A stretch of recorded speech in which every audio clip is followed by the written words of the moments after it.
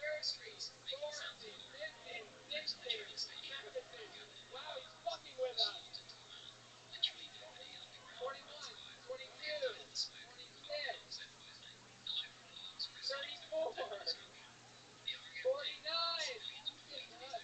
2, 3.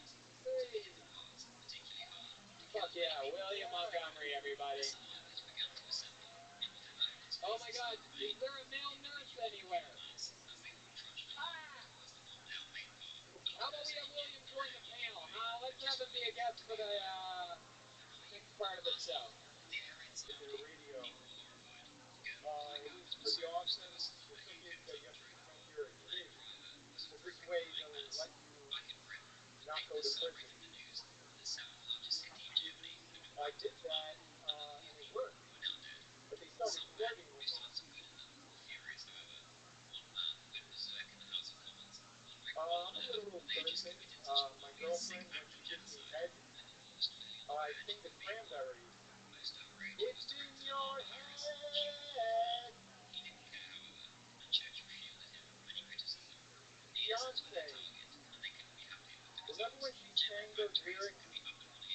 I don't think you're ready for this jelly. This is why I know racism exists. Because out of all the celebrity chefs, why doesn't she have a fucking...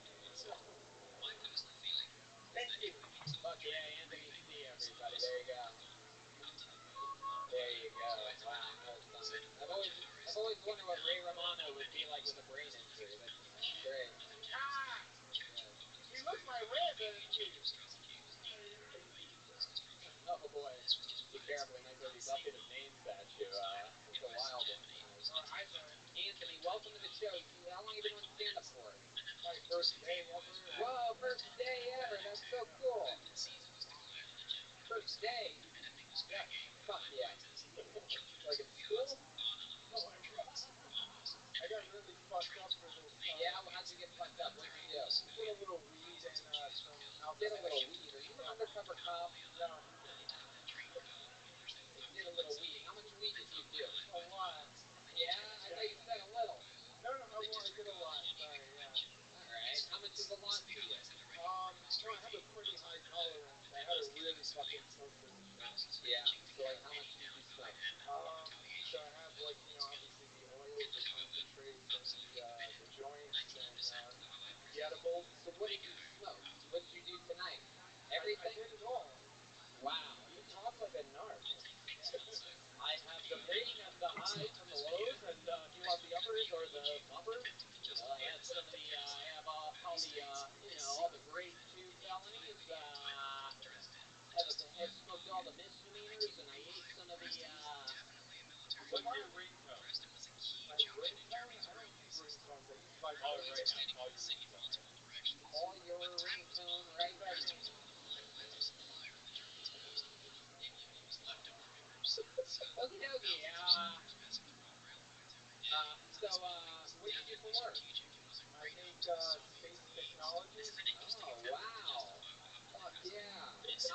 Are you sure you do that, or is that just what you think you do after you do all of the drugs you just said that you did? No, I do that. Smart people smoke weed too. Yeah, no, I get it. Anybody How's have that that? supposed to mean you're a piece of shit? Get bombed for 60 seconds and you're saying I'm stupid? No. I like your style, dude.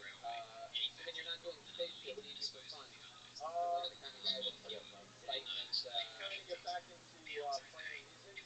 Yeah, what type of music do you play? Guitar. Oh, thank God. Have you ever been? You ever sing or anything? Yeah, I sing. Yeah, what do you? What type of music do you sing? Damn, it's been fucking 10 years, man. Oh, it's been 10 years. Wow, real singer you are.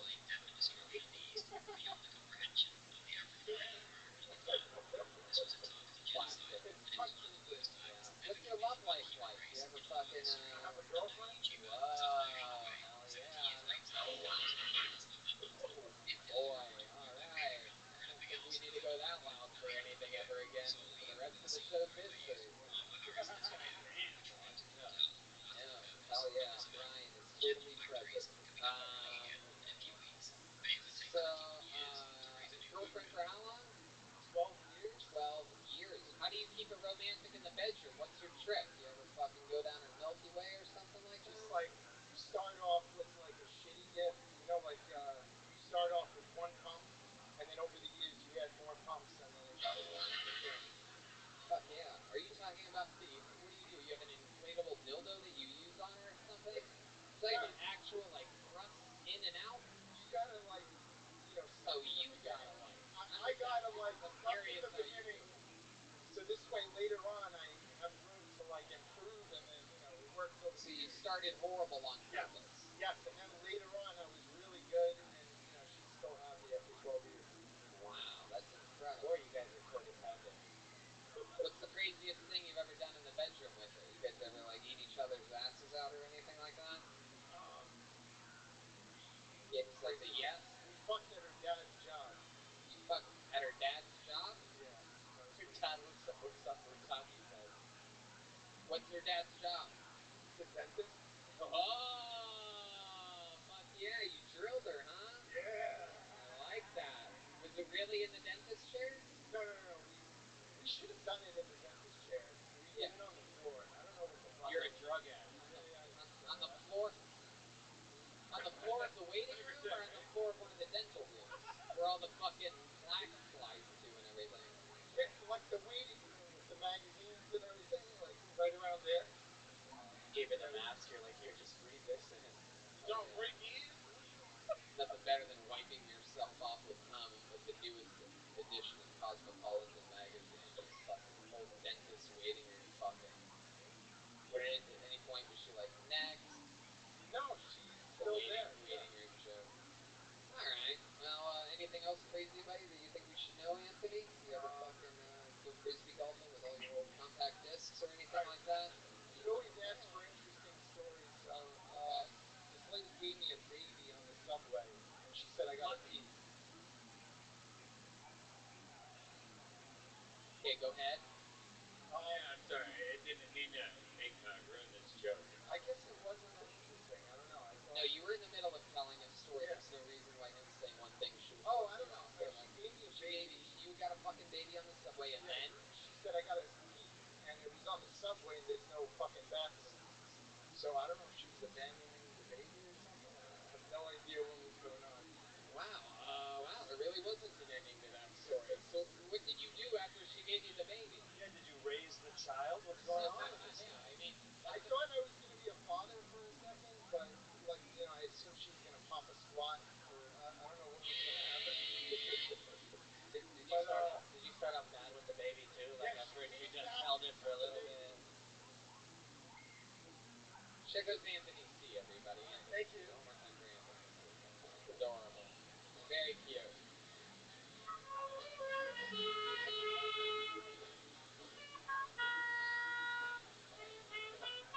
How many of you are having fun out there on this late edition of Tilt Pony Mania Friday night?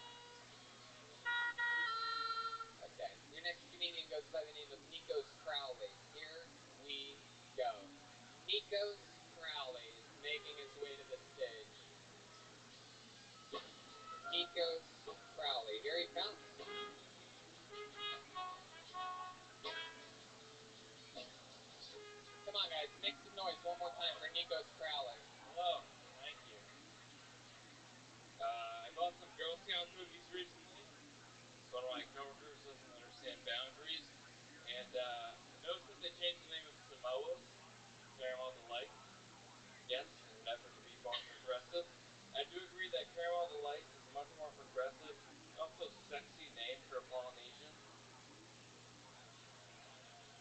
Caramel Delight is actually my aunt's nickname for the rock, so she was considered well ahead of her time.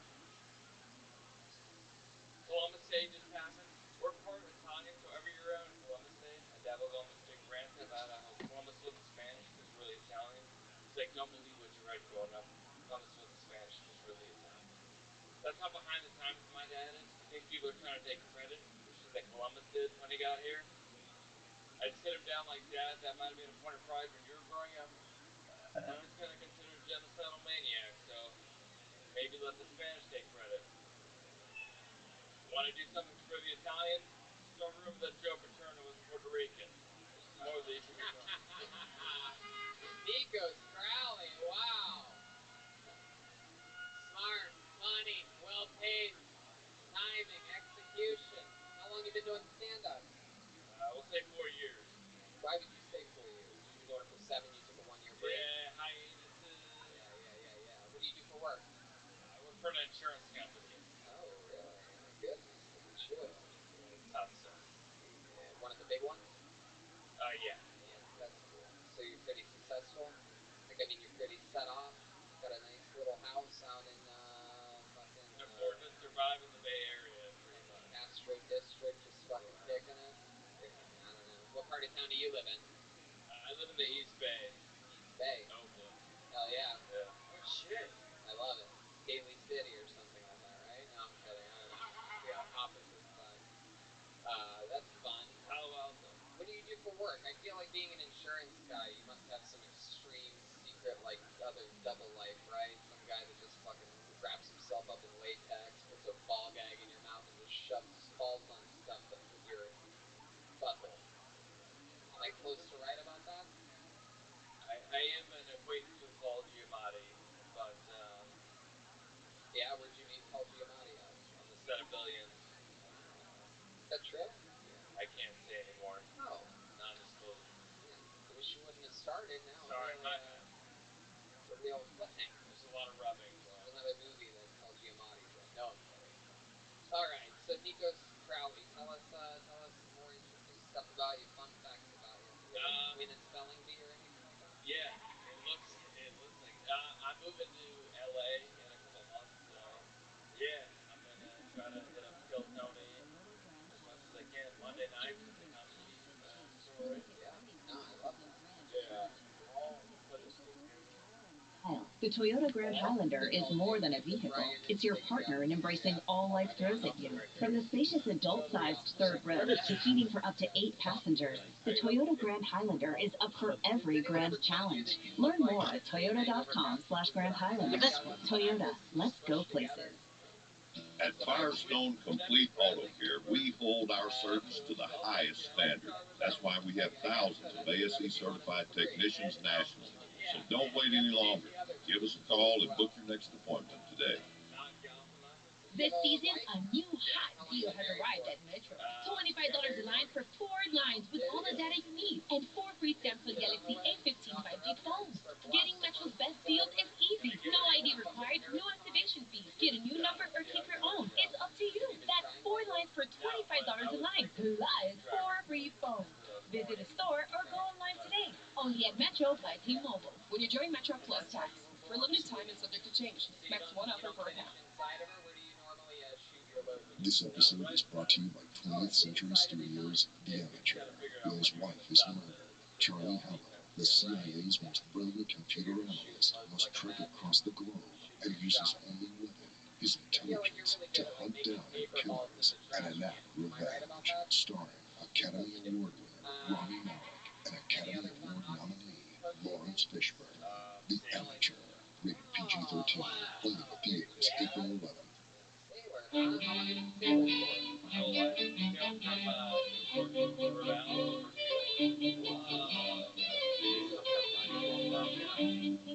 Hello and welcome to the History Extra podcast from BBC History Magazine, Britain's best-selling history magazine.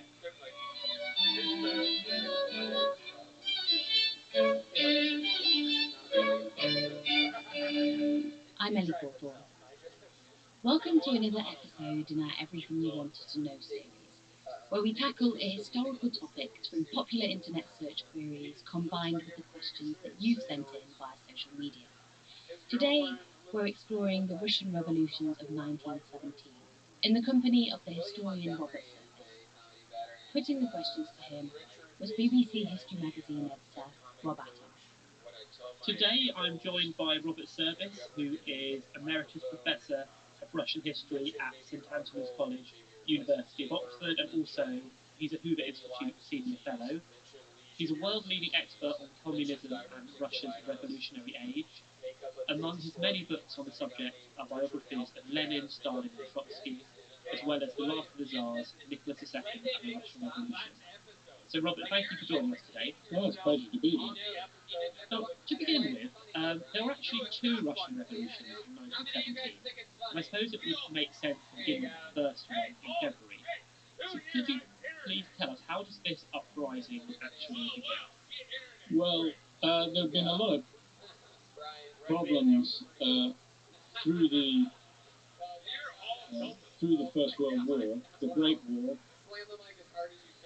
in Russia. Actually, there were in most of the belligerent countries, but they were particularly bad in Russia because the strikes in 1915 and 1916, at the end of both those years, were pretty devastating. So it was a very brittle situation already, industrially, and added to this, there was the problem of food supply to the big cities, because the peasants weren't getting what they thought was a fair return for their crops. And there was a political element to all of this, because the Tsar, Nicholas II, fell into tremendous disrepute, partly because of Rasputin, the holy man who helped with the heir to the throne's problems with haemophilia, partly because of the German origins of the Empress Alexandra. All of these things came together in February 1917, and women textile workers went on strike again, and they were joined by factory workers from the big metalworking factories in Petrograd, and Petrograd was the big center of the armaments industry.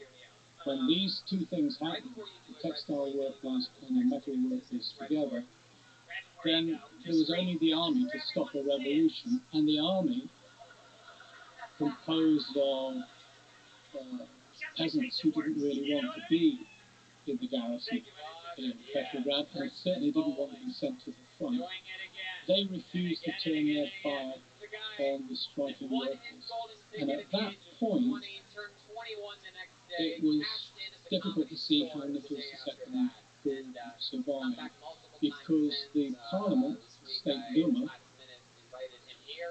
had been dispersed by the emperor himself, so that there was hardly anybody in the Duma who wanted to save the emperor.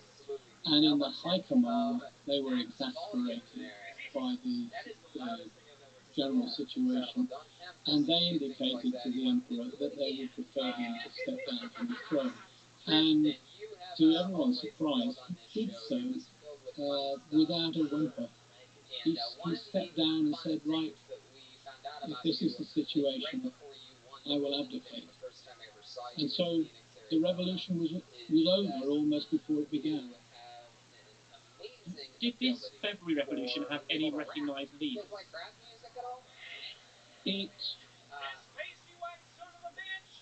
That's a very good question. At the local level, on the streets, there were plenty of what the Tsar's police called agitators,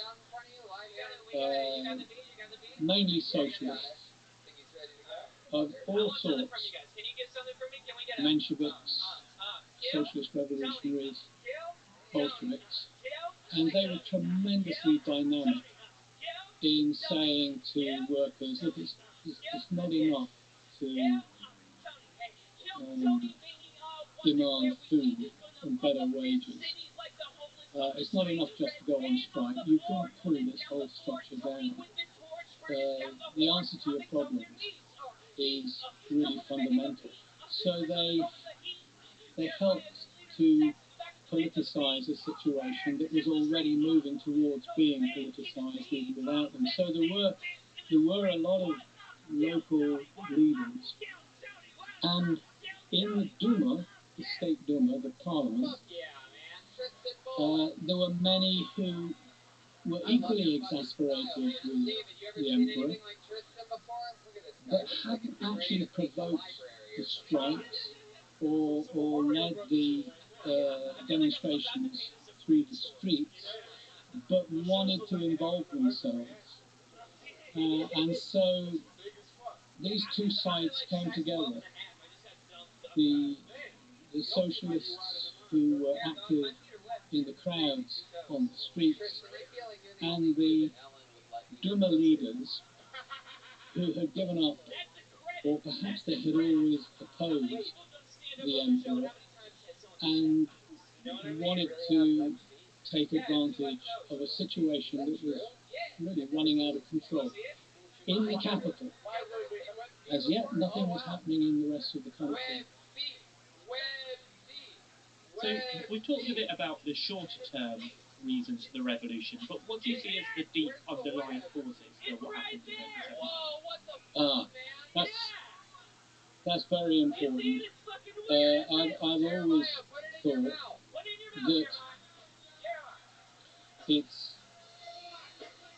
a good thing to step back from the Federal Revolution and think about what problems any government that had power in 1917 would have been able to do at the beginning of the year in the light of the tremendous economic difficulties that the country faced. We tend to look at Nicholas II as a poor leader, his wife as an interfering spouse, Rasputin as the source of immense scandal, and these were all very important aspects of what happened. But any government in power, as the rest of 1917 was to show, would have had difficulties. Russia's economy was not sufficiently modernized to be able to fight a long war against a modern military foe. So the dislocation of the economy was gathering pace in 1915, 1916, and into the beginning of 1917. They could feed the troops, just about. They could supply them with sufficient munitions, just about. They could feed the horses, which of course was very, very important in those days, at the front. They could do all of these things. They could prioritise military supplies through the rail network, but the result of that was a certain amount of trouble for the civilian economy. They weren't making spades for peasants. They weren't supplying villages with kerosene for their lamps. So that the breakup of the economy was partly a breakup between town and village. And there was a structural basis to this that no government, whether it was an autocratic one, a liberal one, or a socialist one, could avoid having problems. Add that Nicholas II got the blame for all of this, but what tends not to be appreciated is that personalities were important, but the general situation was more important. Whoever had been in power would probably have faced some kind of insurgency. Now, there was a previous revolutionary attempt in 1905. Why did that one not succeed in the way that 1917 did? Well, back in 1905, the army was teetering on the brink of going over to the side of the insurgents, but a sufficient number of loyal regiments was found to suppress the trouble. And also, the workers stood out against the Tsar in 1905, and the peasants stood out against the Tsar in 1906 by and large. And so the loyal regiments were sufficient in number and had sufficient time to move around and pick off the resistance. This was not the case in 1917. The army in Petrograd had had enough. And bear in mind that when I talk about the army, I'm not just talking about the soldiers, I'm talking about the officer class as well. Half the officer class did not any longer come from the landed gentry. They were people who had risen up through society, got status through belonging to the army, and had not forgotten their roots. So that there weren't many soldiers who wanted to die for the Tsar any longer. So it was really Nicholas II was doomed. So we'll come on soon to talk about what happened in October, but I'd be interested to know what the Bolshevik leaders were doing in the February Revolution. Were they involved? That's another good question. Well, the emigres obviously weren't. The ones who were living safely in Switzerland or in France or in the United Kingdom or in North America, they struggled away, but they were as surprised as anyone else. Lenin, in early 1917, said he might not live until the day of the revolution. He was very, very gloomy. But the socialist parties, all of them, had survived persecution. They had been decapitated in a sort of serial fashion through the war and before the war, but always they somehow sprang up with new local leaders. So when the street demonstrations happened in the February Revolution, they were there, and they tended to have the confidence of young radicals whose fathers and mothers had suffered under the Tsars and who were determined that this time they were not going to be defeated. So they were tough. And I'm not just talking about the Bolsheviks, the Mensheviks and the socialist revolutionaries. They were not going to step back from the fray. So Tsar Nicholas is replaced by a provisional government, but this only lasted a few months. And so a very pertinent question we had in from Richard Lyle on Twitter, which is, why was the provisional government so weak? Well, the provisional government wasn't elected, and so it lacked a certain amount of legitimacy. And its argument was we can't hold an election yet because we're in the middle of a terrible war. We're in mortal danger. We have to lead the country through to victory over the Germans. If we don't do that, then the country's going to be broken up and become a series of German satellites, puppet states. And that's why we can't settle the land question. Because if we start handing the land to the peasants, and probably a majority of ministers thought that ultimately there would be no peace in the countryside until the peasants got the land once and for all. But if they did that, then practically the whole of the army would have deserted, because peasants would have wanted their share of the land, and most of the army were peasants. They couldn't disturb the military situation by radical social reform, even though most ministers wanted it. I mean, some wanted it more fervently, more genuinely than others. So they had this basic problem that they wanted to win the war. Some of them just wanted to survive the war, Russia to survive the war, but some of them wanted to actually smash the Germans and take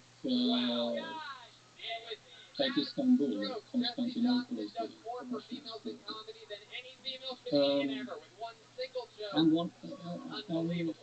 it.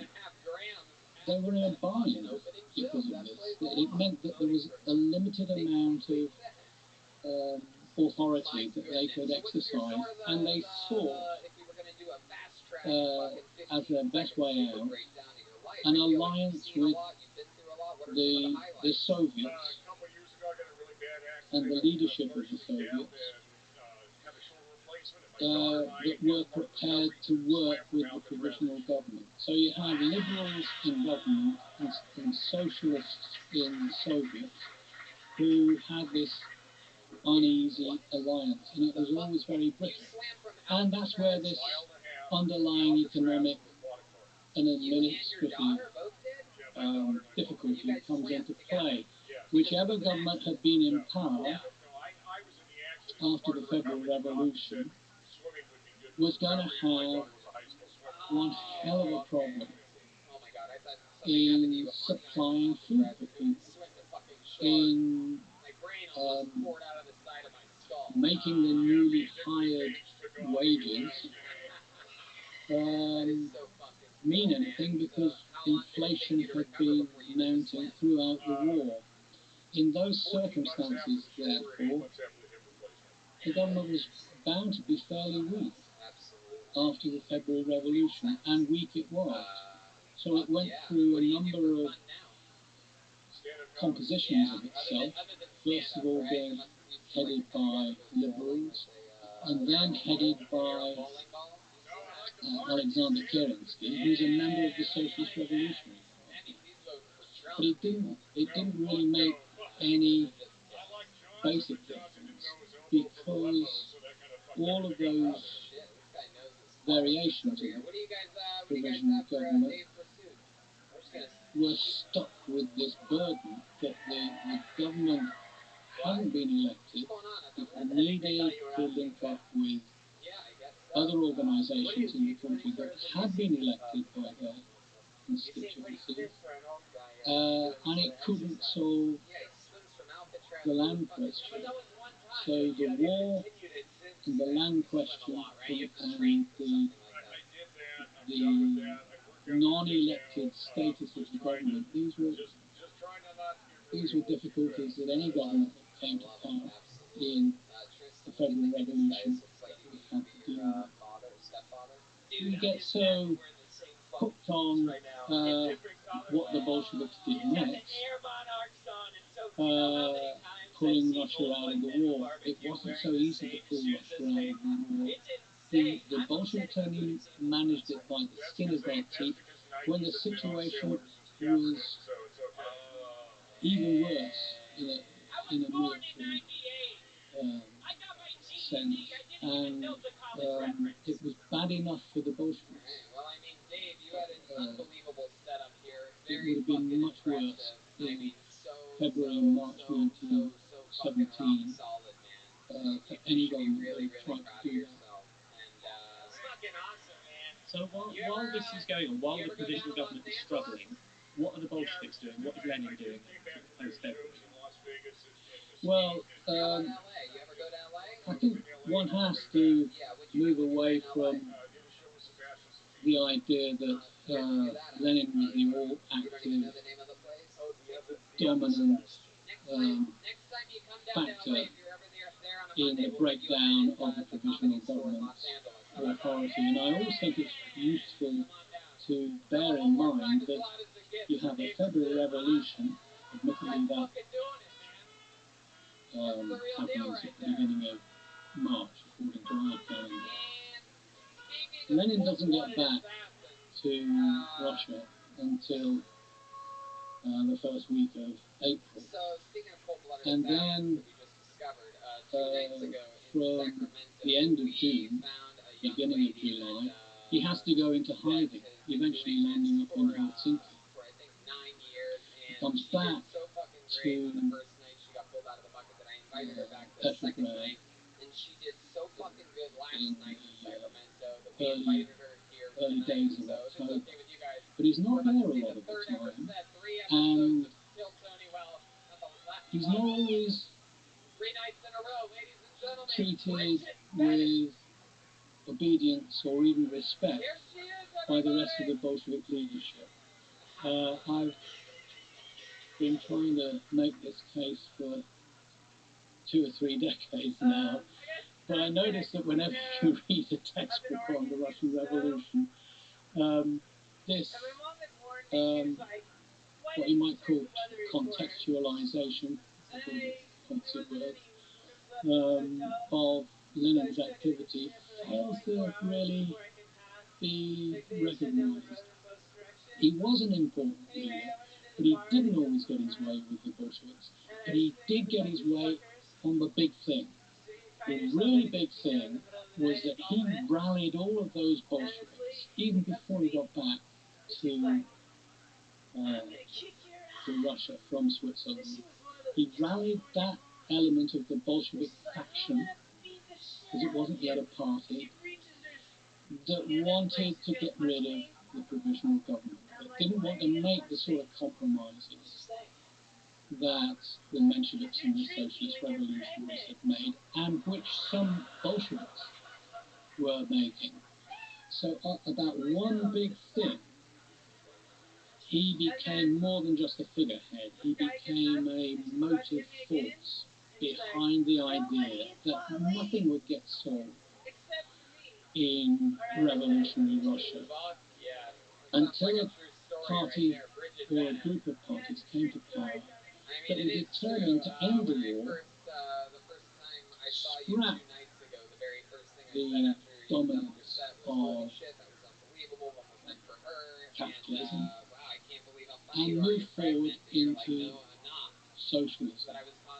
And in that respect, he was tremendously important, and so too was Leon Trotsky.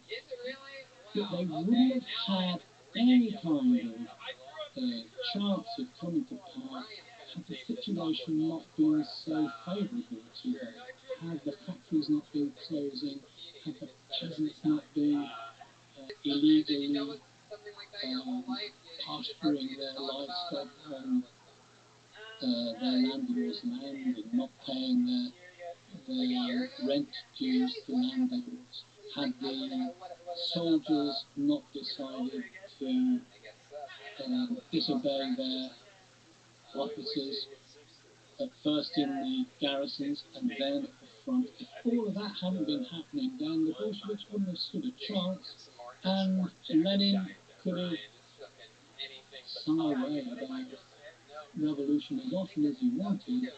It wouldn't have come to anything. The situation was very, very favourable.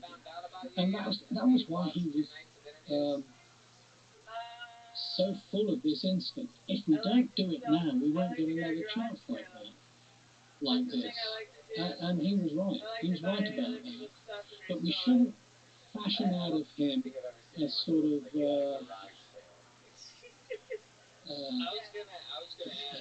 demiurge of history, a sort of godlike. You know what's happened is that both on the left and on the right, there's been an agreement that as soon as he said anything, the rest of the Bolshevik party fell in with what he'd said. The evidence doesn't bear this out. And the Russian Revolution was a much more complex phenomenon than what we were told by Soviet historians in the days of the USSR and by anti-Soviet historiography at the same time. You've already mentioned a few other political parties that were operating at this time. So we had the Menshevik faction, Socialist Revolutionaries. So why is it that it's the Bolsheviks who take power in October rather than one of these other groups? Well, the Mensheviks and the Socialist Revolutionaries felt that it was irresponsible to take power in wartime and to have to bear the burden of leading a country in a war that neither the Mensheviks nor the Socialist Revolutionaries had wanted in the first place. So they thought they would be saddled with all manner of economic, social and political problems. The Mensheviks in particular also believed in what they took to be standard Marxist doctrine, that the country was not yet at a sufficient stage of economic development for it to be possible to institute a socialist regime with a socialist economy and a socialist administration. So there were both practical judgments and doctrinal ones that kept them back from endorsing what Lenin and the Bolsheviks were in favour of. And by the way, a lot of Bolsheviks thought that it would be a very dangerous step to take as well. So that in 1917 there's a sort of a reconfiguration of the socialist movement in Russia. Those socialists who were Bolsheviks, who thought that Lenin's policy was dangerous, drifted over into the Menshevik camp. And those Mensheviks who wanted a more radical policy than the Menshevik leadership approved of, they drifted over into the Bolshevik camp. And steadily the two camps separated into entirely separate political parties. There really isn't a Bolshevik party as such, a fully Bolshevik party, until the middle of 1917. It didn't come into being except as a faction in the February Revolution. So this is a very dynamic situation.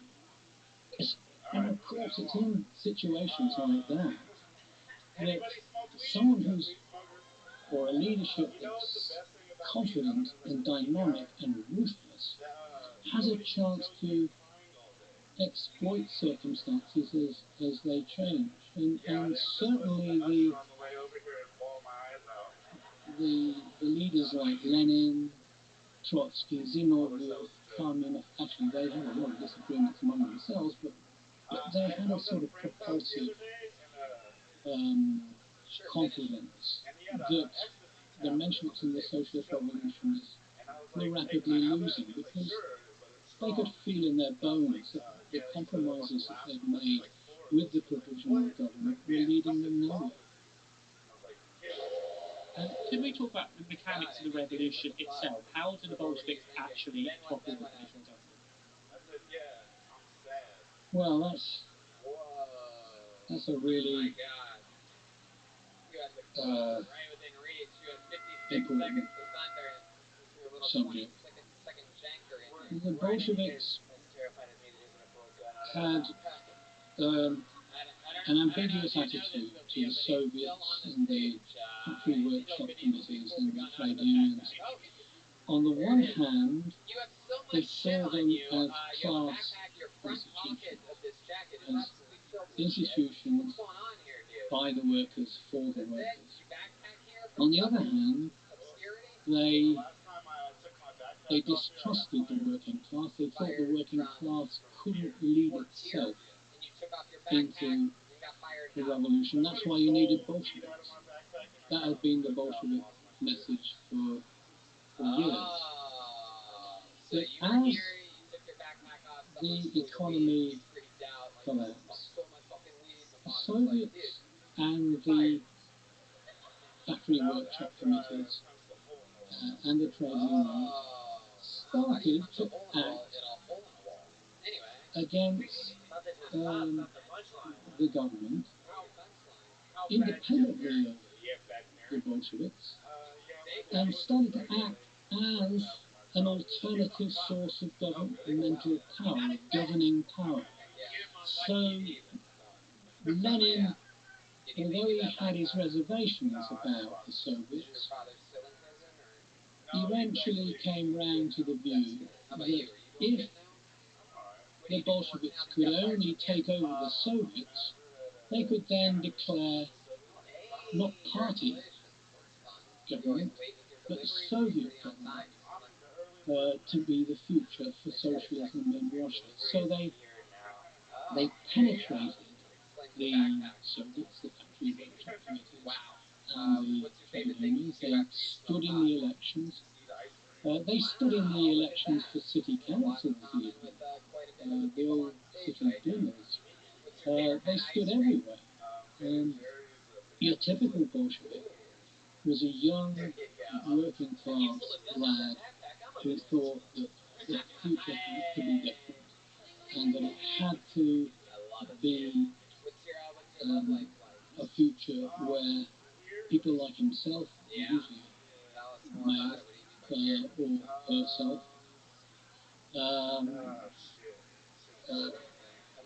would have a say in the governing of the country. So there was this tremendous surge of Bolshevik enthusiasm for the Soviets, and they put aside for a time their reservations about the Soviets. Those reservations were to come to the fore again almost immediately after the October Revolution. But for the moment, the Bolsheviks played down their reservations. And then how do they sort of force the provisional government from power then? How do they take over the leadership of the country? Well then, having mounted to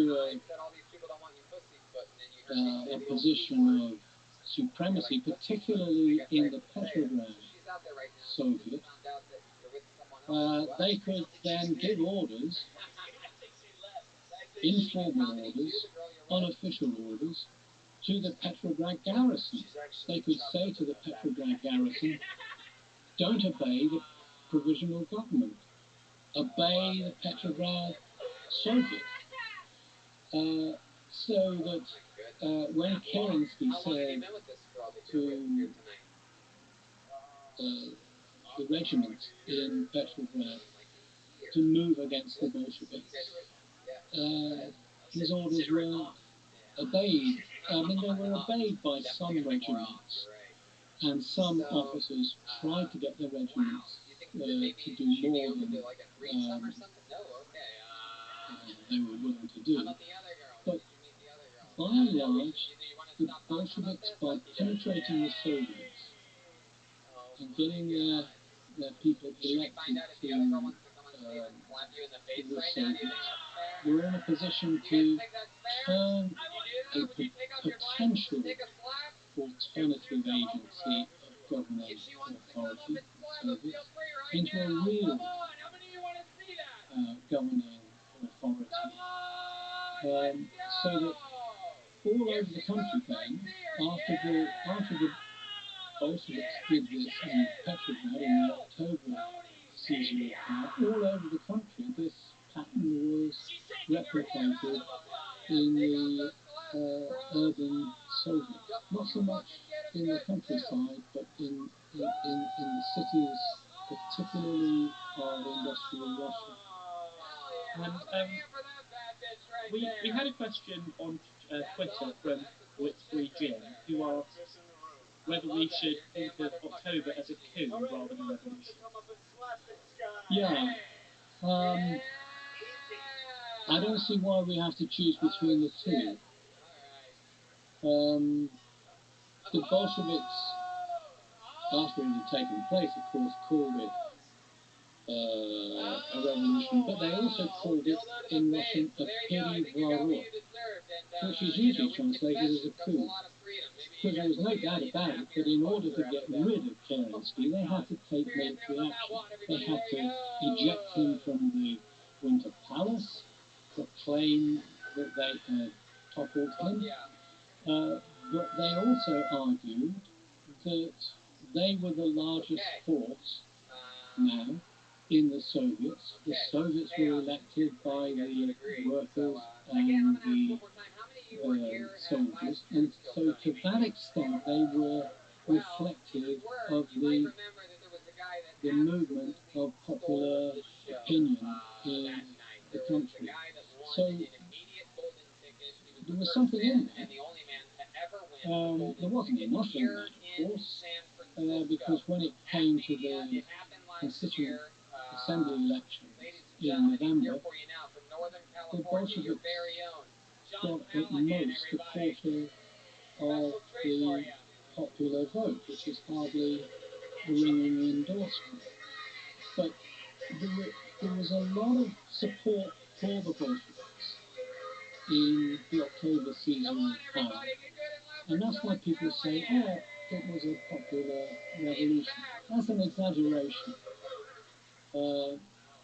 But merely to say that it was a tiny little group of conspirators who launched an armed coup d'etat, that's an exaggeration too. It's a mixture of the two. And certainly when they came to power, they issued decrees that were a radical break, a Russian Revolution as event number 2 or 3. It's got to be number 1 in the shaping of the history of the 20th century.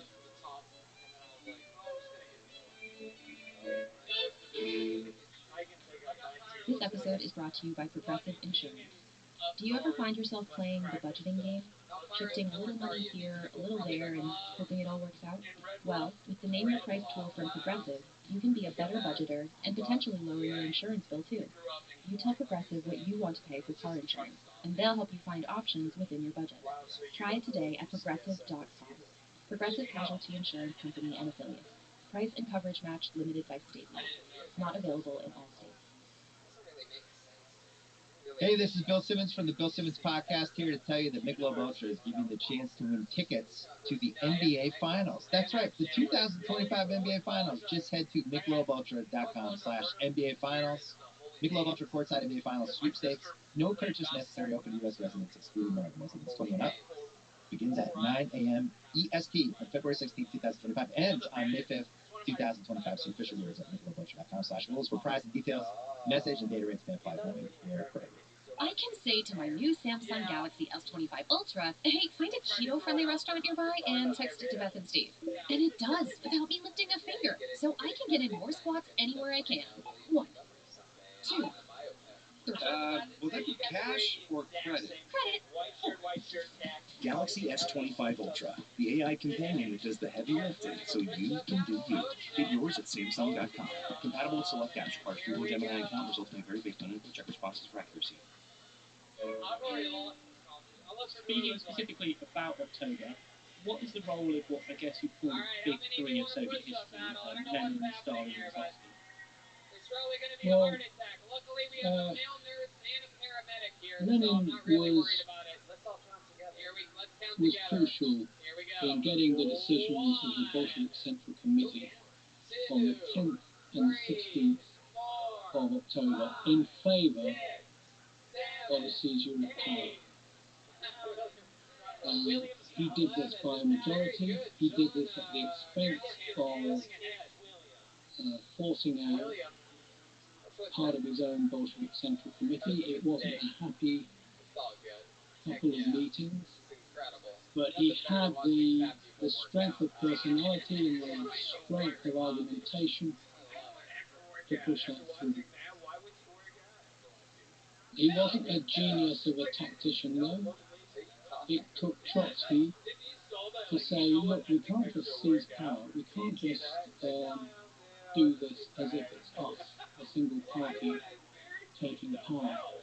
It's got to look as if the Soviets are going to be the depository of the power that is seized. So we've got to time this so that it happens at the time of the Second Congress of Soviets, which was due to meet eventually met on the 25th of October 1917. So Trotsky had a sort of important role in finessing this. And bear in mind that Trotsky was a new Bolshevik. He wasn't much liked by many of the old leading Bolsheviks.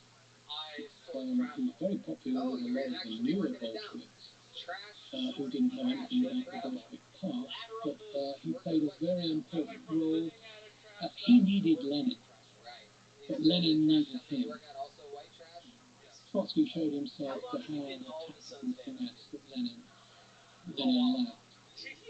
Stalin was very important, not so much in the seizure of power, but in running leading Bolshevik agencies throughout the summer and early autumn. He was the rising figure in the Bolshevik central leadership, much derided because he was thought of as being ill-educated and crude in his mannerisms. Actually, he was not badly educated, much brighter than they thought. They were snobs. They were middle-class revolutionary snobs towards him. And of course, he made them pay a terrible price for their condescension towards him. But, you know, you just have to look at the jobs he got in the first months of Soviet power, as it was called. He was there with a cardinal importance right from the start. Much underestimated man by the historians even. In 1917 there was a book written some years ago, Stalin, the Man Who Missed the Revolution. A good example of how historians underestimated Joseph Stalin. You know, he was an editor, he was an organizer, he knew his own mind. He didn't mind saying that to Lenin. He certainly enjoyed saying that sort of thing to Trotsky, who he hated, and Trotsky hated him back. Yeah, they were emerging as the big three. Lenin was already one of the big three. Trotsky was becoming a member of the big three. And Stalin was running up on the rails and joining them. Now, so the Bolsheviks have seized power, but their hold is pretty shaky at first. We had a question from Ryan Kisiel on Twitter, and he wanted to know how near did Russia come to a counter-revolution at this point? That's an excellent question. In October and November 1917, there weren't many people who thought the Bolsheviks would last very long, and among the Bolsheviks, there was a phrase, "We're living on our suitcases." In other words, they packed their suitcases in their rooms in case they had to suddenly flee again. These were people who fled a lot in their lives, and so they were worried about the possibility that they wouldn't win the early battles in Petrograd and Moscow, and that there might be some kind of military counter-coup against them. But the counter-revolutionaries, the anti-Bolsheviks, weren't very well organized. They had no single unified strategy. They were politically arguing among themselves, and the Bolsheviks had a chance to take advantage of the situation. I think the whole of 1917 is a period in which the dog of counter-revolution did not bark. Look at the Kornilov revolt of the late summer of 1917. It melts away before it gets going. This is not like the military counter-coups in 1919 in Germany, where the discontented right-wing soldiers and officers snuff out Red Revolution very abruptly and very brutally. This didn't happen in Russia.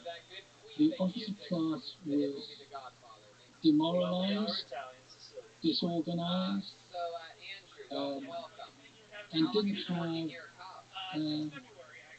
a single proactive view as to how to take on the Bolsheviks. It didn't really have that view until late 1918, by which time the Reds, the Bolsheviks, had really organized themselves, and they had reorganized the Soviet state, got themselves a Red Army, they'd centralized their people's commissariats, they disciplined their own party. That was a big job. And they were in a position to defend themselves much more readily than they would have been against a military counter-coup if it had been effectively led back in the last days of 1917. That's a really good question.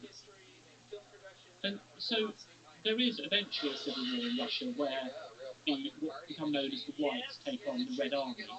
Why ultimately do you think it's the Bolsheviks that triumph? There actually are civil wars happening all over Russia, more or less, from the October Revolution onwards. And a lot of those civil wars are Reds versus Reds, because the socialist revolutionaries don't take it lying down in 1917 to 1918. They fight the Bolsheviks. They're socialists who won the biggest part of the election to the Constituent Assembly in November 1917, and the Bolsheviks forcibly dispersed the Constituent Assembly in January 1918. So there were civil wars going on all over the former Russian Empire. But the Bolsheviks managed to survive, partly because they don't have an international military intervention to contend with at that time, apart from the Germans. And they give Ukraine and what we now call Belarus away to the Germans through the Treaty of Brest-Litovsk. But within the area of Soviet power in central and northern Russia, the Bolsheviks managed to hang on. And then the whites, the out-and-out counter-revolutionaries, people who detest socialism, mainly officers from the old Imperial Army, finally get their act together and form at least 3 big armies under Kolchak, Denikin, and Yudinich, all of whom have been very high-ranking officers under both Nicholas II and Alexander the Terrible. And they start moving from different angles on Petrograd and Moscow. And within a year and a half, they're gone. Kolchak is dead. In Siberia, Denikin and Yudinich flee. Their armies are dispersed. The Bolsheviks win partly because they organize themselves well, effectively, ruthlessly. Partly because they put together politics and war fighting more effectively than the whites did. The whites thought, we'll win the war first and then we'll sort out the political situation. The Bolsheviks fought the civil war that they had with the whites, always with politics in mind. And the Bolsheviks were lucky. They were lucky that the Allied intervention by the British, the French, and the Americans never came to very much. It was always only on the periphery. And by the end of 1919, all of the Allied contingents were being withdrawn. And a further factor, and I think this is very, very important, is that the Bolsheviks never lost Moscow and Petrograd. And from Moscow and Petrograd, the railways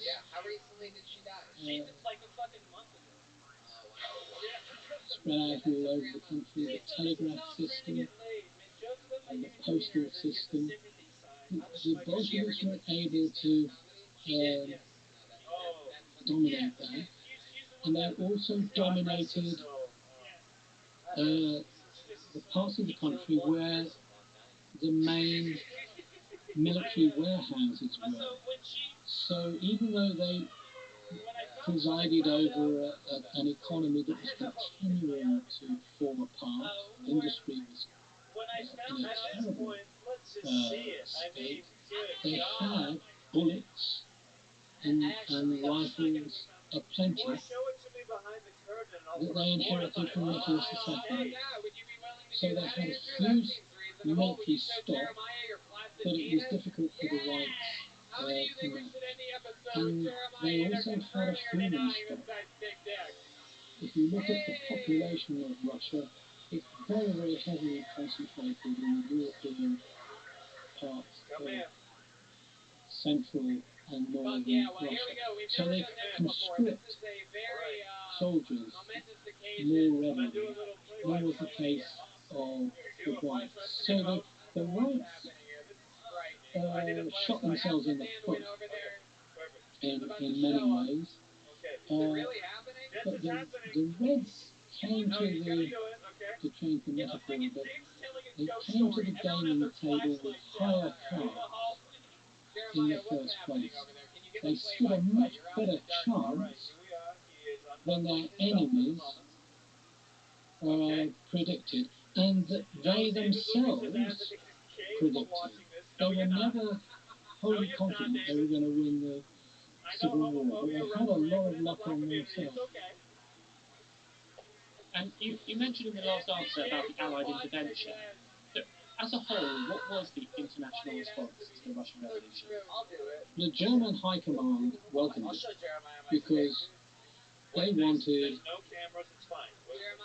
no trouble on what we in the West call the Eastern Front. What the Germans call the Eastern Front, what the Russians call their Western Front. So they welcomed it because they wanted to be able to transfer dozens and dozens of army divisions from the Eastern Front to the Western Front so as to win the war in 1918, in spring and summer 1918, before the Americans became effectively involved on the Western Front. So the Germans helped to bring about the October Revolution. They supplied the Bolsheviks with money in the spring of 1918. The Allies, of course, wanted Russia to stay in the war and fitfully did what they could to overthrow the Bolsheviks in 1917 and 1918 with a view to putting into power an administration that would resume the Russian participation in the war. When the war ended on the Western Front, then the question arose, should the Allies still stay on the periphery of Russia?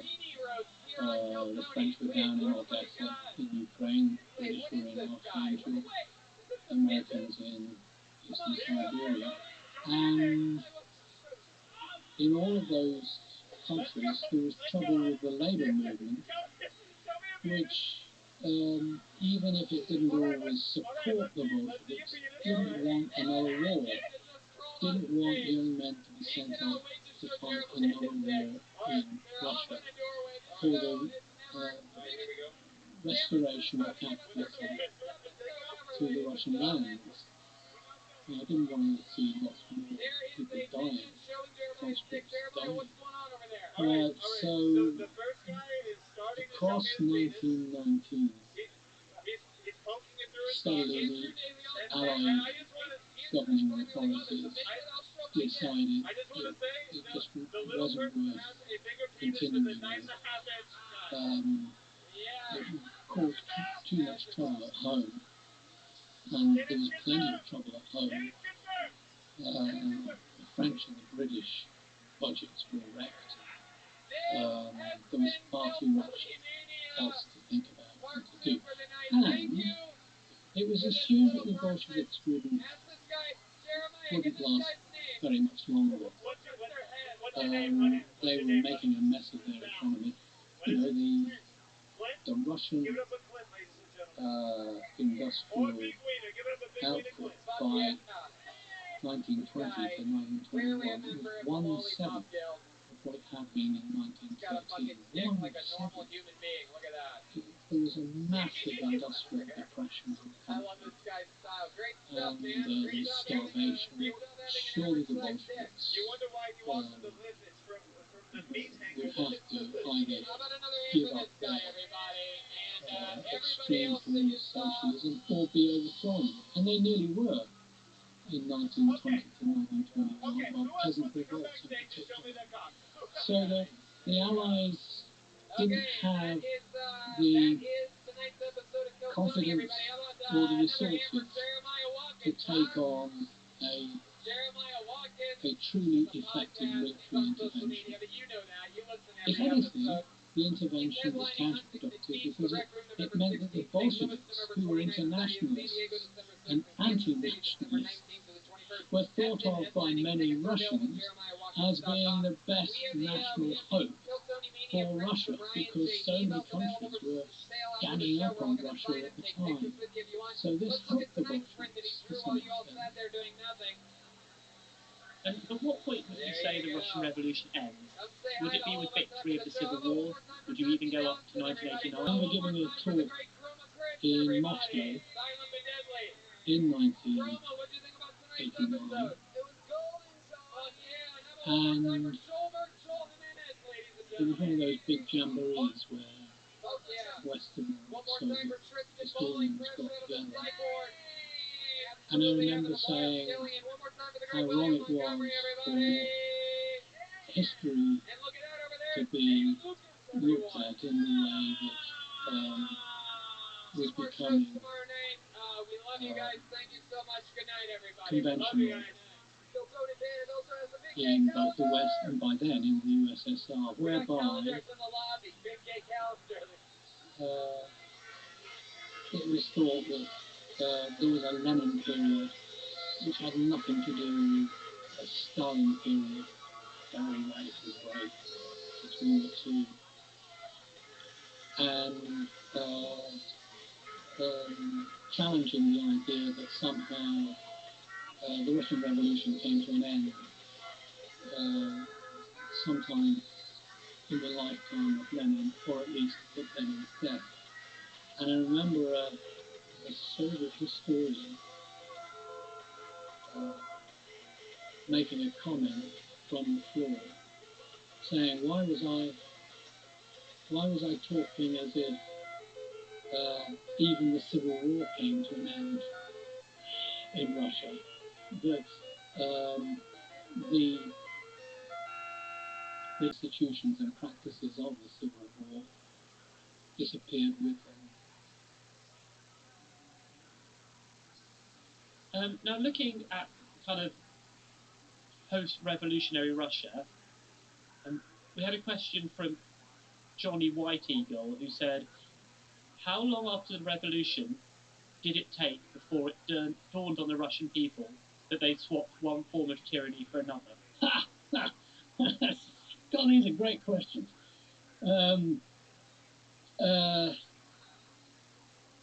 I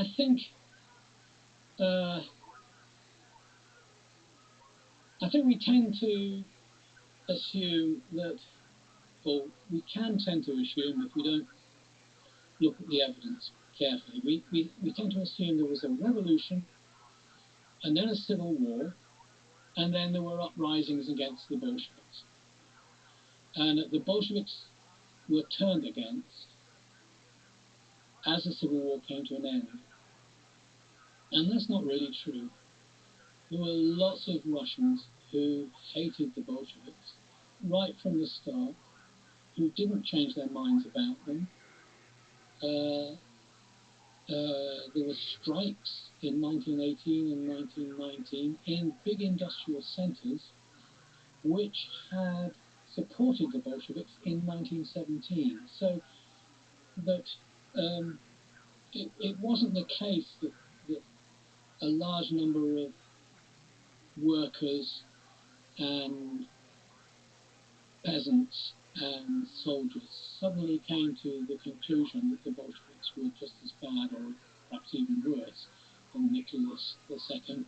There were always such people, but they tended to get written out of the history books until comparatively recently, or they're in history books that are only about the peasants or only about the soldiers. And, you know, the whole big picture has tended to play this down. There were peasant revolts all through the Russian Civil War. It came to a climax in 1920 to 1921, but they were there all the time. And bear in mind that most people were religious believers, and the Bolshevik campaign against religion, whether it was Christianity or Islam or Judaism, involved not just an attack on the clergy, but an attack of a way of life for most people.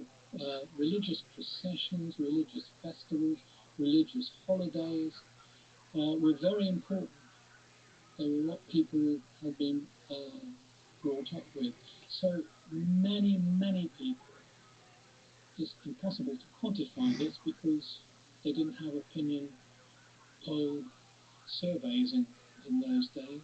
And anyway, who would have answered an open question, frankly, if it might mean that they were arrested by one side or the other in the civil wars. So lots of people thought that the Bolsheviks were a bad lot, including some of their own supporters within the first year having had to live under Bolshevik authority. And that number steadily grew. And when the Bolsheviks consolidated their power, then of course people grumbled but didn't revolt any longer because it was too dangerous to revolt. The penalties were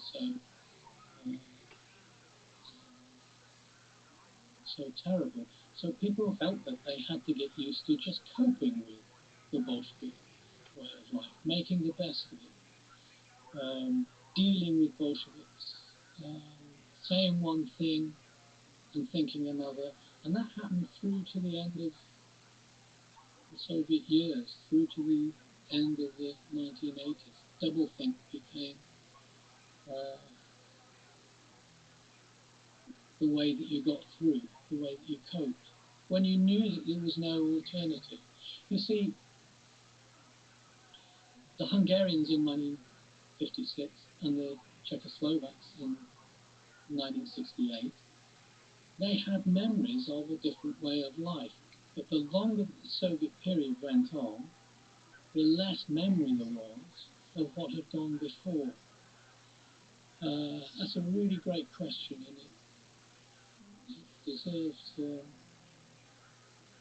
deserves a book which it hasn't yet received. Okay, and another person on Twitter who had a question was Nat C, and he wanted to ask about the role of Jews in the Russian Revolution, and particularly he wanted a refutation of the myth that the Jews, in quotes, were behind the Russian Revolution.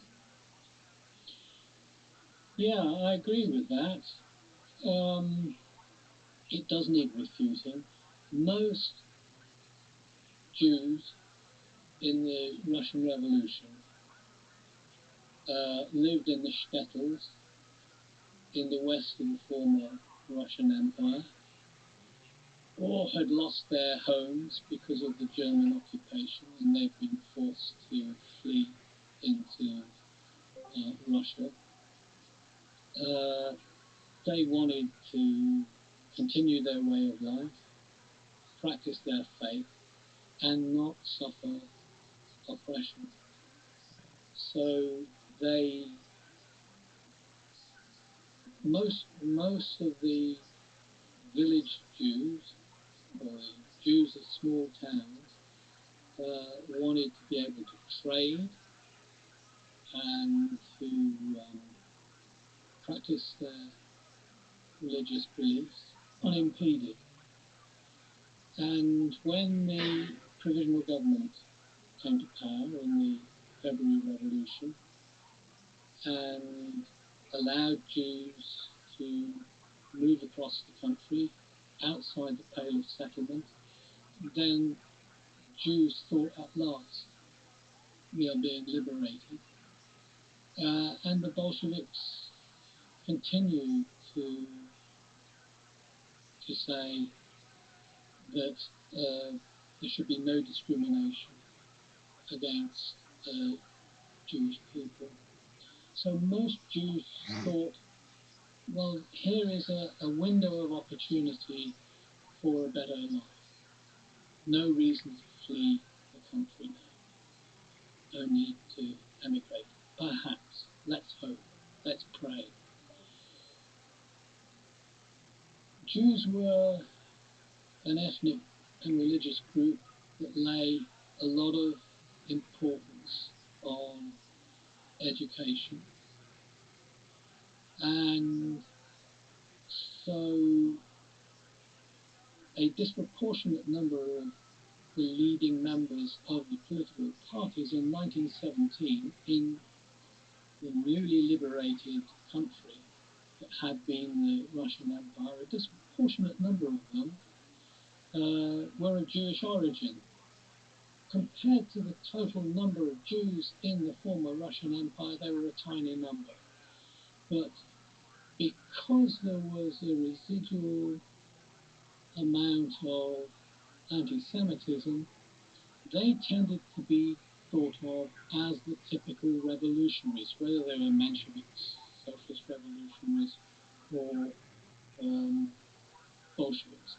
And there was a disproportionate number of Jews in all of those socialist parties. And this became a theme of the far right, the far political right, at the time and in subsequent years, so that all Jews were tarred with the same brush as Trotsky and Dan and Lieber and other Jews who gained prominence in 1917. But the history of Jewry in the Russian Revolution is a very sad one, because most Jews were victims of pogroms carried out particularly by the White Armies, but there were also red pogroms that were carried out against the policies of and instructions of the Lenin-led government. But most of the pogroms were led by the whites. So I'm glad that question was put.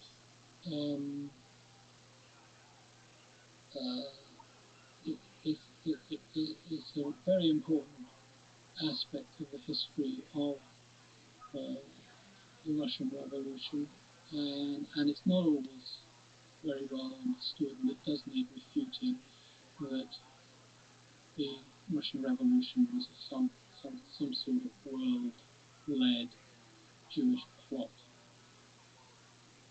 Now, just a couple more questions. We had one sent in by the historian Leander Delisle, and she wanted to know what is the most exciting source material to have emerged about the Russian Revolution since the fall of the USSR? Cool. Well,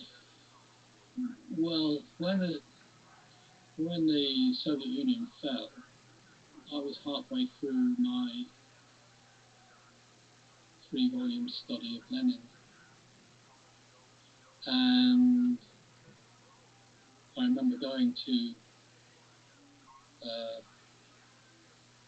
Moscow after the August 1991 coup and being allowed to touch some of the documents and examine some of the documents relating to Lenin's life, and I thought that was something that would never happen to me. This was months before the fall of the whole of the USSR. I mean, lots of historians have gone there and had similar sensations. I suppose reading books that Stalin had in his library and that he had annotated in the margins, that was another high point for me. And at the other end of the political spectrum, reading diaries of ordinary people, ordinary Russians, who were living through this bewildering epoch of change, where the whole of world history was being reconfigured. I've been doing a lot of that in the last few years, and I find that really mind expanding. What I have felt is that there's no fixed history of the Russian Revolution. There's still so much to find out. I worked on that 3-volume study of Lenin for 19 years, I had Lenin's 55 volumes in our bedroom. It was the only place in the house we could find room for it. I mean, I lived and breathed Lenin, and then I went and wrote another single volume, proper biography of him. And I thought, well, I've got this all sealed. I've got this all sealed down. I know everything I feel I ought to know about Lenin. Now, 20 years on, there's still stuff to be rethought. Actually, rethinking the Russian Revolution is more important than excavating the documents, because unless you think new thoughts, you don't know what you're reading when you're looking at the documents. And so it's still a very, very important and exciting subject. Just one last question. On the legacy of the revolution, would you say this was the most important event of the 20th century? Yeah, I would, yeah. I think the Russian Revolution didn't just configure what happened in Russia, didn't just transform Russia. The Bolsheviks blundered their way forward, not having an idea of what kind of state they were going to build, and they invented the one-party communist state. Towards the end of the 20th century, this covered a quarter of the world's Earth's surface. It was a phenomenal transformation of world politics. And moreover, horror at what communism was provoked an antidote in the form of fascism that eventually gave Germany Adolf Hitler and the Nazis. So it's hard to think how this would have happened in quite the way that it did had it not been for the Russian Revolution. So I don't think we can ever put the Russian Revolution as event number 2 or 3. It's got to be number 1 in the shaping of the history of the 20th century. That was Robert Service. As mentioned earlier, he's written numerous books on the history of modern Russia. Most recently, Kremlin Winter, Russia and the Second Coming of Vladimir Putin, which was published by Picador in 2019. Thanks for listening. This podcast was produced by Ben Hewitt and Jack Bateman. Tune in tomorrow to hear Victoria Panton Bacon speaking about the Second World War veterans.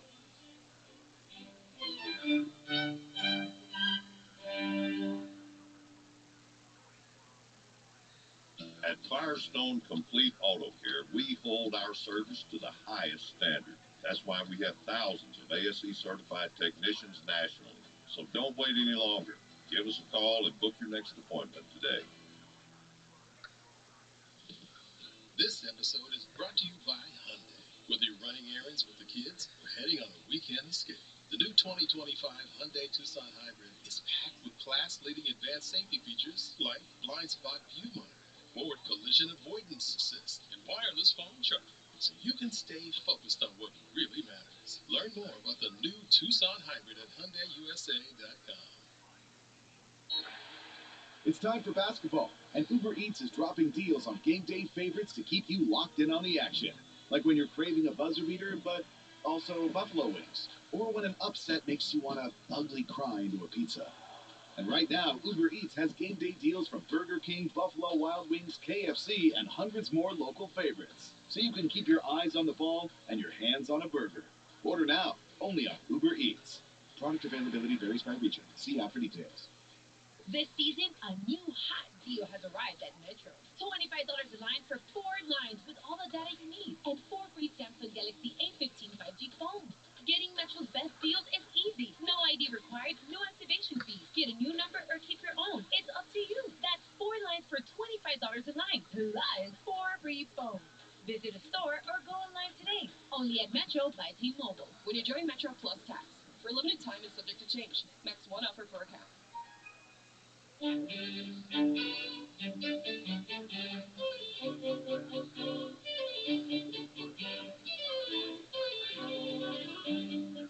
Hello and welcome to the History Extra podcast from BBC History Magazine, Britain's best-selling history magazine.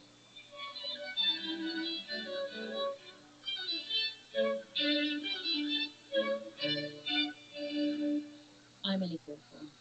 Can we follow in the footsteps of our prehistoric and medieval forebears? Well, archaeologist Dr. Jim Leary of the University of York would like us to try, because he's been researching the importance of mobility and travel in the period. Our content director, Dave Musgrove, called him to find out more. Dr. Jim Leary is lecturer in field archaeology at the University of York. And Jim, you've written an article in the journal Antiquity with Professor Martin Bell, which is called Pathways to the Past, a Positive Approach to Routeways and Mobility. And I saw that on Twitter and had a look at it, and then we were chatting on social media, and you shared with me an unpublished manuscript that you've written, and which incidentally is looking for a publisher, provisionally entitled Rome, which talks about the archaeology of travel and movements more generally. So that's the conversation that I wanted to chat about today. So Jim, thank you very much for joining us. I hope you're well. Thank you very much for inviting me. Yes, really delighted to be talking about Rome. Okay, good. So let's start off with just the basic premise. So we tend to focus, when we're thinking about archaeology, we tend to focus on archaeological sites, graves, or static places. But that means that we overlook one of the basic aspects of life, which is mobility. And in that recent article that I mentioned in the introduction, I'm just going to do a little quote. You said, concentrating on sites removes the physical evidence of bodily movement from the discourse and imposes a stillness on the past. So what do you mean by that? Well, what I mean is that when we look at archaeology, when we talk about archaeology, in fact, when we talk about the past more generally, we see it as a series of static images. You know, there's a headline that often crops up when archaeology is found in the newspapers, and that's frozen in time. And we talk about that quite often, this idea that archaeology is this static image, this point that's frozen in time. And what that does is remove a really key aspect of what it is to be human. And of course, that key aspect is mobility, is moving. And when we remove mobility from our discussion, we remove some of the things that make us human, that make life, enliven the past. And, you know, in one sense, I think it's perfectly understandable. We talk about monuments and place a lot in archaeology. And place is sort of a very tangible thing. You can see it, you can go to it, you can go inside monuments, you can draw boundaries around them. But what it does by doing that is remove the movement, the liveliness of the past. In a sense, it's a form of disenchantment. I think we've robbed the past of some of the actual life. So what I want to do is put back that liveliness. I want to recreate that sort of buzz on the along the roads and the paths of the past. You know, that sort of hubbub, the shouts and the chatting, the gossip, and all of these things. These all happened along paths. You know, life happens on the move. It doesn't happen in place. Or, to put it another way, place is actually a tangle of different sorts of movements. So what I was trying to do with the book is put that richness back into the past. And you definitely do. In the manuscript you sent me, you bring that to life, and you bring some of the poetry, I suppose, of the motion of life and moving around into it. So, if there is a publisher out there looking for a good topic like that, then it's worth a look. But is this a new field of study then? Because you know, I tend to think that we do focus on monuments, and you read archaeological textbooks and stuff, and you know they do rightly, as you say, focus on the things that don't move around so much. So is this something that archaeologists have been picking up on recently and trying to forge a new field of study?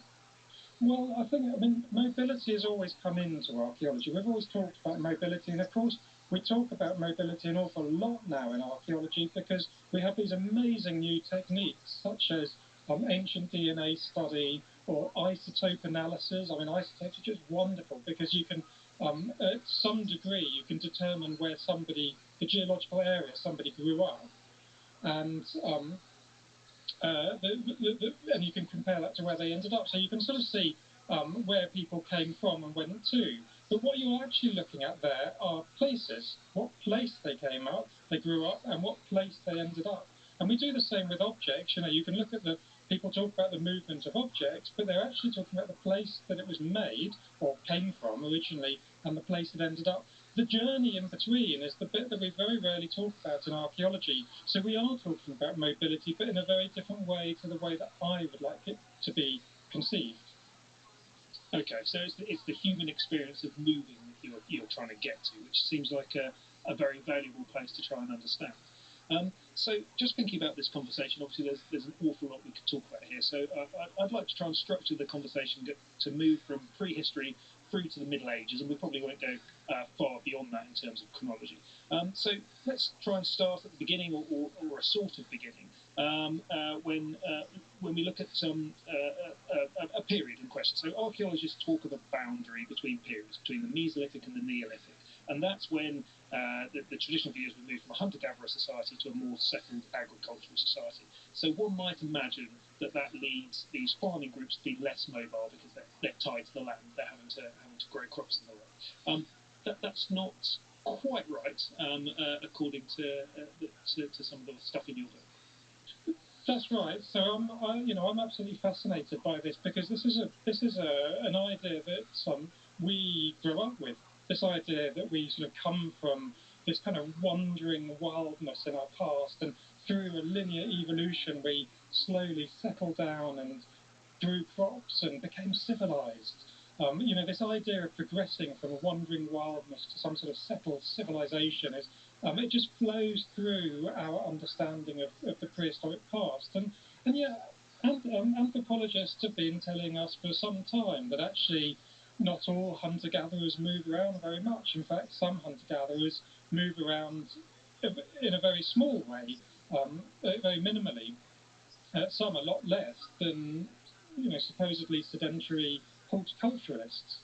And we sort of see this in the archaeology as well. We're getting growing evidence for rather large or larger houses in the early Mesolithic, houses that quite clearly would have been used intergenerationally, tying people to particular places. And at the same time, the isotopes we talked about earlier, the isotope studies on Neolithic populations show that actually they're moving around quite a lot throughout their lifetime. And so I think we just need to move away from this idea of seeing mobility as a one-way street, if you forgive the pun. Incidentally, mobility lends itself to huge numbers of puns and jokes and various things. But this idea of a linear evolution, it's a fallacy that sort of exists throughout all the writing on prehistory, really. And it doesn't necessarily need to be that way. And of course, mobility isn't a one-way street either. You can increase your mobility and you can decrease your mobility, and communities do over various times. And within your community, of course, you have some people who are more mobile and others who are less. You always do. In our society, we do. And so it was the same in the past. So I want to get away from this idea that we are sort of over the millennia, over the generations, slowly becoming more settled, less mobile. I mean, we're supposedly a sedentary civilization now, and we move around more than we probably ever have done in the past. I mean, we're truly global individuals. So I'm just trying to move away from this idea. Yes, hunter-gatherers are mobile, but they're not all mobile, and they're not always more mobile than farmers. Farmers move around an awful lot, especially small-scale horticulturalists. So how easy, then, is it to actually see evidence of travel and mobility in prehistory from an archaeological perspective? So you mentioned things like axes and artifacts. You can see them moving from one place to another. You can see their provenance, and you can see if they end up somewhere else. And that's a fairly obvious way that must have moved, and there must have been some human agency to move it there. But can you actually see physical evidence of mobility, but back in the prehistoric record? Well, again, this is something that's incredibly difficult to spot. So mobility is a little bit like trying to see wind. You can't really see it, but you can see the impact of it on the sort of environment around it. And the same is true with mobility. So we can see, for example, things like routeways in the landscape, parallel linear ditches or sometimes ditch and banks. They often survive, particularly in upland areas, quite often fossilized within later prehistoric field systems. We can see rows of barrows, round barrows, which are burial mounds, but they quite clearly once marked routeways known as what we call barrow roads. And this is even in this country. They've been studied quite a lot more in Europe. But of course, we also have wooden trackways that survive in waterlogged areas.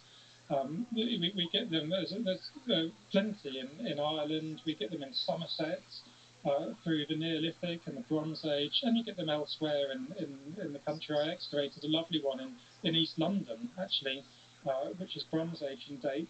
And these trackways are sometimes really well made. Sometimes they're nothing more than just brushwood laid down over a waterlogged area, and they're literally just to allow people to cross boggy areas. And of course, then the waterlogged area or the peat grows up around it and preserves the timber.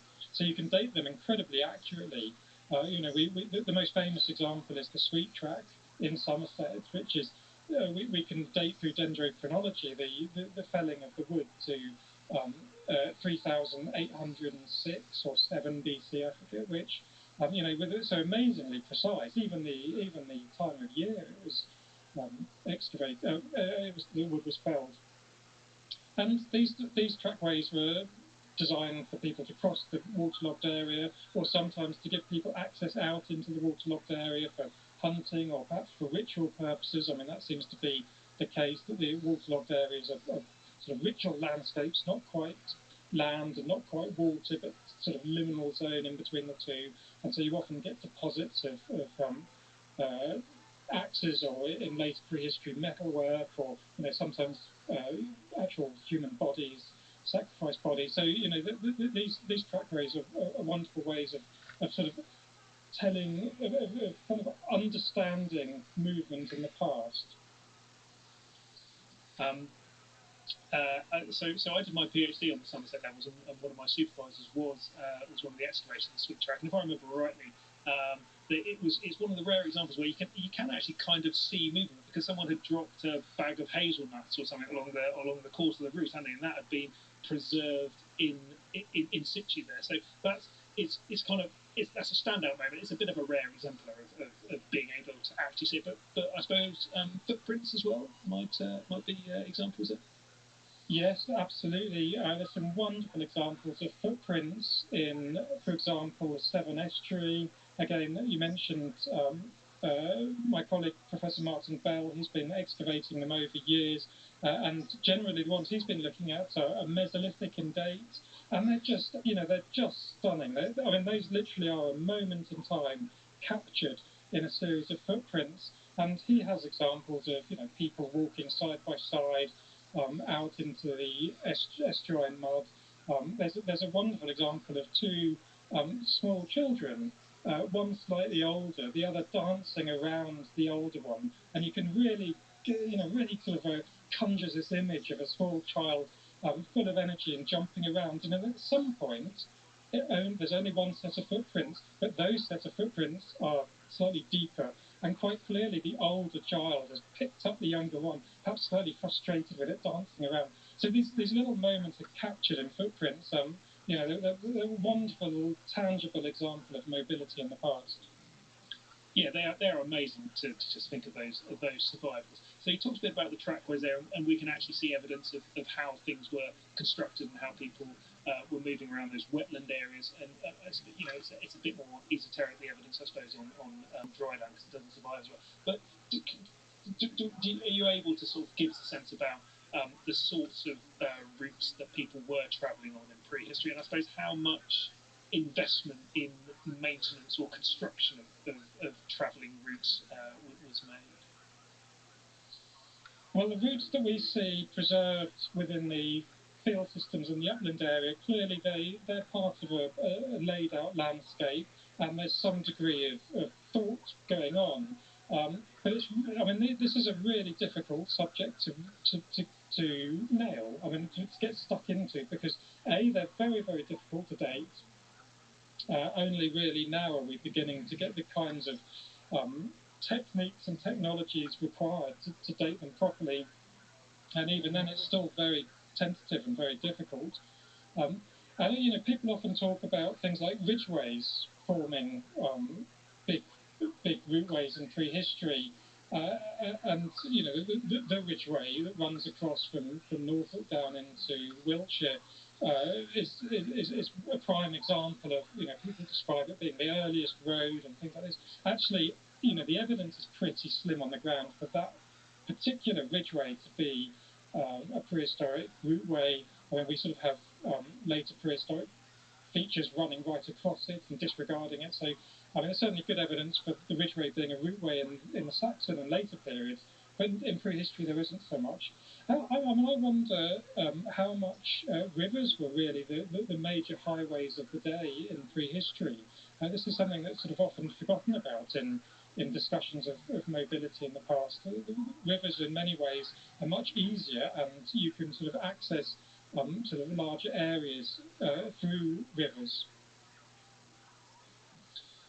So just going back to the ridgeway for a second, that is, I do find that fascinating. I ran along a bit of the ridgeway back earlier in the summer, and it is in Wiltshire, and you're running past barrows and hill forts and Wayland's Smithy, this prehistoric monument there, which has a sort of a Saxon name nowadays. And you do feel like you're sort of running in the past for a bit, because you're running past so much interesting history. But I suppose the marketing's quite interesting there, because it is advertised as this, really ancient road. I can't remember exactly what their branding is. But is that helpful to us in our understanding of ancient prehistoric movement, to have things marketed like that, when perhaps they're not actually reflective of a reality back in the Neolithic period, for instance?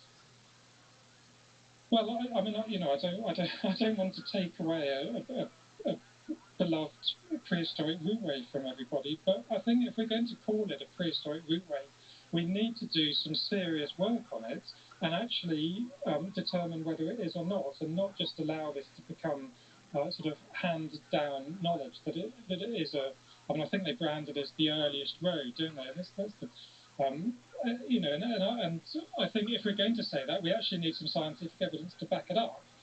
Which means we need to do some work, some proper archaeological work.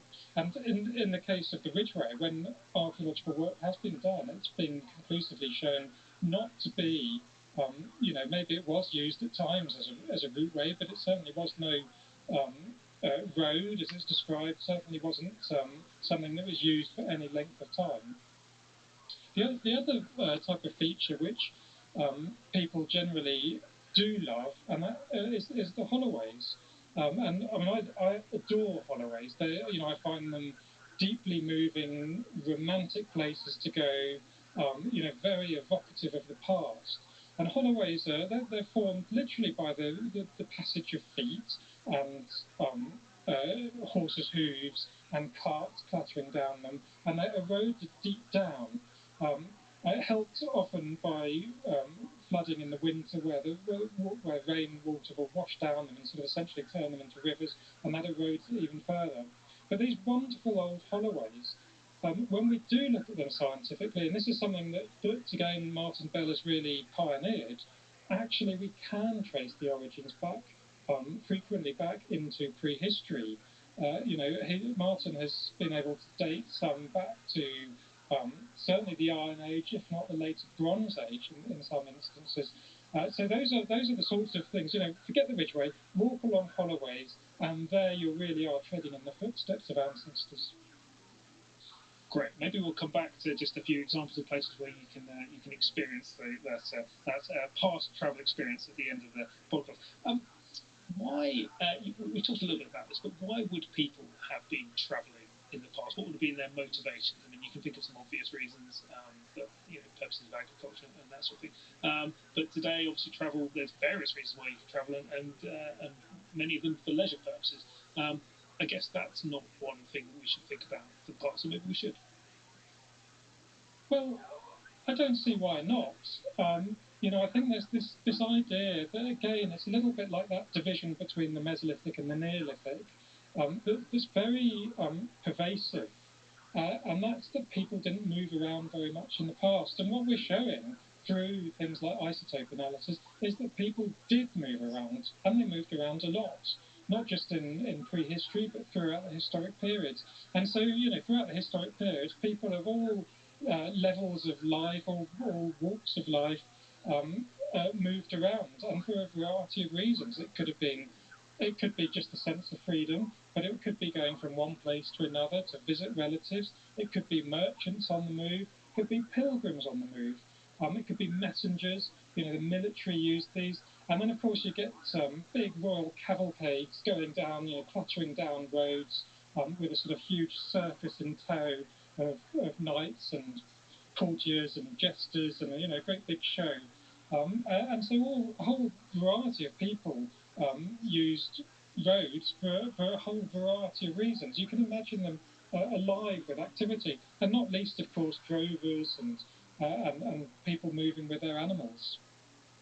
So you've kind of got a bit of a split there, though, between the local movement for your sort of day-to-day activity, I suppose, and the longer distance movement which might be for some of those other purposes that you've talked about.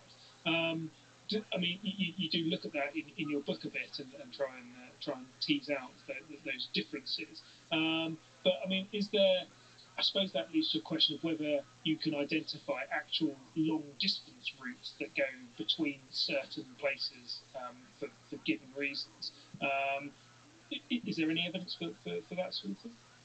For long-distance movements? Yeah. Well, there certainly is. And it depends, again, mobility is such a wonderful subject. It's very, very diverse throughout time. So there are no universals, and it goes up and down. But we certainly get long-distance movement of people in prehistory. I mean, the Amesbury Archer, an early Bronze Age burial not far from Stonehenge, where we know that he was brought up, perhaps in the Swiss part of the Alps, but certainly from at a distance. And that's a long distance that this man has physically travelled himself. So rather different than just looking at the artefacts where it may have passed from hand to hand. He actually walked and sailed that journey. And then as you go through time, of course, as the globe opened up, you can see huge distance being moved as merchants and pilgrims, in the medieval period. I mean, people going to various pilgrimage centres in Europe and to the Holy Land was huge. I mean, there was a great big industry going on there. Going back in time to the Roman period, we know that there was a big tourist industry going on, and people were moving around a lot for those reasons. So, I think what we need to do is enliven the past with all of these different mobilities and these different movements. People were moving around. Still to come on the History Extra podcast. And it goes back to this point that mobility is so fundamental to human life that if you control somebody's movements, you control them. And this has been the case for a long, long time, certainly since the medieval period.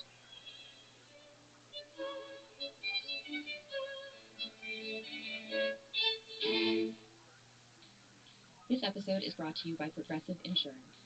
Do you ever find yourself playing the budgeting game? Shifting a little money here, a little there, and hoping it all works out? Well, with the Name Your Price tool from Progressive, you can be a better budgeter and potentially lower your insurance bill too. You tell Progressive what you want to pay for car insurance, and they'll help you find options within your budget. Try it today at progressive.com. Progressive Casualty Insurance Company and Affiliates. Price and coverage match limited by state law. Not available in all states. Here at the Almond Joy Factory, where tropical vibes abound, we use soaked, fresh-tasting coconut. The crunchiest almonds and delicious chocolate candy. Ah, but do you know what our most important ingredient is? Sometimes you feel like a nut. Sometimes you don't. Almond Joy's got nuts and something either way better than that. Yes, Almond Joy is made with almonds and joy.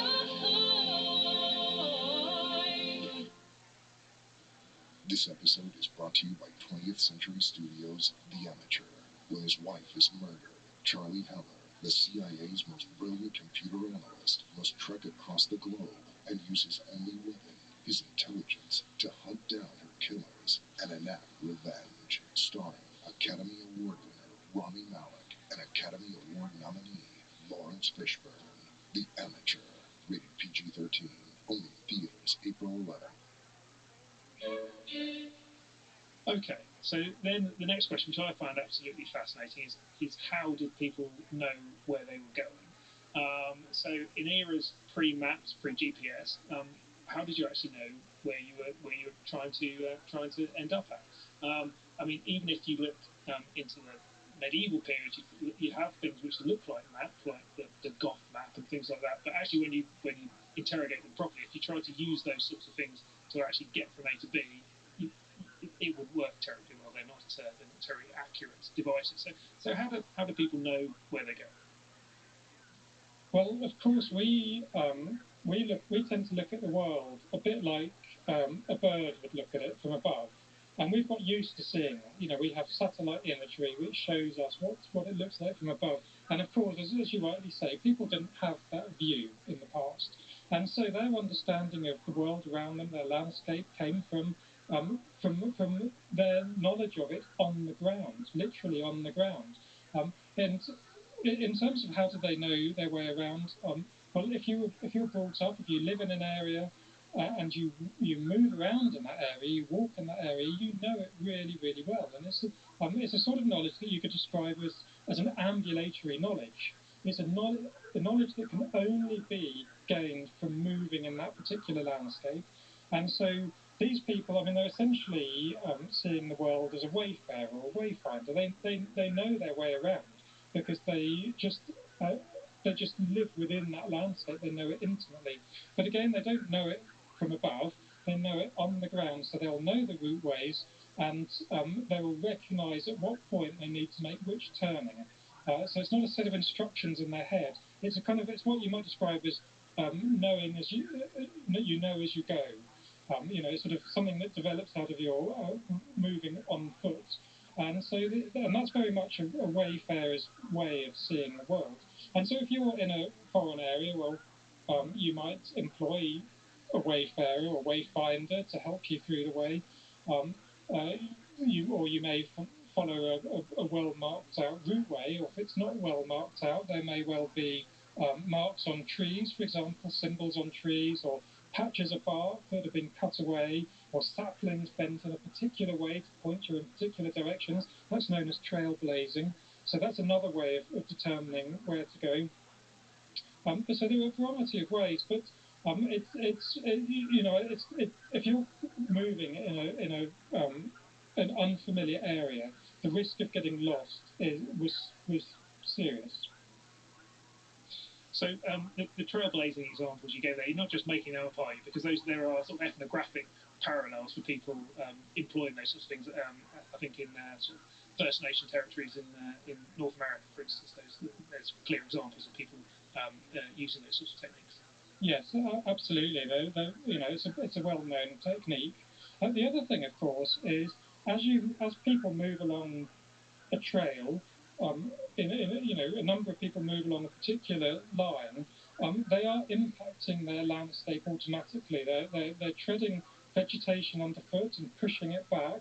And of course, as you're walking along and you may eat some fruit and throw it to one side, you will start to get particular fruit trees growing on the side. So you start developing very particular ecosystems along routeways. And so all of these things provide cues in the landscape. Or, for example, on particular pilgrimage routes, it may be marked out with I think it's in Sussex, they use yew trees at every particular at a particular distance, so it helps you find your way. So there are a variety of ways of knowing where you're meant to be walking, where the route goes.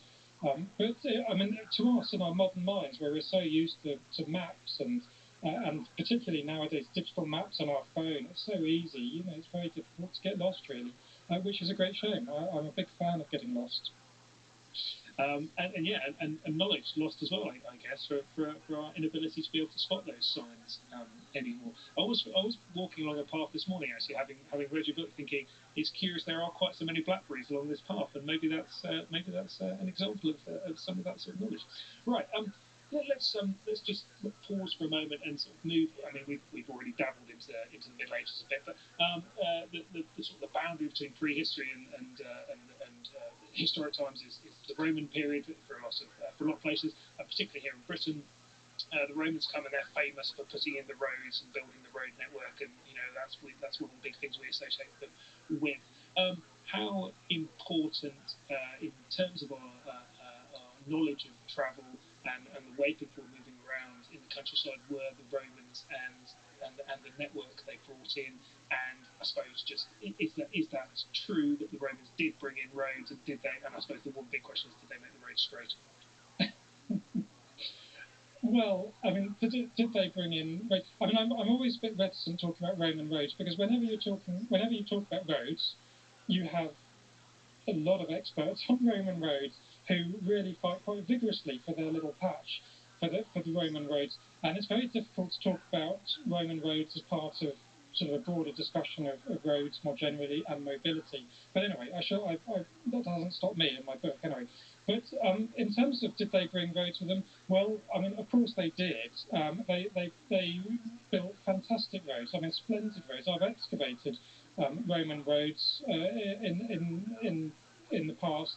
I excavated a fantastic one in Southwark in London, beautifully well made, and they were incredibly well engineered, well made roads that stand the test of time.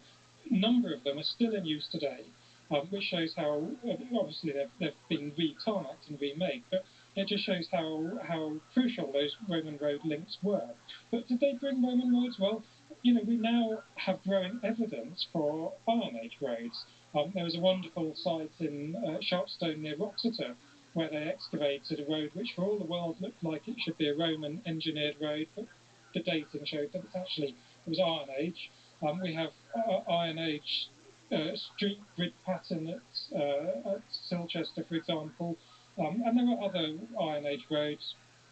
And it just makes me wonder how many of the Roman roads are actually overlaying on top of earlier roads. I suspect a lot of them, an awful lot of them.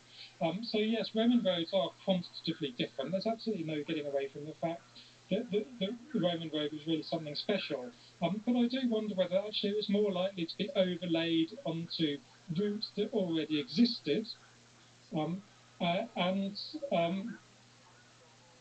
other thing to remember, of course, is that the Roman road network didn't just suddenly appear overnight. They didn't invade and suddenly overnight create this Roman road system. What we're looking at when we look at the Roman road network is a few hundred years worth of development and change. So it didn't appear. I mean, when the Romans first arrived, no doubt they used existing routeways and then started developing them from there. And were they straight? Well, some of the best known examples clearly are very, very straight. I mean, Romans were fantastic surveyors and fantastic engineers. But there are loads of Roman roads that aren't straight. And that's because they weren't looking at the world with a bird's eye view. They weren't using Google Maps on their phone to plonk it on. They were building it on the ground, so to speak. So it develops on the ground, and it goes round corners, and they're very sensible when it comes to river crossing. They do it so that it crosses the river the minimum number of times and stuff. But they're not all dead straight. And the other thing, of course, is routeways and roads or routeways and pathways.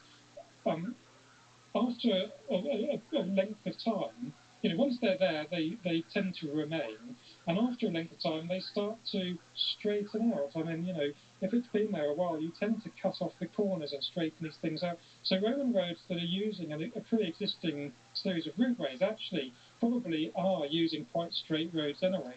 So, I love Roman roads. I'm not, I love people who study Roman roads, but I think we overplay this idea that they came, the whole Monty Python sketch, what did they ever do for us, bringing roads and all the rest of it?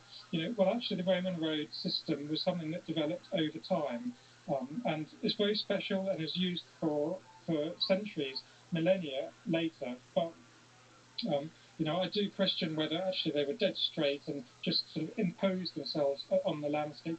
No road ever imposes itself on a landscape. Roads develop from the landscape. And you can see this in the Roman roads where they use the geology around them, and the engineering style of the roads changes depending on the landscape around it. So they develop up, they evolve from the earth.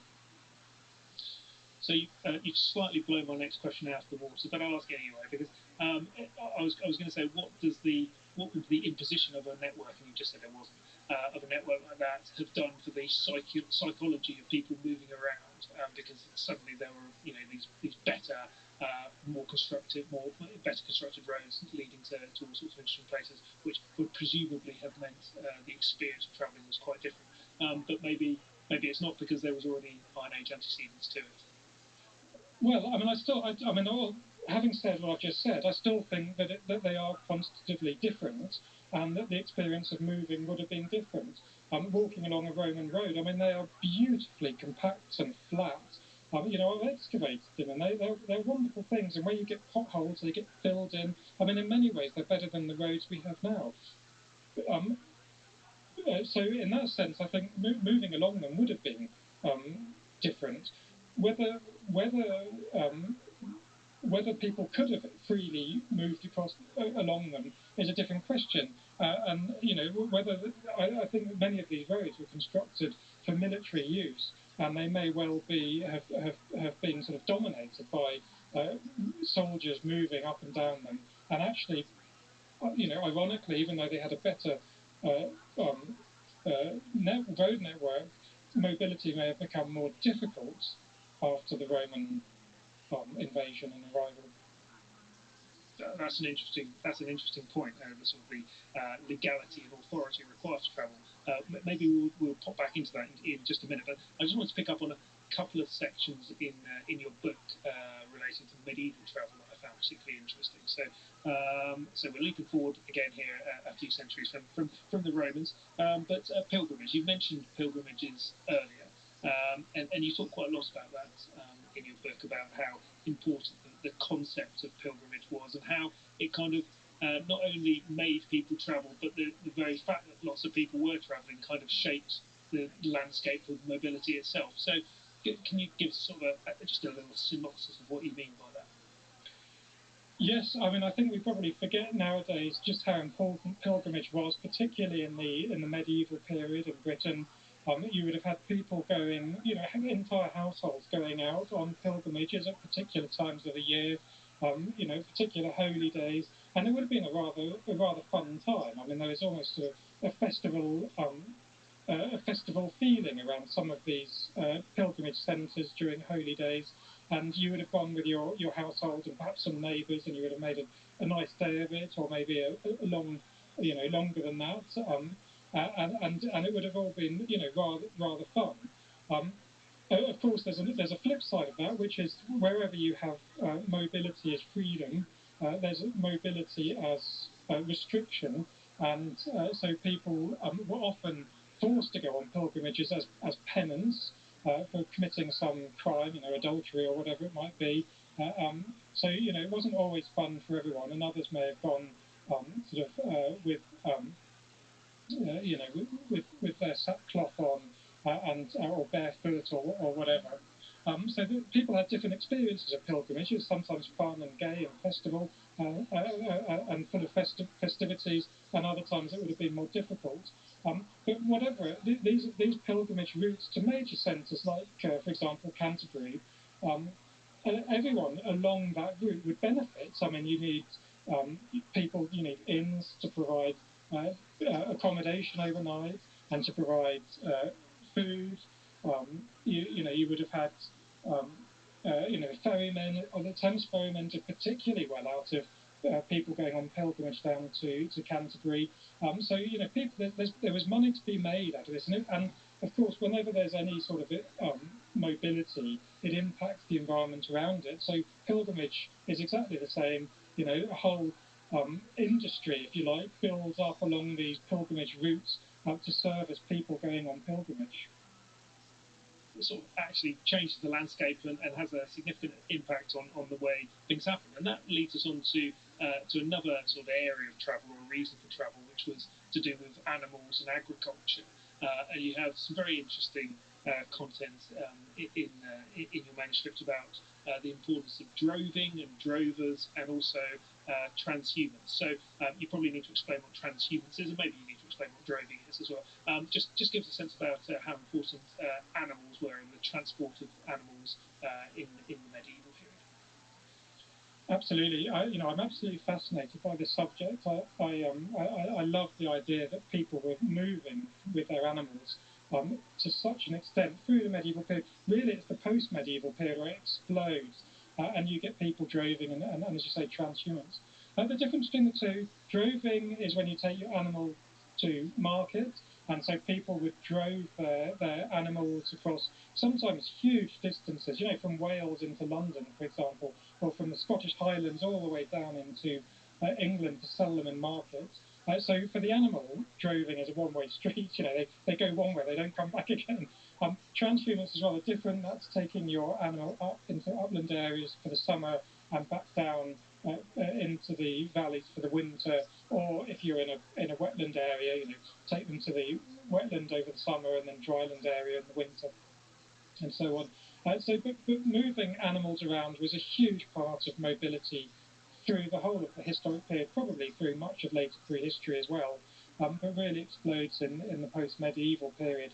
And you see, very much like pilgrimage, these routeways really fundamentally change our landscape, and they impact on the entire environment around it. Once again, drovers need accommodation. You often get inns. Well, you do get inns that appear along droveways or driftways or greenways, they're sometimes called.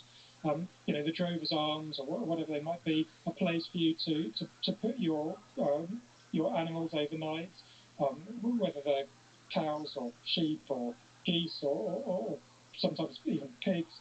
So a field for them to graze and somewhere for you to sleep. And people like blacksmiths would have done really well out of drovers whenever there was a big market on, and smithies would set themselves up to serve as people as they're moving along these droveways. And again, going to market, sort of a bit like going on a pilgrimage on a holy day.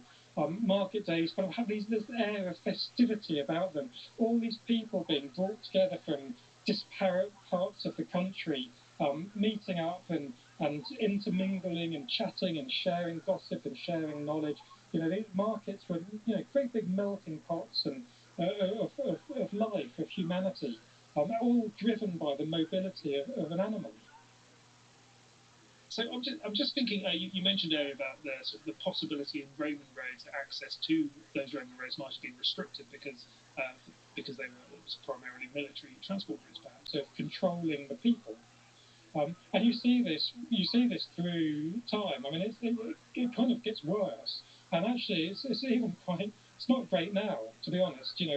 We are more restricted now than I think we have been ever before in the past. But so on the one hand, people were restricted on the times of the day that they could move around, but at the same time, various Tudor poor laws and proclamations against the vagabonds and so on meant that people actually were forced into, the very lowest tier of society was forced into this constant moving around. So you get this sense that if you've got money, you're okay. You have a lot more freedom. But if you don't, you have a lot less freedom to move around. And actually, there's an economic and social division, but I think there's also a gender division as well. And that if you're a young man and you're forced to move from town to town, then you can probably get by. And actually, there's probably a little bit of a libertine freedom about that. Going from alehouse to alehouse and enjoying the pleasures. As a woman, as a young woman, that's a lot more difficult to do. And often women, unmarried women that moved around lots in the medieval period were considered lewd or associated with illegitimate children and that sort of thing. So mobility is this wonderfully variable thing that is freedom for some people, restriction for other people. And you get this right the way through. It goes through to the first enclosures where large tracts of the landscape are enclosed, and all of a sudden previous routeways have either gone completely or been rerouted into different areas, or the later enclosures, parliamentary enclosures of the 18th century. So restriction is something that's restricting people's movements has gone on and on and on, and we still have problems today. But where you get restriction, you always get resistance, and so the flip side of the mobility coin to restriction is resistance to these restrictions. In the during the parliamentary enclosures, you had, during the earlier enclosures, you had people known as levellers that would go out and literally level the hedges and the various boundaries that have been set up across routeways. And incidentally, these people were known as the mob, mobile vulgus, they were called by the landowners. The mob is literally a group of people identified by their type of mobility. Their movements define what they are, and they resisted against it. And then you can see this in, for example, the mass trespass at Kinderscout in the 1930s. We can resist, or even Gandhi's wonderful salt walk to resist the colonial power, the British salt tax. So movement can be freedom, but it can be oppression, but it can also be a form of resistance. And if you've ever gone on a protest, these sort of long wandering forms of movement, a very particular type of movement in a protest march. Or of course, immobility is a form of protest. Think about the Occupy movement, just sitting down, refusing to budge. It's another form of protest. So mobility is all of these things. And whilst elite powers have always tried to control people's movements, people have always fought back with a different form of movement. There's some fascinating social historical angles that underpin all this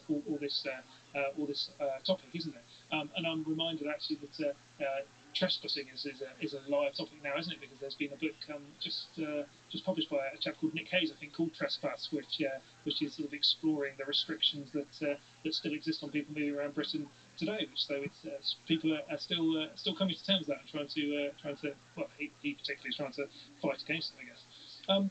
Right, just moving to an end with some sort of practical tips for people, if we can. So when we're wandering around in the British countryside or elsewhere, I don't know how far such things would apply elsewhere. We've got a lot of listeners in the States, so I don't know whether there's any tips there. But can you give us any hints to how we can judge the likely age or original intention of a track or path or road that we're wandering along? It's actually surprisingly difficult to find the date of a particular path. I mean, a Roman road is built in a very particular way, so a little more easy to identify, perhaps. But some of these, these driftways, greenways that you see, some of the smaller ways, very difficult to determine what their date is. I think the simplest thing to understand. To try to identify Roman roads, I think the easiest thing is to look at maps, because they're pretty well mapped, they're very well studied, and I think even the OS maps for Britain have Roman roads marked on them. For these earlier ones, it's almost impossible to just walk along them and determine their date. Actually, what they need is serious scientific work to understand them. But you can, Holloways, again, I mean, they're just wonderful. You don't have to go anywhere in particular. I mean, I'm up here in North Yorkshire, and we have fantastic Holloways. I've got some wonderful ones in the village just near me, and they are just so wonderful and evocative. And when life starts to get on top of you, actually, just walking down a Holloway and feeling the time depth actually makes me feel an awful lot better. So I would advise those. And as I said before, where we've dated, where they have been dated, and this work really is the pioneering work of Martin Bell, and we can show that they have some serious heritage, going back, in some cases, right back to prehistory. But it's really difficult to determine the date of a path just by walking it. I mean, looking at where they come from and go to is another way. Quite again, up here in North Yorkshire, we have a lot of big abbeys, and if they're coming from an abbey or going to an abbey, then it seems sensible to assume that they're probably medieval in dates. And the place name as well. I mean, that may give you an inkling as to what they are, and therefore you can sort of partly date them from that. But actually getting to the origin, the original date of them, that's the really difficult thing, because they give, routeways, once it's there, it tends to remain there for a long, long time. And it gets sort of absorbed into different networks and used for different things and renamed and slightly altered and slightly engineered here and there. And so, yeah, but, routeways are just wonderful things to walk down in a week. So you mentioned sort of the pleasure of the time depth experience of going down one of these Holloways and how it feels. Are there any sort of concrete examples of anywhere that you would go where you can get a really good sense of walking along an ancient path or route? Well, again, Martin Bell has been working on the South Downs a lot, where a lot of the Holloways on the South Downs, Saddlescombe, for example, he's dated to potentially the Iron Age. He's also looked at another one, Lyminge in Kent, which he's quite conclusively shown is certainly later prehistoric in date, in origin. But this is very pioneering work, and so we don't have dates on a lot of these Holloways. Some of them, because of the nature of them, they're essentially negative features, they are very, very difficult to date. So this is part of the point of my book, is I want to energize this understanding of the past. I want people to read it and embrace it and engage in it, but actually also do some research on paths, and let's start dating them, because they are datable. You just have to work really hard. In terms of concrete examples, come up to North Yorkshire and look at some of the amazing paths on the North York moors, for example. I spend my weekends, I'm a man obsessed, and my family, thankfully, happily come along, but I think they've largely given up on me. Particularly the trods. Trods are wonderful things. They run across the North York moors. You get them elsewhere. You get some in Cumbria and Yorkshire Dales, and these are made of sort of large flagstones, and they're laid out, and they're likely to be medieval in date, because some of them originate or go to some of the big abbeys. But I just love the name trod. I mean, if there's ever a word that defines exactly what it is a trod. You tread on a trod, much as you ride on a road. Absolutely, it's a very evocative word. It sounds quite Yorkshire as well, doesn't it? Trod. You can see how that would work in the accent there. Is there anything that I haven't asked you that maybe you might want to just bring to the attention of our listeners? Any areas that you think are particularly interesting that we haven't gone over? No, I mean, I think probably one of the last things that I would say that actually I find one of the really fascinating things about mobility is how it is so completely cultural. That if you're born and brought up in a particular country, you walk in a particular way. So mobility is an entirely cultural thing. There's no human way of walking. You develop a walk. You walk like your parents walk. You copy your parents, or you copy the cool kids at school, like John Travolta at the beginning of Saturday Night Fever. He's got the coolest walk in the world, walking down. The Bee Gees behind, singing. You can tell by the way I use my walk. I'm a woman's man. They type to talk. You can tell by the way he uses his walk. He's a cool guy. He walks in a cool way. So walking is a very culturally specific thing. And I find that utterly fascinating. That's the side that we really struggle to get from archaeology. That was Dr. Jim Leary. Hopefully he'll find a publisher for his book Rome sometime soon so that you can read more about this subject. In the meantime, if you want to find out more about medieval pilgrimage, just go to historyextra.com and search for pilgrimage, and you should find some great material to read. Thanks for listening. This episode was produced by Ben Hewitt and Jack Bateman. Join us tomorrow for another lecture from our 2019 History Weekend.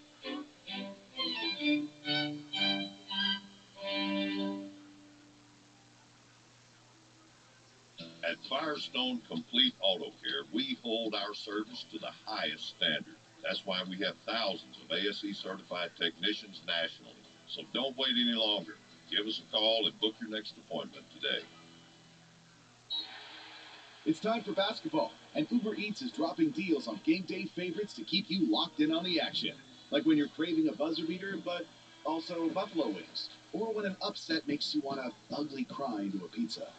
And right now, Uber Eats has game day deals from Burger King, Buffalo Wild Wings, KFC, and hundreds more local favorites. So you can keep your eyes on the ball and your hands on a burger. Order now, only on Uber Eats. Product availability varies by region. See app for details.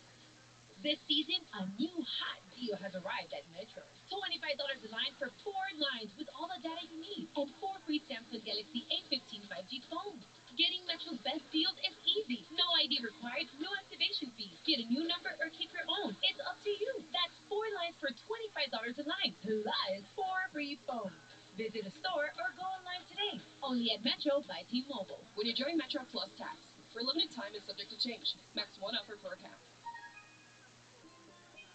Here at the Almond Joy Factory, where tropical vibes abound, we use soaked, fresh-tasting coconut. The crunchiest almonds and delicious chocolate candy. Ah, but do you know what our most important ingredient is? Sometimes you feel like a nut. Sometimes you don't. Almond Joy's got nuts and something even way better than that. Yes, Almond Joy is made with almonds and joy.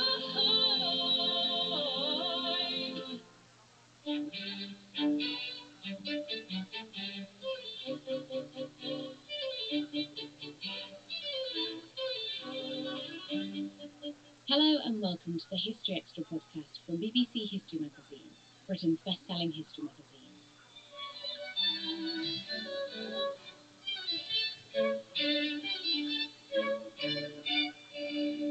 I'm Ellie Hawthorne. For today's episode, we've got another lecture from our 2019 History Weekend event in Winchester. Today's speaker is the historian Eleanor Woodacre, who's delivering a talk on Queens on Screen. In this talk, she explores the ways that Tudor and early modern queens have been portrayed in cinema and television, from the favourite and Mary Queen of Scots to the Tudors and the Spanish princess. So today I'm going to be talking to you about early modern queens on screen. So the first question I always get is, what do I mean by early modern? Early modern is a terrible descriptor, to be honest. It's one that people in my field have been kind of lumped with. But basically, we're talking about queens who lived their lives roughly from 1500 to 1800. But of course, we're going to be looking at their representation in modern film and cinema, so 20th and 21st century. And what I'm going to be doing today is I'm going to be asking a couple of big questions. Now, these questions are going to kind of run through the talk today, and I'm going to be referring back to them at various points, and then at the end, where hopefully we'll have some answers for some of these big questions. So one of the questions I'm going to be asking is, what's the connection between the modern today and the early modern? So, what's going on there? Why do we focus on particular queens? So at one point I'm going to talk about popularity states, and thinking about the particular queens that keep popping up on our screens over and over and over again, and why that is. So we're going to be thinking about that. We're going to be unpicking some of the stereotypes that tend to occur in the portrayal of these queens, these kind of boxes that we tend to put them in. And we'll be kind of thinking about, what are these boxes, why do they exist, and again, what does this tell us about not only these queens, but about us as well. And then finally, we're going to talk about the accuracy question. We're going to kind of round back up with that, because that's something that we always get. And I'm sure many of you, how many times have you guys watched a film or a TV series and gone, that didn't happen, hang on a minute. Yeah, so we're going to have that discussion as well at the end. So Now, I must admit, I'm going to have to watch my time here because this is one of those topics. I was just admitting right before the talk started. I can get really excited about and wax enthusiastic, so I'm going to have to watch myself here that I don't kind of waffle on too much about the bits that I'm excited about. So I'm going to start and think about the inspiration for film. So where are these films coming from? So obviously, there's a huge representation of queens in both fiction and film, and obviously there's a long-term fascination with queens and royal figures, going right back, obviously, to Cleopatra, ancient pharaohs, Hatshepsut, all that kind of thing, right up to the present day, and even today, obviously, you're at the supermarket, and the newsstands are full of Majesty magazine, and Kate, and Meghan, and all of that kind of thing. So we have this enduring interest in and fascination in the lives of queens, royal women, famous women generally. So that's that's an enduring thing. Now, obviously, we have to acknowledge that and you can tell I actually are. I am both a British and American passport holder, but you can tell by my accent where I've come from. And Americans obviously have this enduring fascination with the monarchy. Obviously, as you know, it's incredibly popular over the water, and that comes into Hollywood. So if the American populace is interested in it, Hollywood is super interested in it too. So there's that as well. Now, this enduring fascination with and interest in queens, in some ways, is where not just the interest in popular culture comes from, but also the foundation of the area that I live in, which is queenship studies. So that's an academic kind of area of study that looks not just at the lives of queens, but on the exercise of the office of queen as well, and kind of how that works and the elements of that. So it's all kind of coming from the same source, this interest in these women, their lives, the challenges in rulership, all these elements. We want to know about it. Now, one of the things that's really directly fed into the 20th and 21st century portrayal of queens on screen is the Victorian legacy. They have a lot to answer for, both positively and negatively. So one of the things that was incredibly popular, not just in the Victorian era, but had a real heyday in the Victorian era, is collective biography. How many of you guys have heard of Agnes Strickland's Lives of the Queens of England? Yeah, absolutely. Okay. Agnes's work was not the only collective biography of queens. There's loads out there. I teach a whole MA module on them. But she was incredibly popular. These works were reprinted again and again. Many novelists like Jean Plady took those Lives of the Queens of England and turned them into a novel form that again inspired filmmakers. So there's this really kind of long-term legacy from these 19th century biographies of queens. Again, Strickland and her ilk, if you like. Now, Strickland's not the only one who's interested in queens, not just in the text. We also see a huge surge of romantic art in the 19th century that's making some dramatic portrayals of history. And behind me, you can see Gayla Rothschild's execution of Lady Jane Grey. How many of you guys have seen this in person? Isn't it stunning? It's an absolutely beautiful canvas. I don't know about you guys. Every time I see this, I want to touch her dress. It's just the silk. It just feels like tactile, doesn't it? But it's this wonderful, dramatic portrayal of this pivotal kind of moment, this last moment in the life of a young queen, which we'll be coming back to in film later. So there's that inspiration. And also in the 19th century, we've got the surge of authors like Angelina, we've got Claremont, Maria Stuart as well. So again, it's just kind of coming at you from all directions. And so that 19th century surge of interest kind of follows on into the 20th century age of cinema. Now, in the modern era as well, we have to acknowledge that it's not just in the Victorian era, but today where we have this kind of continuous feedback loop between queens on screen and also queens on the page and queens on the stage. So, for example, I've got some pictures here. Obviously, you guys are familiar with The Favourites and Mary Queen of Scots, the two films that came out last year, which I'll be talking more about later. Immediately before those films came out, we had the RC Helen Evans's play Queen Anne. Anybody catch that while it was out here in Stratford in London? It was absolutely excellent. Not long after that, they made The Favourite. Now, I can't guarantee for sure there's 100% connection there, but certainly that resurgence of interest and again, people think, wow, Queen Anne, what an interesting life. All of a sudden, bing, there's a movie, and there's a connection there. And here is a recent staging of Maria Stuart, or Mary Stuart. Again, it was really critically acclaimed in the West End, and again, immediately preceded during Queen of Scots. Again, may not be a direct connection, but it shows that it's happening not just on the screen, but in other places as well. And we can also see books providing inspiration for film portrayal. So The Ugly Girl, again, the famous novel by Philippa Gregory, was first turned into a BBC TV series and then turned into a film. And obviously Marie Antoinette by Antonio Fraser was cited by Sofia Coppola as the inspiration for her own film on Marie Antoinette with Kirsten Dunst, that we'll be talking about in 2006. So, another thing I just want to talk about is these big kind of eras of film. Now, one of the things that we can see is there's obviously a consistent interest in queens on the screen, but there's also some real surges that we can see. And that's happening along with kind of other wider trends in Hollywood, for example. One big surge that we can see is in the 1930s. Now, we call it the golden age of film. It's a massive amount of film production generally, but they were really interested in the 1930s in royal biopics. So it's a huge interest in the lives of royal figures, not just queens, and obviously because of this, we see all of our major queens that we'll be talking about in just a minute getting a good portrayal or two in the 1930s. We also have, to go right to the other side, we have kind of a bit of a heyday in the 60s and 70s as well. This is Anne of the Thousand Days, which my queenship students are actually going to be watching next Tuesday, and I've told them I think Genevieve Boudreau best Anne Boleyn. And for my money, Genevieve gets the golden star there. So there's a really good example from that era. And then obviously from our more modern era, this is just one example, obviously, today, from the kind of 1990s to the present day, we've had another real surge of interest in the lives of queens. Again, last year's films show us really well.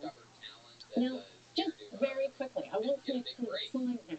I am talking about the queens of early modern Europe here, but I wanted to note that this is actually not just a European phenomenon. Interest in the lives of queens is definitely not just a European phenomenon.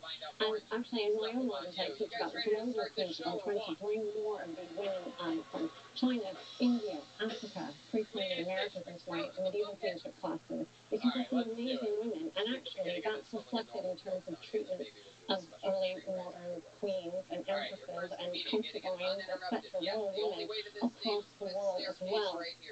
So one of the things that we see that's been really popular recently is what's kind of known as the harem folk. So obviously in these kind of polygamous contexts where you have not just a queen and empress, but you have royal consorts, royal concubines, and more. You have a lot of kind of jostling for supremacy and infighting, etc. And that kind of forms the plot lines, if you like, of a lot of these harem folk. I don't know if any of you guys have caught any of these on Netflix, but they're highly recommended. You've got Empresses in the Palace, that was a good one. Magnificent Century, this is a huge Turkish soap. And they started off with Sultan the Magnificent and then did several spin-off series. I still need to see the one Kazan Sultan. In India, again, there's been several treatments of the life of Noor Jahan. One of them came from the novel The 20th Wife, actually. Any of you caught any of these on Netflix, etc.? No, honestly, watch it. Well worth a look. And outside our period, the one I'm obsessed with at the moment is Empress Kate. So definitely add those to your watch list. Right, back to Europe. Okay, so I said I was going to talk a bit about the connection between the modern and the early modern. One of the things that we can clearly see in terms of our interest in, and perhaps our more recent interest in, queens on screen and women in power in the early modern period is our interest in women in power today. So it goes without saying that today we are seeing, thank goodness, a huge surge of female politicians around the world in positions of power and authority, and again in making representative assemblies, leading nations, etc. Now that is obviously changes the way that we look back on the past and the way that we look at women in power and authority in government in the past as well. But it also helps keep our interest as well, and whether we are doing it deliberately or subconsciously, making those connections between women in power today and women in power then. The question is, because feminism and because it's part of our modern makeup, it's part of our modern landscape. It's part of we're picking it up by osmosis, again, however you feel about it. And that goes into the films that we make as well. And one of the kind of dangers of that is that we are kind of turning the queens of the past into proto-feminists, that we're looking to make the women of the past kind of demonstrate values and behaviors that resonate with us, but may not have been something that they could have identified. Again, if you talk to Anne Boleyn and say, yeah, I'm a minister, then what are you talking about? So we have to be a little bit careful there. Right. So we're going to move on and talk about the queens that have tended to dominate our screens and thinking a little bit about why we focus on them. Now, some of these questions I'm going to answer as we go through, and some of it I'm going to kind of filter on as we go. But in this section, I want to kind of raise your awareness of the queens that have the lion's share of the attention. So we're going to Anne Boleyn. I tell you guys, if I had a pound for every student that wanted to come in and do a dissertation on Anne Boleyn, every dissertation on supervised, oh my goodness gracious me, people love her. She has literally a fan girl following, or fan boy. She's huge. She's an industry in and of herself, as we'll talk about in just a second. And because of our interest in her, she has been represented on film again and again and again. Now, all these lists of films behind me are not meant to be comprehensive. I know some people are like, oh, I forgot this film. I know. I'm just trying to give you a flavor of how often they've been on screen. So we went from the German 1920 silent film Anne Boleyn. He was also subtitled Deception, which gives you an idea of how we're playing that one. Again, my students were watching The Private Life of Henry VIII in the 1930s. Any seen that one? Yeah, it's pretty fun. We were having the right old giggle. Now, obviously, Anne Boleyn gets a little bit of short shrift in that one. Catherine of Aragon, if you've seen that film, it literally starts with saying, yeah, she wasn't very interesting. We're going to talk about her, effectively. And then we start with the execution of Anne Boleyn and we go forward. So it's an interesting film, that one. Well worth watching if you haven't seen it. Again, we talked about Anne of the Thousand Days, there's Genevieve again, love her. And again, she comes up again and again and again. And more modern portrayals that you'll obviously, I'm sure, familiar with Natalie Dormer and Natalie Portman as well. Now, the thing with Anne, and I think one of the reasons why we're so interested in her, is that she's a bit of an enigma. She comes up and she's portrayed in so many different ways. So sometimes she's portrayed as the innocent victim that was, again, just sacrificed. She was good, she loved Henry, she's innocent of the crimes, etc. Sometimes she comes across as this kind of wicked, ambitious schemer. How many of you guys have seen Wolf Hall and Bring Up the Bodies? Yeah, she doesn't have a house style on that one. That's nasty, Anne. That really is. And a lot of my students who like her go, oh, I like that one. So sometimes she's the ambitious one. Sometimes she's this kind of smart and sassy and kind of proto-feminist, and she gets kind of slapped down for being too clever and too sassy. So she comes across in different ways and different portrayals. We can't agree on the way we see Anne. Now, I've got this one behind me. How many of you guys have seen Six, which is playing in the West End and going on tour? Okay, those of you guys who have seen this is Anne. Apparently, this Anne is inspired by Lily Allen. And if you've seen this show, you'll know exactly what I mean, yeah? This is an Anne who is not smart, who is not sassy. She's kind of an Essex girl. And she's like, oh, sorry, can I grab no thumbs up? Sorry. She's a very different kind of Anne. But she's kind of fun. It's kind of fun to see Anne played against type. Again, some of my students who like Anne Boleyn are like, I'm not sure about that one. So it's an interesting one. Like I said, they're literally taking the Anne that we kind of have constructed and flipping her over a little bit. Now, speaking of that, there's a whole book by Susan Water called The Creation of Anne Boleyn, and it talks about how there's the historical Anne Boleyn, and there's this kind of mythical Anne Boleyn that we've created that kind of a lot about us, and maybe not so much about Anne. And I think a lot of this kind of journey out on Anne reflects the fact that she's this dynamic, kind of shape-shifting, kind of become not a legendary figure, but you know what I mean? She has this kind of other and the real Anne. Another one like that is Eleanor of Aquitaine. And again, another book if you enjoy Eleanor of Aquitaine is Michael Evans's Inventing Eleanor, where again he talks about historical Eleanor and this kind of Eleanor that we've created. And Anne's an interesting one because of that. So another one who's really popular is Anne's daughter, Elizabeth I. Obviously, we've had a lot of Elizabeth I. Now, I mentioned how many dissertations I've had on Anne. My former PhD supervisor, when she was teaching undergrads, basically said, I will not have another dissertation on Elizabeth I. And leave her alone. Yeah, she's had enough. She was like, wrong. Yeah, she was like, okay, fine, sorry about that. So yeah, Elizabeth I. We love Elizabeth I. We keep coming back to her life. We love all the aspects of her life. I've just given a few examples there, all the way from Sarah Bernhardt's 1912 portrayal of her. all the way down. Now, obviously, we tend to portray Elizabeth as this kind of great queen. I'm going to talk a little bit more about how we portray her vis-a-vis Mary Queen of Scots in a minute. But I've got two ones at the bottom that, again, are kind of playing against type. How many of you have seen Anonymous? Yeah, and in Anonymous we have not only Vanessa Redgrave, but her daughters also going to play Elizabeth at different points in her life. And there, Elizabeth is definitely not the Virgin Queen. So, again, spoilers here, but a major part of the plot is Elizabeth has been sleeping around in full castles and hiding her bastards everywhere. So, that's a very different portrayal of Elizabeth there, okay? So, again, very challenging our idea of the Virgin Queen. And also, Blackadder. How many of you guys have seen Elizabeth I in Blackadder? Yeah, she's hilarious in Blackadder. I mean, you know, she's giggly and funny and then threatening to cut people's heads off, and she wants toys and presents, and, you know, she's really good fun. So again, but that's playing against time, and it's funny because it's not the Elizabeth the Great that we know kind of thing. Speaking of which, why don't we call her Elizabeth the Great? Why do we have Catherine the Great and we don't have Elizabeth the Great? I think we need to start using that. But anyway, there we go. I digress. Okay, so Mary Queen of Scots. She's the other one that we can't stop talking about. We can't stop putting her in film. We love her. And again, you know, right from the 1920s onwards, in fact, I'll even talk about an 1895 short at one point about her. So Mary Queen of Scots, enduring fascination. This, actually, not even last year, it was this year, wasn't it? It's been this year that film came out. So again, we keep coming back to Mary Queen of Scots.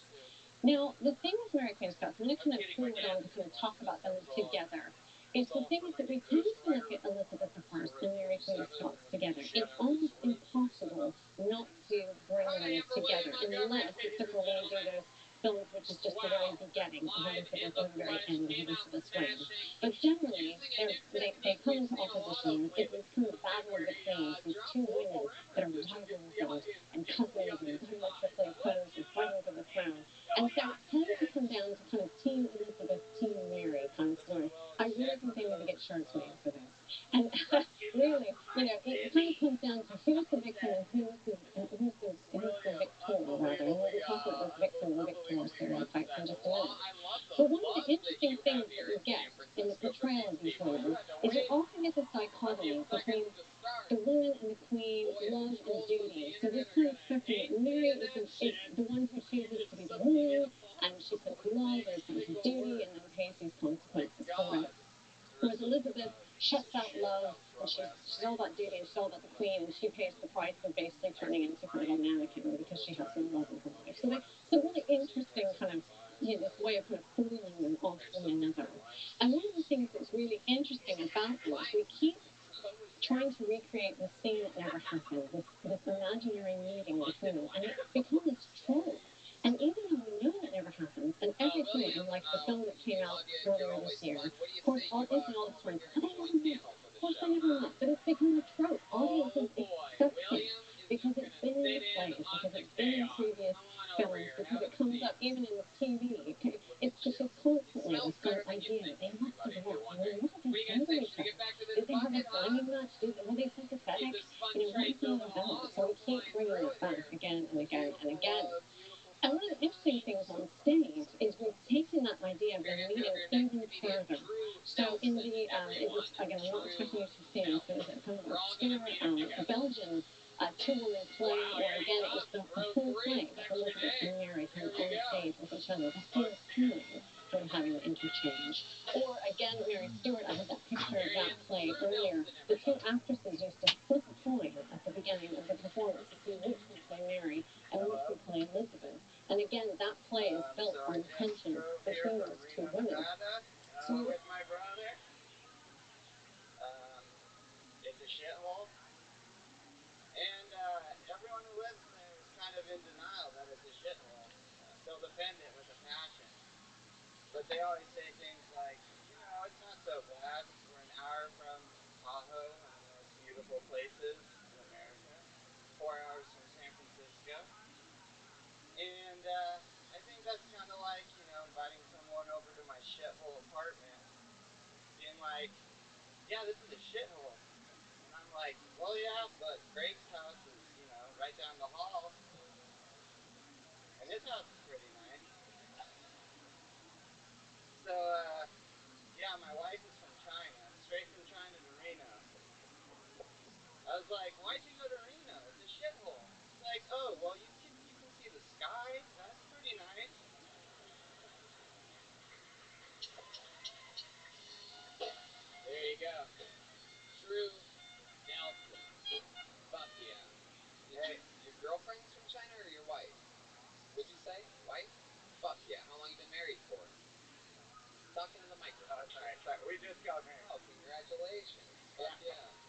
How long did you statistically half of marriages end in divorce?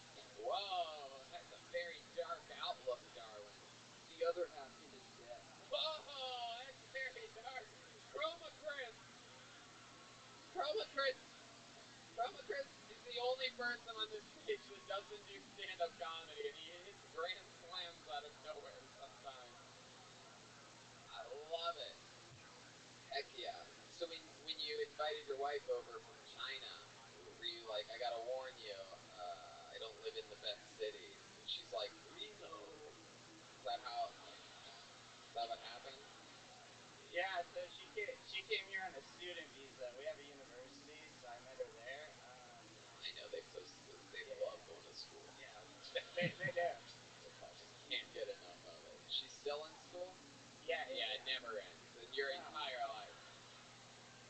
Asians love them masters. Anyway. Wait, what the fuck was that? Brian. Red man. What the fuck? Is that a new sound effect? What? This is what you're working on? Okay, alright. This is your wife calling in live. It's a long distance call from Reno. Is your wife with you here today? No, she is not. I came with my brother. Oh, wow, very cool. Does he have an Asian wife as well? No. Okay. She's as white as I guess. Oh, wow. What do you mean by that? Jesus. Is she whiter than William Montgomery? Look at this fucking guy. What are you talking about? Drew, how long have you been on stand-up? This is my first time. Whoa! That's very good! Very good! Very fucking good! I would have guessed a little bit more than that. That's very impressive. Very fucking cool, man. You really get it. You're a fan of the art form? Oh, definitely, yeah. Hell yeah. Got me through some tough times, but yeah. Absolutely. Us too. How about your life in Reno? What are you doing for work? I'm a scientist at the State Health Lab. Doggy style. Does she ever try to eat herself? It's a weird one. It's a... The fuck was that noise you guys just made? What is that? Jesus. Oh boy. Okie dokie. Haunted, a lot of random sounds coming up. Like what is that one and how does that apply to that part? It's your 10-second long sound effect of what? Alright, yeah. That one I think we just figured out the ending is better than the beginning. That's a little something to keep in mind on that one. Yellow man. Yeah. Wow. So Drew, what else about you, man? What do you like to do for fun and shit like that? You have any hobbies or anything like that? You seem like the kind of guy that fucking likes to sit on a stack of books while reading other books. You know what I mean? You ever make a little book bench? I like to read, but I used to be an emo kid in high school, so. Wow. Yeah. Really? What was like what was one of the more emo things that you ever did? I had some pretty sweet hair like that. I had some colors in it, and I used to take MySpace pictures and get all those comments from the little girls, you know. And when did you start dressing like a South Park character?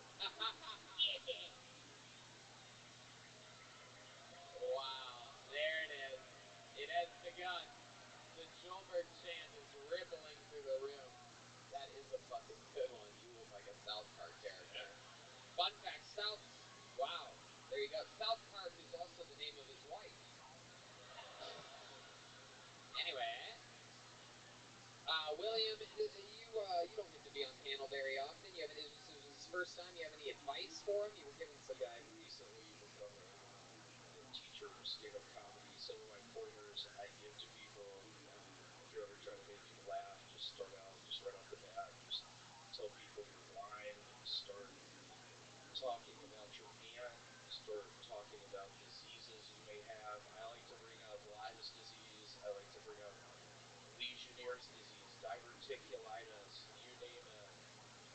Start talking about you working at the Leaking Gym. That's always fun. William, it's very interesting. You tell people to do exactly what you do. A lot of comedians try to sway people away from covering the exact topics and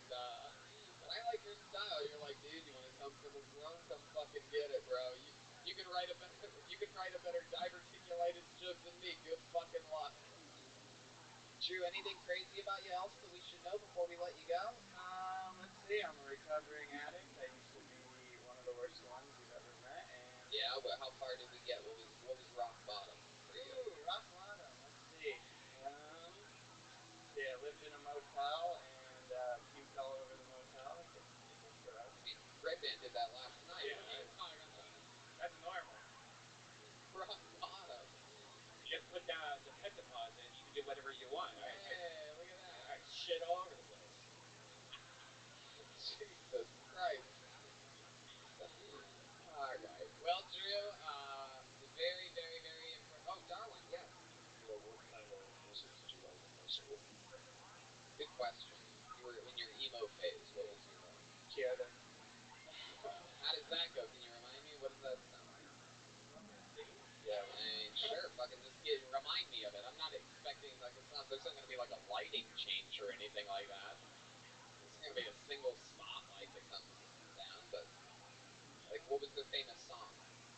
There's no penguins in Alaska. Yeah, I never got into any of that shit. Doesn't matter. How about one more time? First time, one of the better first time sets I've ever seen. Drew Nelson, everybody, did it. Il Tony, that's how you do it, buddy. That's how it works. Bucket or special treat? What do you guys think? Treat? All right, let's do a treat. We have another regular on this show, ladies and gentlemen. Just got added to the show a couple weeks ago. This is his first Phil Tony Mania. We have so much fun with him. He's an unbelievable writer and performer. We're so happy he's a regular on this show. Put your hands together for one of my favorite top young rising comedians in the world, the great David Lucas, everybody. Here he is. Yeah. I don't text ugly girls good morning. I text them good luck. She's like, on what? I'm like, your day, bitch, you gonna need it.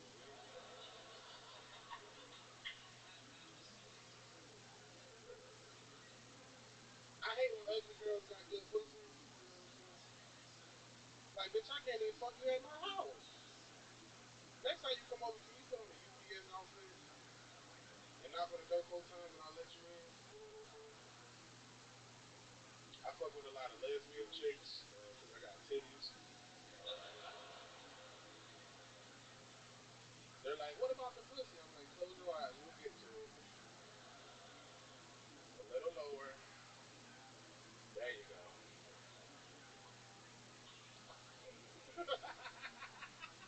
That just made me laugh. Oh shit. David Lucas, everybody. Fuck yeah. David, always a killer. Always straight material. I fucking love it, man. I love your style. How you doing? You been having fun up in here in San Francisco this weekend? Yeah, I'm ready to get out of this rain though. That shit fucking up my hair. That's what's fucking it up? I think your barber fucked it up, man. You act like that just started growing out because of the rain up here. If I had that haircut, I'd be begging for low-hanging fog. Fuck. No, I like your style, though. I don't think white people can get this. Well, white people with dreads listen to Bob Marley. That's true. They do listen to Bob Marley, and they don't shower properly. But you rock that shit, huh? Hell yeah, fuck it. I like it, man. Does it keep you, like, warm at night or anything? I don't know how that works. Like, man, I just literally got bored, and I said, let me try something new.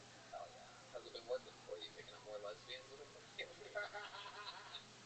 I get more black girls who are, like, into that African shit. Them natural chicks that don't shave. Oh, shit.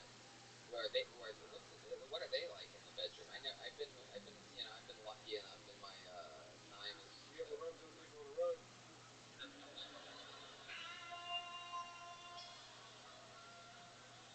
Actually, I have rubbed my dick on a rug. Well, there you go. When you fuck a chick that don't shave. Wow. Alright, well, there you go. David Lucas, you're unbelievable. I'm so happy you're here. What do you say David Lucas joins panel? David Lucas joining panel for the show. Camouflaged out. Heck yeah. Ready for more bucket? Let's fucking go. Let's meet someone else. We already had a first timer. Let's see what happens here. Put your hands together for your next comedian, Eddie C.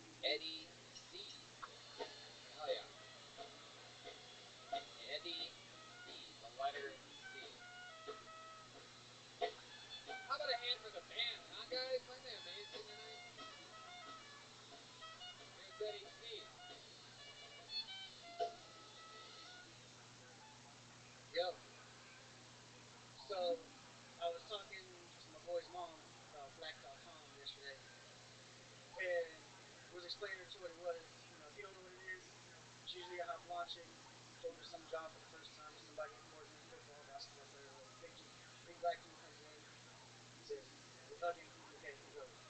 She asks, well, do they have those for Latinos? She's Mexican, do they have those for us? He's like, yeah, no, I don't think so, because first of all, you have to get rid of the high heels. We're not tall enough, we're 5'8", we don't hit 6 foot. So, there's only so much you can do. And our jobs, are black, the stereotypical, black jobs, and stereotypical Mexican jobs are tending lawns, fucking cleaning houses, and how many times can you do that before it stops getting sexy? You know what I mean?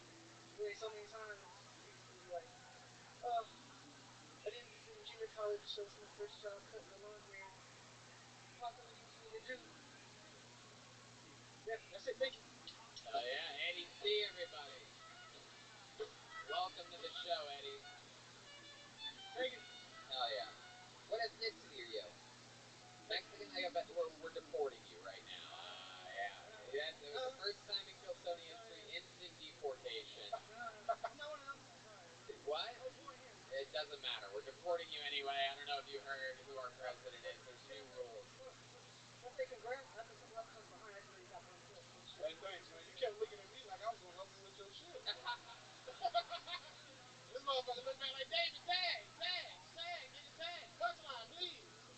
Somebody help me. I want to make sure Facebook gives me or something. Or look. Nah, he was some bullshit, but... Oh, my goodness. Wow. He looks like Joe Pesci and the taco truck owner had a kid. He looks like one of the pet boys. Hey, you got a weed eater or what? You got a weed eater? Weed eater? Yeah. What's a weed eater? I need a new lawn man.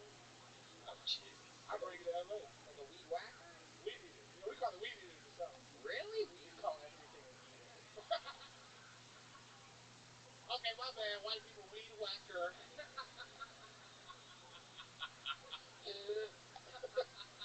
God damn, weed whacker. I've never heard that shit. That is a lot whiter than a weed eater. Especially the way you said it. My God, I didn't realize how silly white people sound. Weed and E-A-T-U-H. Weed eater. Eater? E-A-T-U-H. Eater. Wow. What you gonna do to her? I'm a reader. Hey. Learn something new every day hanging out with you, David Lucas. But this is about Eddie C right now. Look at this fucking guy. Absolutely. Out of his Best Buy uniform right now.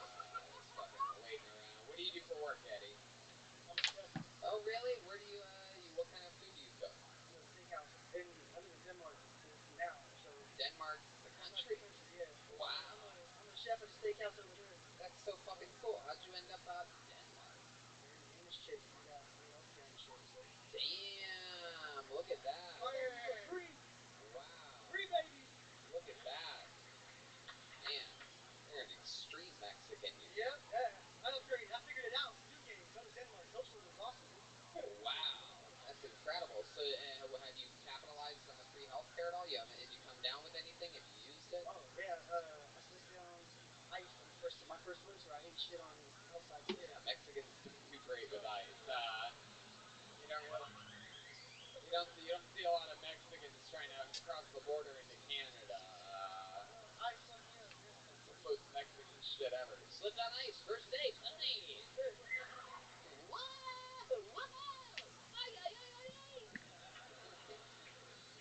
That's incredible. Slipped right on the ice. I was going to cut down my first Christmas tree too. So I did doing some stupid shit like that. Wait, first Christmas tree in your entire life, or are you cutting down your first? Down my first. I was gonna be real sad if you never had Christmas. Yeah. My goodness, you failed at cutting down a tree. How not Mexican of you. Wow. He did trim it beautifully before he tried to chop it down. Use that motherfucker weed eater. Did I use that properly in a sentence? Good shit, bro. Thank you. So, Eddie, what else do you do for fun? I mean, like, Danish wife, where'd you even meet her? She was studying English in San Diego. Oh, yeah. Look at you. What were you doing in San Diego at the time? Yeah, fucking around, going back to the motherland. I know what the fuck you did in San Diego. Secret Mexican. Can't deport me. Have my papers and I'm Danish. Oh, goodbye.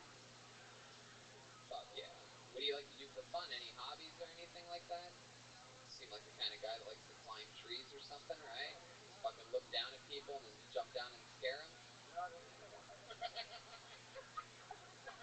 He's laughing. I might be close on this one. No, that's funny. Yeah, no, not at all. Darwin? Are you looking to make any new friends? Sure. Any hobbies or anything like that? Things you do? No, right now I'm just playing fantasy football. I got a Danish. They have free Danish football out there, so a whole bunch of my girlfriends and shit. So, I got 2 little kids, so I'm doing that. What's Danish Trying football? not to break them. Oh, wow. What's Danish football? It's like the NFL, but slower. Yeah. So you have 2 kids with the Danish lady? Yeah. How long have you been over in Denmark? It'll be 10 years. 10 years. So what brings you here? Vacation, visit family. Oh, that's so cool. And you listen to the show while you're in Denmark? Oh, that's A couple years now. awesome. We've always wondered who that one listener in Denmark is. Oh, yeah. Exciting. I've always wondered too. Come off in the map. It's just one little blip. So it's like is drugs legal there? Is there any weird laws that would be shocked? They have their own little Amsterdam and Copenhagen that's kind of famous called Christiania. I'm like famous now in Denmark for talking about that. Heck yeah. Yeah, you can buy weed there and it's okay. They got cookies and brownies and shit, but otherwise it's kind of still. The cats out there that smoke weed, man, they're shitty and dirty. Wow. So, I mean, yeah, the people that smoke weed there are all like, they're not like here. There are no doctors and lawyers like here in Denmark. It's all, 18-year-olds trying to, so, it's not, they don't have really good marketing for it like it is. Right. Working on it. Right. Yeah. Fuck yeah. How old are your kids? 6 and 3. 6 and 3. Anything weird about them? They're born 3 years apart, exactly, to the day. Whoa. 22nd, 27th. Whatever that day is, 9 months before that, you're blowing the fucking, that's the most Mexican part about you, huh? Just blowing those hot fucking baby making loads, huh? Just dropping off that horchata at the fucking Danish bakery, huh? Yes, sir. Fucking baking a fucking little Danish with your little fucking tortilla down there. Last week of July, yeah. The last week of July, absolutely, well, I guess that's not summer in Denmark, but probably the middle of winter. You guys are just freezing your balls off. You have a sore back from slipping on ice all the time.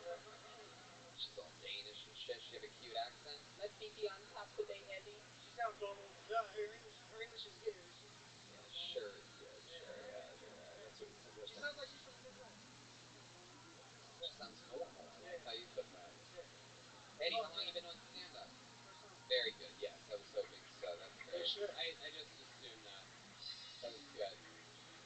Is it something you think you're going to do more of? I mean, I thought about it, but there's no scene out there at all. Right, there's no scene. You could be the one to start it if it's something that you're interested in, you know what I mean? I'm sure with Netflix is so global that stand-up's getting bigger everywhere, especially with podcasts. I don't even know why I said Netflix first, but you know what I mean? Like, it's just becoming more popular globally at a fast rate, and The restaurant has no meeting space that they don't use, so.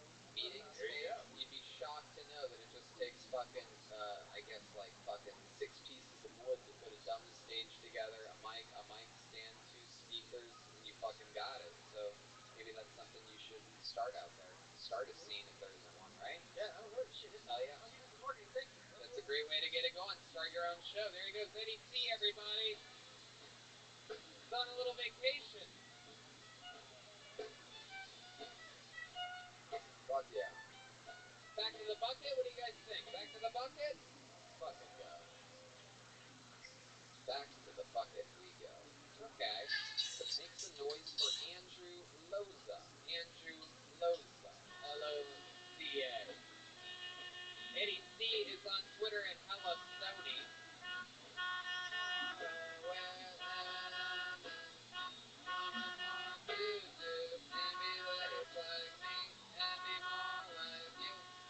Hey, one more time, good and loud for Andrew Loza.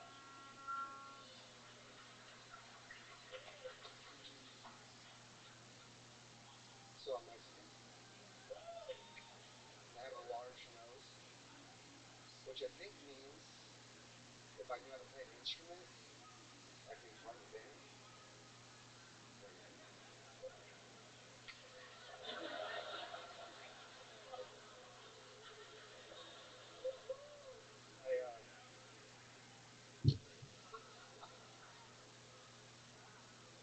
I once almost got a job at a band. The size of my nose alone.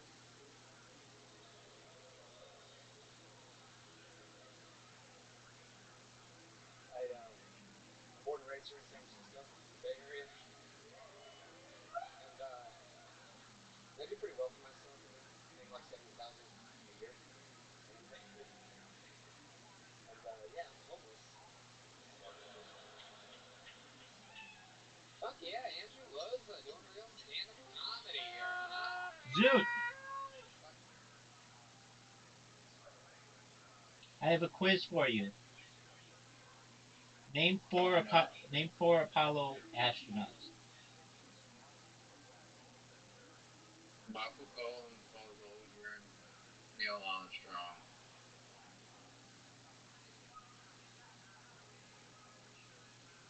I don't remember them. That's okay, it's honest. Are you ready to get your ass kicked in Scrabble/literati? Alright, just for a moment. I'm not good at literati.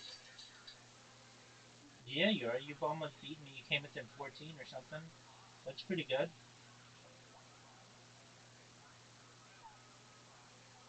I've won 6 games of literati and played 28 games. How many of those games have you beaten me? 0. You'll get there, though. And then when you get there, that win will be better than any other win that you've ever had in any game ever. You'll get me. All right. I can beat Magnus Carlsen in chess. Yeah. I'm like the Magnus Carlsen of Scrabble. Do you think? No, I don't. I'm not very good. No, do you think if I spent 100 years playing chess, 100 years playing chess, like non-stop, like I was just in one room and I did nothing and I had 100 years worth of experience in chess, you think I could beat Magnus Carlsen? Yes.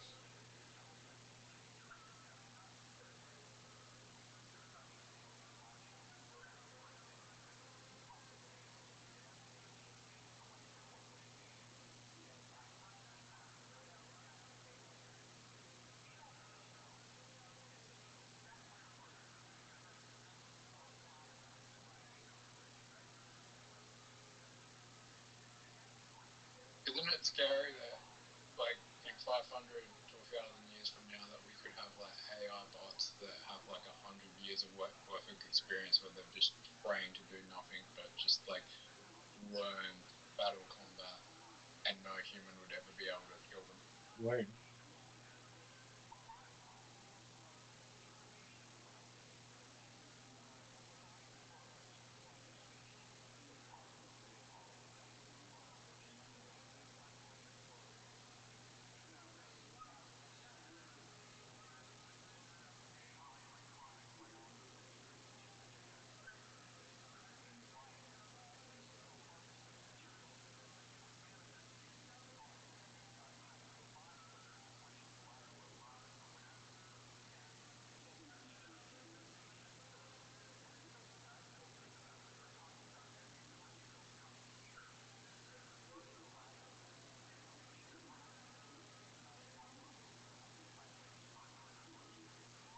Fuck yeah. Does it feel annoying that in one day What's happened over there, Darwin? that there'll be an AI that has more content than you? What did he do? What That doesn't bother me. I have more human content than anything. Andrew, so welcome. Look at that, Eddie C. Look what happens if you keep doing it and you keep working it. You could end up like this Mexican guy one day. Look at that. That was a great set, dude. How long you been doing stand up? First one. What the fuck? Really? Surprising first timers here. And again, I guess a lot of your laughs were sort of off of your realism and awkward timing, I guess. Right? Also, he just said because he had a big nose Word, in dog. the band, he like really shot down my musical capability. It's like, well, yeah, welcome in. You have a big nose too. Hey, Andrew, can I give you one pointer? Yeah, absolutely. Your decks, I would open up them. So I'm single. I'm holding out for a black or an Oriental. Oh, that's actually a good. William just gives away jokes. It's very rare that guests just give away jokes. Very fun. Andrew, how long did it take you to drive here from Stockton this evening? Shout out to the 209. good friends, the Diaz brothers, couldn't make it here. We hung out with Nick last week at the Comedy Store, going to Nate's fight next week, 2 weeks from now in New York City. Yeah. But where are you from? What part of town do you live in? 45 minutes away. Wow, some real Antioch fans over there. Look at that. You guys all come in the same caravan? Yeah. big van, big Mexican van. Oh, yeah. I like that. How old are you? 26, 27 next week. 26. What do you do for work? I work for public transit in Harlem. 30 minutes. 30 minutes. Okay, wow. Jesus. So one lady that likes the jelly. 42. Grape jelly, I meant to say. I fucked that one up. I just got it. You win, lady. You win that one. For David, it's purple jelly. Or red. Andrew, tell us more about you. What's interesting about your life? Any fun facts about you? I like riding motorcycles. I used to pick up dead people for a while. Oh, he picks up dead people. Fuck yeah. William still fucks dead people sometimes.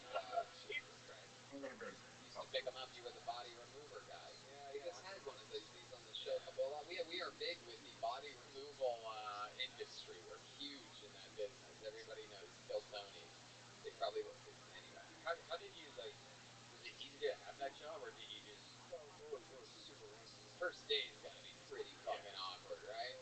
Absolutely. Yeah. Absolutely. Yeah. It was just like I had a buddy that had an uncle that ran a funeral home, so it was. He's like, oh, are they hiring? Keep going. No, the word's together. No. Your buddy's uncle had a funeral home, man. And he's like, oh, do you want some part-time work picking up dead folks? I'm like, all right. So that first day, what's that like? Did you go by yourself to this? You gotta have someone else, right? I was just going along, and it's just usually overload. So like, if you had to guess, 10 plus 10 or minus 10, how many dead bodies you picked up? How many would you guess? Plus 10 for sure. No, I'm saying no. I'm saying give or take 10. How many bodies do you think you picked up? Like 20, 30, 40, 70? It was a while ago, but probably like 25. 25. Was there one that sort of stood out to you? Yeah, the first time I went on a drive alone. So like I went to Fairfield at like 3 in the morning because it was on call. Ooh, Fairfield sounds interesting. One guy in the room was just like, oh shit. Yeah. Fairfield. Are you talking about the Inn and Suites? City up north. No, I know. And yeah, it was the first time I went by myself. Like I already wanted to do. Sign some paperwork, usual old timers like hospices and stuff. Right. You go in, pick them up, start driving back. And then all of a sudden you look in your rearview mirror and you just see. Very close. Very close. Yeah. No. They're like on a gurney in a bag, tied down, and I'm driving. The radio's off at 3 in the morning. Can't hear shit. Shut the fuck up. I'm already frightened right now. You don't even have to finish the story, bro. You got me. Radio off? Who has a dead body in the back and doesn't have the radio off? You know what I'm saying? Broken. Turn it around every now and then I get a little bit. Well, that show's broken. Wake me up before you go. This is the worst day of my life. No, that's not what they would listen to, Darwin. All I heard was. Oh shit! I almost crashed the van. I pulled over. I jumped out. I called my boss. I'm like, dude, what the fuck? Like, I think this guy's still alive. And he starts laughing. I'm like, so fuck you. Like, this guy, I heard some. He's like, no, they might have air in their lungs. You can't breath. You can hear it. I'm like, oh shit! I hit a bump. Yeah.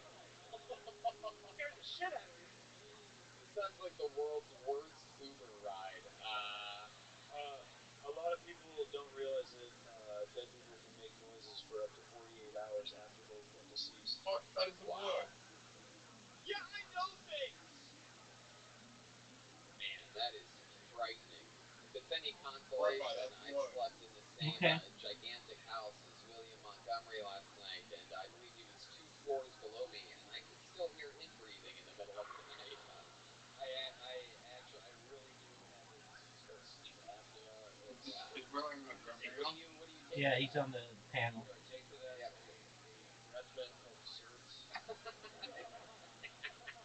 Cinnamon surgery seemed to help my breathing pattern. Well, Andrew, I'm going to tell you the same thing I told a guy earlier. For a Like the first-time most famous set, person very, to ever very be tough. on it. You seem to have a real knack at like being comfortable, and you seem Post comfortable Malone. right now, right? I'm nervous as shit. But when you seem comfortable, and that's Yeah. what stand-up is. You're performing. I mean, nervousness in a way never goes away. If anything, you know, I He think was I on the probably said panel. this before. It increases. You know what I mean? All of a sudden, you're 3 specials in, and now people fucking whatever. You know what I mean? The pressure increases. That never really goes away. But you seem cozy. Was Joe Rogan on? Here, you got it one more time. Oh yeah, he's been on the panel like He's on Instagram. dozens of times. He's on a lot. Pacorr. Do you think Joe Rogan? Special treat? Special treat? Anyone? No, you know, I should have said Joe Rogan. Exciting one.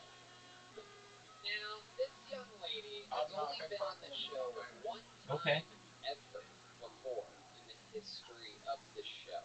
And she let us know when we were on that show that she lives up near Northern California. And she left a good imprint on us. An unbelievable set minute that she had back at the Maynard of the Comedy Store.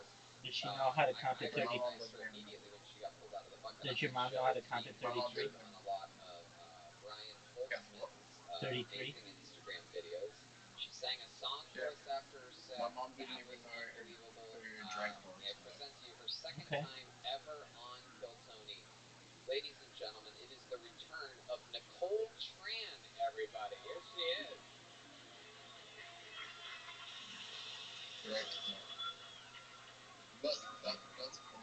Drake songs. Okay.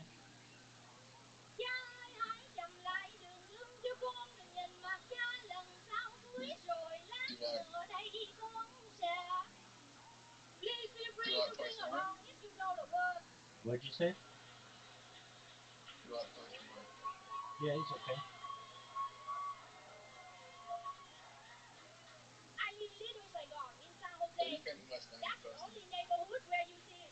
Just ask you that. No, who do you think the most famous person you ever speak to will be? Myself.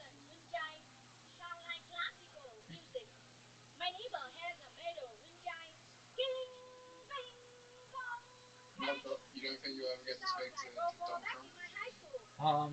I don't know.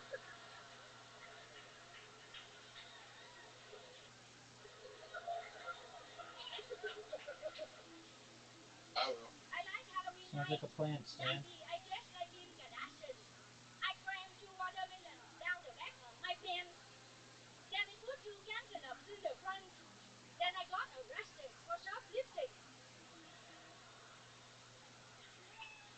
Nicole Tran, everybody! Wow. Your energy is completely unmatched. You are just a little fucking firecracker. Oh, shit. Boy, oh boy. Welcome back to the show, Nicole. This is your second time ever on the show. You made a long drive here today from, where was it again? Where are you from? Oh my goodness, alright. Feel like I just got in trouble. Hell yeah. Nicole, how long have you been doing comedy? 2 years. Fuck yeah. Absolutely. 2 years. That's incredible. You're so good at this. What do? You have a job too? A normal job? I have a part-time job. I do birthday party. Bubble for the kids. Wait, what do? You blow bubbles? Yeah. For birthday party. Oh, damn. I wish I squeezed it out of your pussy.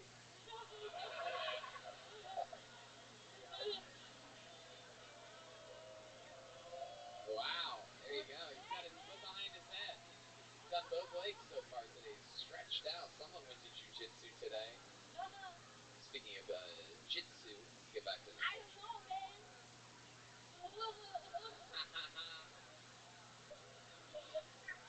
So you do a bubble routine where you go to children's birthday parties and you're able to like make bubbles with wands and stuff like that?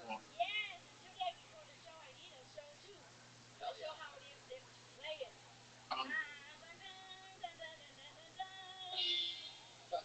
What's your favorite Planet Channel? The original? Let's check in with Darwin over here for a second. Can I just say she looks like a sketch drawing of what a racist white guy would draw of an Asian person. Wow. I like white guys, man, with blue eyes. Ooh, oh, And they cut hair too up there. Dante 91 is putting some You are of a the sweet little thing. Okay. Is that your is that what you've been with lately? Mostly white guys? Blue eyes, man. Wow, you just fuck the eyeballs. I like that. Chroma Chris over there has blue eyes. What do you think about that good-looking stud over there? A lot of people say Chroma Chris is one of the best-looking men in the world. Blue eye and Tommy, he's back for me. That's Oh shit. Chroma, what would you do to this? What would you do to this young lady if you had a chance with her? Oh, he took the mic out of the mic stand. Oh, Chroma, what would be your move with Nicole Tran? I don't know because this is the first time anybody's ever said they liked me. Deep in character. Is it Amy your favorite Fuck Australian? yeah. Nicole. No.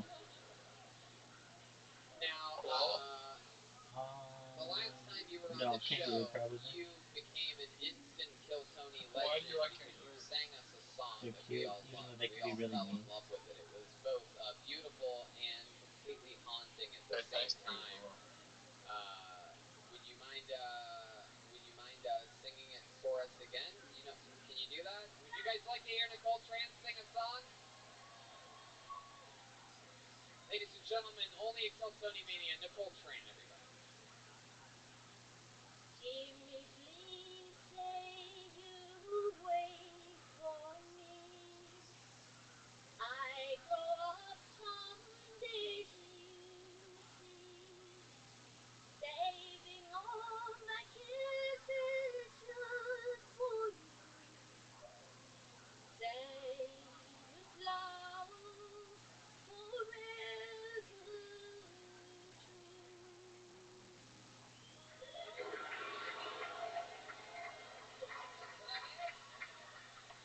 I think there's more. I don't think we got to the meat and potatoes of it. Keep going, Nicole.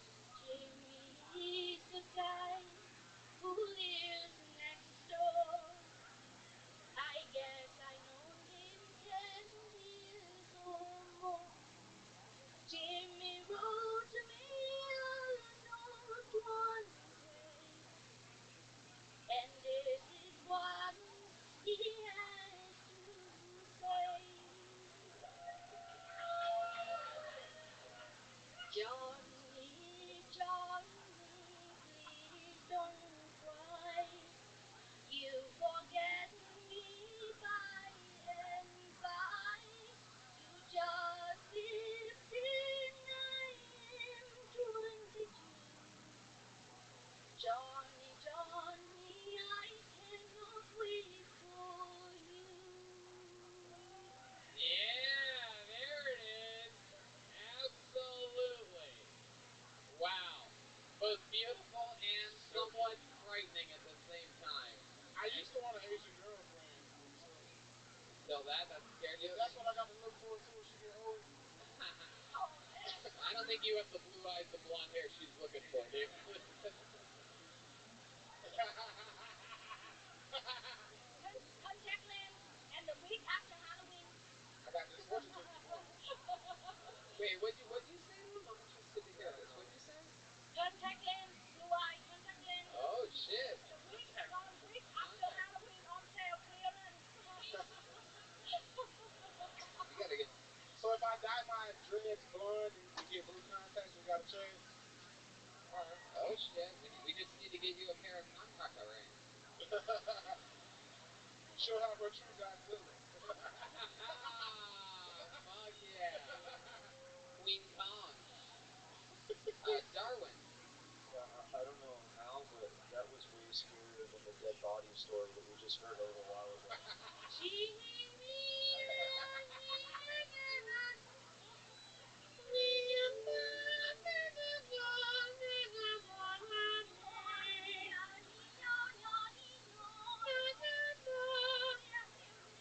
Wow, they are singing together. This is Darwin and Nicole Tran doing a little duo. Wow.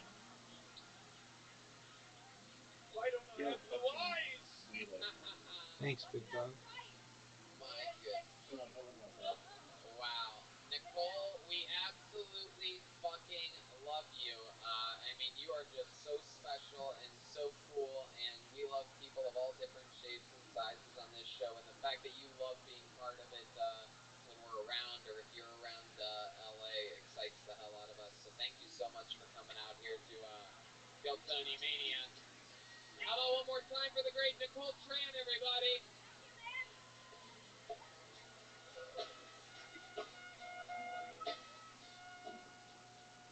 Fuck yeah, absolutely. Be careful on the roadways tonight, everybody. Nicole Tran is just out there, just doing fucking donuts, trying to get around San Francisco.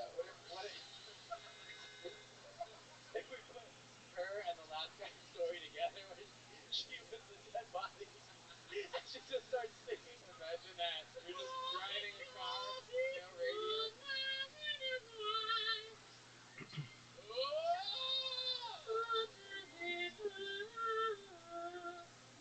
Even after death, getting an accident. I'm not the dead. You just see bubbles coming up into the front seat. Like, what the fuck? Okay. Pull a name out of the bucket. Your next comedian. Anything can happen. Put your hands together for Zach Hordine. Zach Hordine. Ooh. I hear oohs and ahs coming from.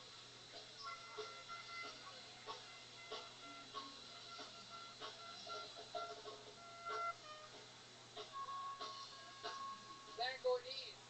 Here he is, everybody. What the fuck is up? San Francisco! Saturday night! Guys, you guys got some great food here in San Francisco. I just got done eating 2 servings of crab cioppino. So, comedians, I apologize. Yo, dog. Microphone smells like crab. I assure you, it wasn't Nicole Tran. McDonald's Monopoly. Yeah, McMillions? Yeah. Shit, that just Isn't that some shit? right there. So, I'm a good guy, and I just adopted a dog, a little five-year-old dog, and you know, they say that your dog eventually takes on its owner's personality.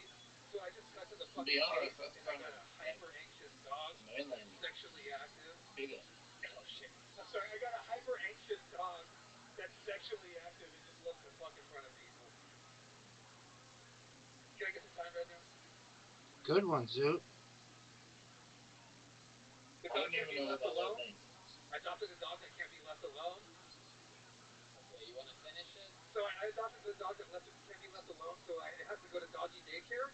So on top of the high rent in San Diego, I gotta pay $200 more a month. It's fucking ridiculous. You want to finish it? Zach Hordine, everybody. Oh! You don't need to yell in the mic. Don't yell too loud. Fuck you. Look at you. You're a goddamn animal. Yeah, I try. You know, if I don't have material, I might as well have some enthusiasm, right? Hey, something like that. I guess so. First time doing stand-up? Yeah, first time. Absolutely. Fucking better, dude. Thanks, big dog. Thank you. Oh, yeah. Welcome, welcome. Now, this is interesting. You said a lot of stuff. Face the audience. Oh, I'm sorry. Stop pacing around like a fucking dirty meth head. Pull your pants up. Jesus Christ. Just relax for a second, Zach. Just relax. So, let me get this right. You adopted a dog, so you're saying that you're anxious? Yeah. And sexually active? Yeah, hypersexual and have high anxiety. What do you mean by hypersexual? What do you mean by I that? enjoy sex. The dog enjoys sex in front of people, and I also enjoy a lot of sex. Do you have sex in front of people? Sometimes. So how long have you been down with the sickness? Oh. So when do you have sex? There it is. There you go. Full circle there. Never saw that one coming. So when have you had sex in front of people? I wouldn't say Was people. this on which episode of Mythbusters was this? It wasn't, I guess, not technically in front of people, but more on a webcam kind of thing. That was a previous relationship, though. We don't need to talk about that. No, yeah, let's talk about it. You brought it up, idiot. What are we going to talk about? Your future relationships? We're going to talk about the I hope so. when it's just you fucking your dog from behind and no one's watching? So what do you mean? Why don't you want to talk about your past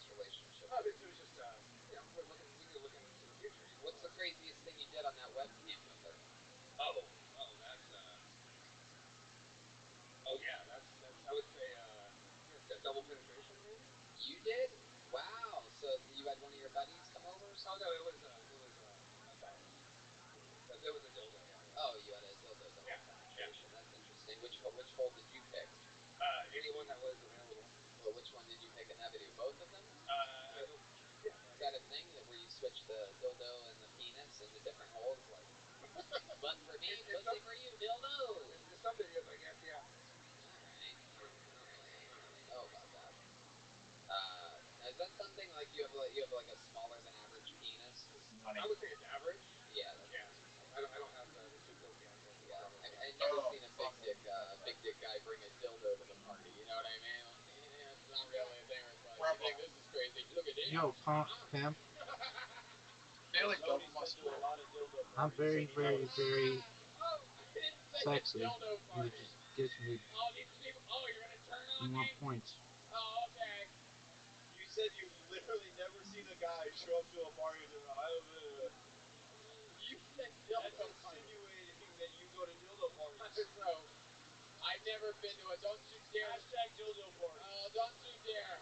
Don't you dare. Don't do it. No, don't do it. I love it. No, don't do it.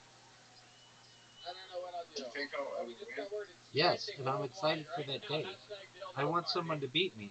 Is that what I thought I might be better than like some people, but I didn't think I'd win 56 games in a row. How about your butt? Anything ever been up there, Zach? Yeah, as of recently, Yeah, we explored that area. What's the craziest thing you've ever put up Perhaps. there? What are we talking about? Oh, my mom's here, so we can't. No, just a finger. Yeah. Put your mom up there? What game do you think I'll be world champion in? Your mom's actually here. Losing tonight. and Scrabble. Is that true? Yeah, fuck yeah, it's true. I wanted to see her. All this fucking madness that goes on. Do you think the Your person mom have who a good invented sense of Jason humor? is Oh, not absolutely. She's a cool person. How old is she? 62, 63? I might have some questions for her. Is there any chance we could get her up here, you think? Oh, yeah! Let's get Zach Ordean's mother up here right now. The place is bumping, the crowd goes crazy. Shit! Look at this. Let's invent our own board game. Shit! Look at that. Holy shit! We're working on it. Footage of this one. Holy High-fiving people. What's it gonna Let go? her through. Hello. Rabbi Sexy. Jesus fucking Christ.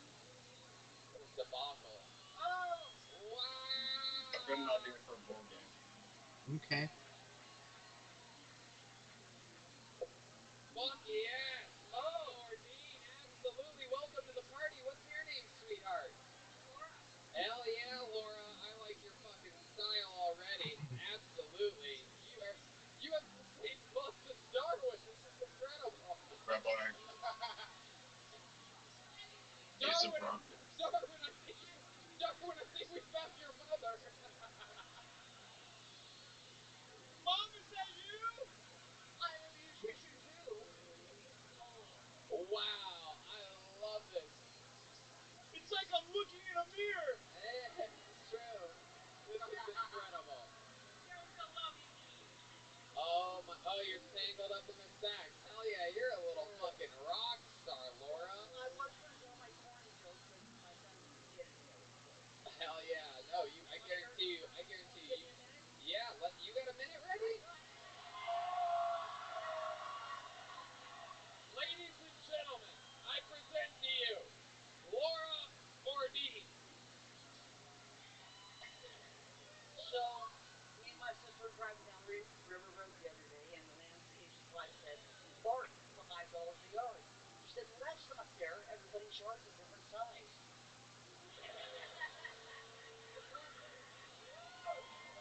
You have another one? Yeah. This crowd loves you. You can do anything right now. Absolutely. So my stupid sister comes over for dinner the other day. Oh no. And I was cutting up a pimento for the chicken on the cane or whatever I was doing. Oh, Zoot, you just screwed me. Pimento? And I told her. She said, yeah. She said, I didn't what screw will do you. with the olive? Oh my goodness. You are How did I screw you? What the fuck? How dare you? Who's that? Where's this piece of shit at? Think you have a better minute, you motherfucker? Kidding. You just keep going into I'm it. gonna It beat never you. ends. Let's see it. Another chance! Laura Ordean, it's incredible how much funnier you You are know where than I'm your putting son. me? Where do you think you got it from? I don't know. It's incredible. Normally it's a sad situation when a mother has to bury her own son, but Yeah, I see. I see one place. you are so great at public speaking. It makes sense to me because for the listeners, she looks both like Elizabeth Warren and Bernie Sanders together. I mean, you would win the Democratic ticket in a fucking heartbeat. I guarantee it. I'm all for that. I love it. What have you been doing your whole life? Any fun facts about you? You retired now? My mother was a hippie here in San Francisco when I was growing up, and I remember seeing Janis Joplin at the old Family Dolls.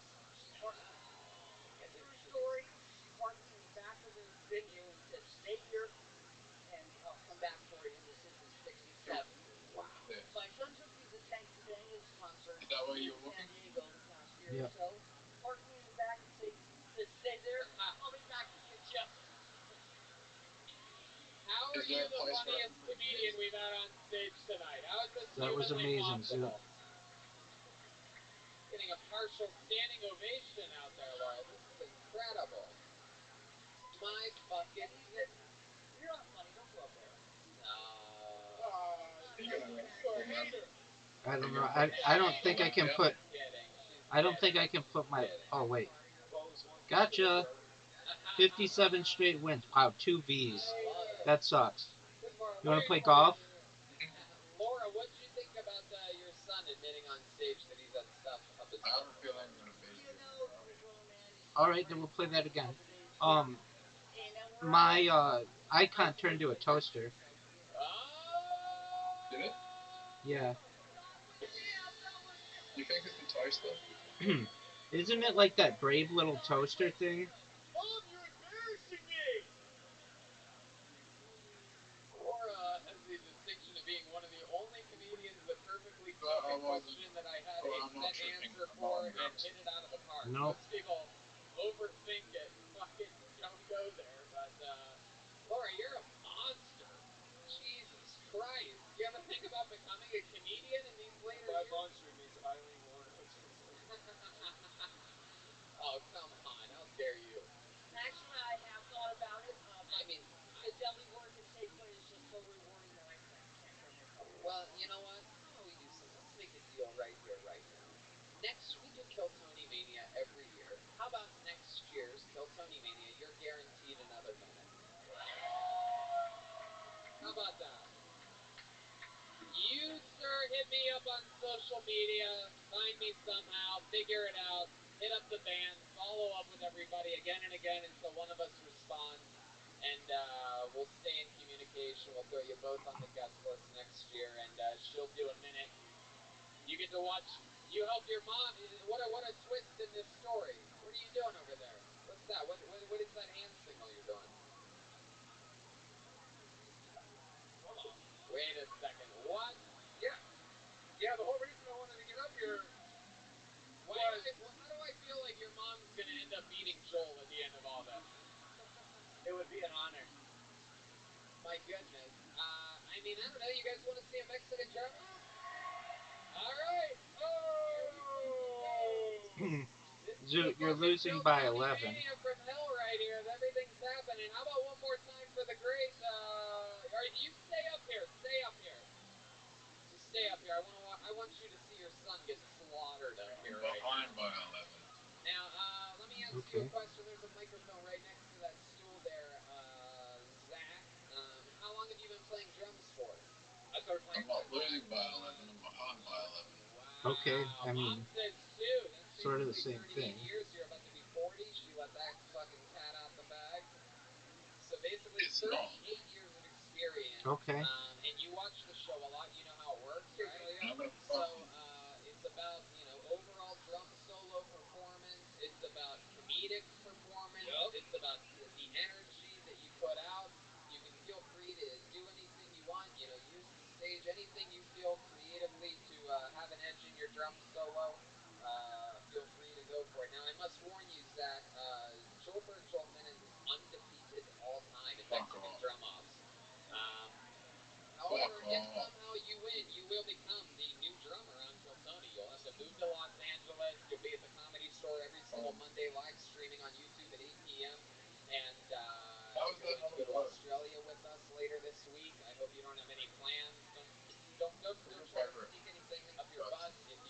I am.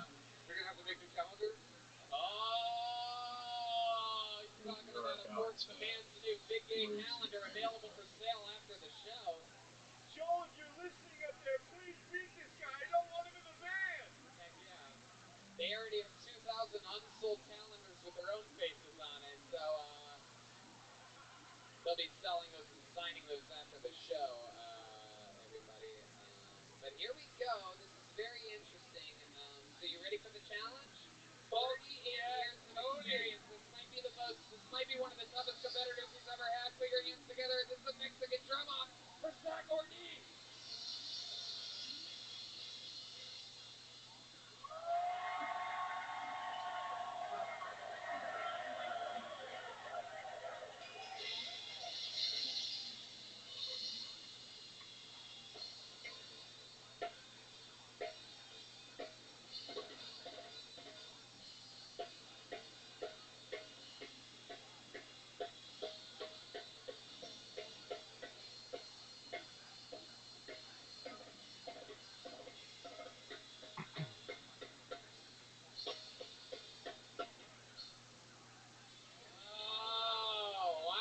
Wow. Zach Ortiz. Very good. He threw his shirt into the audience right before he started. Somebody threw it back like it was a home run ball from the other team. Put that shit back on. That was pretty stiff competition, Zach. How do you feel that went for you? Feel good about it? I could have practiced a little bit better, but yeah, that was pretty good. Next year. Hey, well, no, your mom might have a chance next year, but you're not coming. You're not going to be on next year. All right, so ladies and gentlemen, this is the moment you've been waiting for. Undefeated all time. He takes this very, very seriously. Let it be known that what we say is true. You decide this, everyone. I see people sometimes like, oh, you guys always, I think Joe lost that one. I see these dumb things on Twitter sometimes, but it's the audience that decides. It's always heavily in his favor. So let's see what happens here tonight. Ladies and gentlemen, I present to you, defending his throne, undefeated all time for you, here live at Kill Tony Mania, the one and only Joel Jimenez.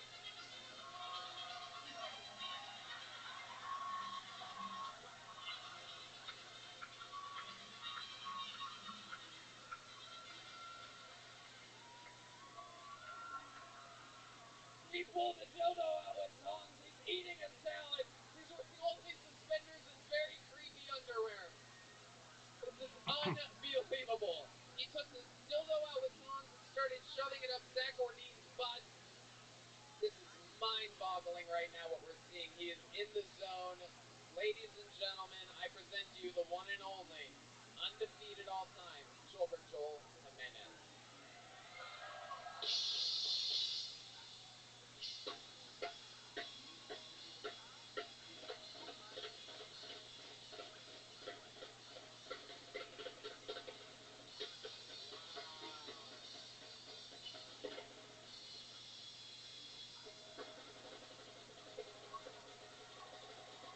Wow! Holy shit!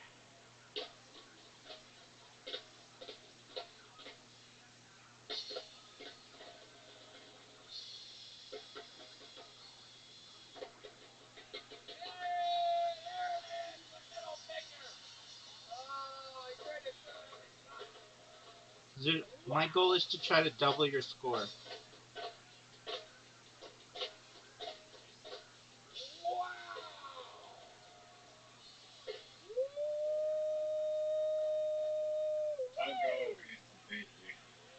Okay. Unbelievable. You think I will? No. He just kissed it. He kissed his mother. He kissed his mother. You're already on something else. The whole place. Yeah, but it's easy for you to make a comeback. He's putting his foot behind his head on the stool. And the cartwheel. And he's spinning around. Oh my God. Is this a what? Oh my God. The entire room is on their feet. That might be the best one ever. Do I? Relentless. Joel Jimenez. The crowd is in chaos right now.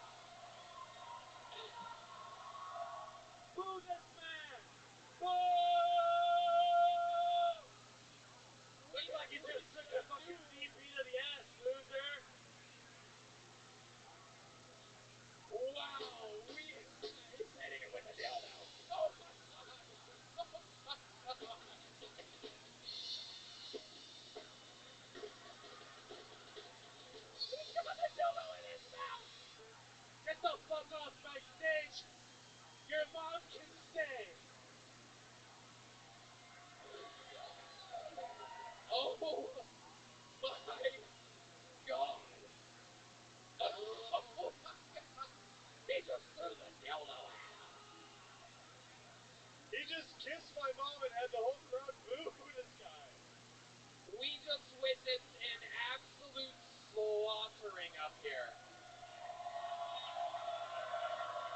Leave it to Joelberg to say. No. Get the fuck out of here.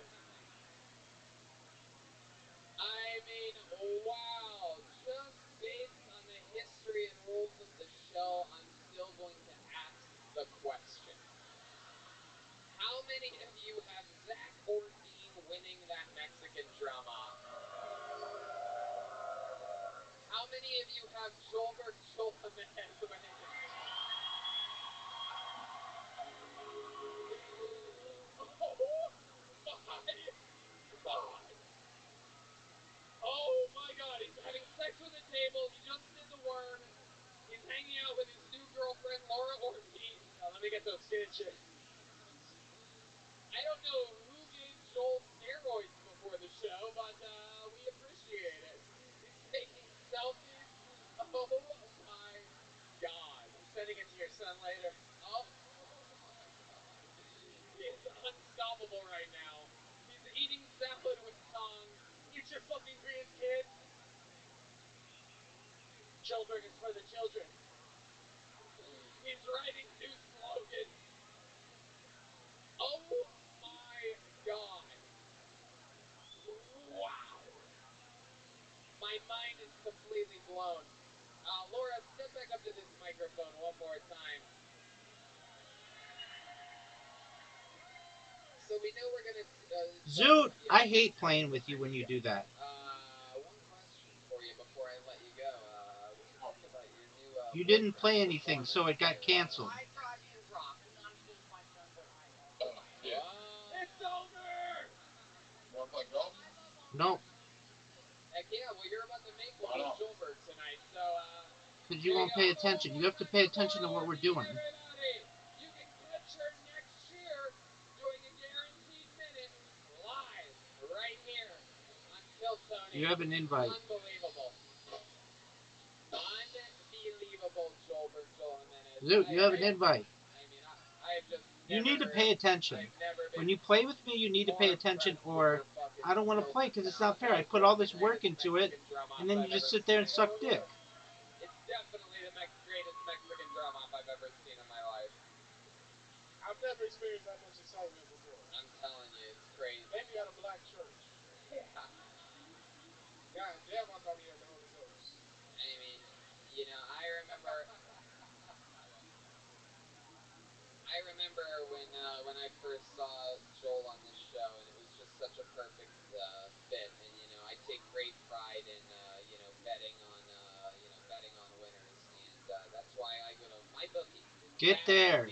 Get there. When you win, let's face it. Where you're betting is just as important as who you're betting Dude, I on. still beat you on this hole, even though I went in the water on my first shot.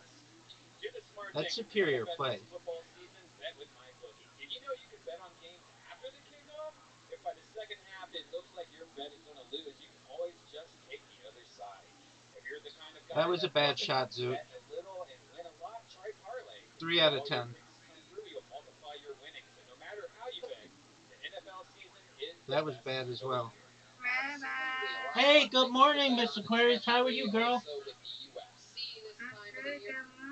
Good morning. How did you sleep? I slept wonderful. That's what we love to hear. Are you all refreshed? Yeah. Now I gotta get this music together. All right. Well, you take care of what you need to do, and we'll talk to you tonight, hopefully, and play some bowling, okay? Alrighty, see you tonight. Take care, Miss Aquarius.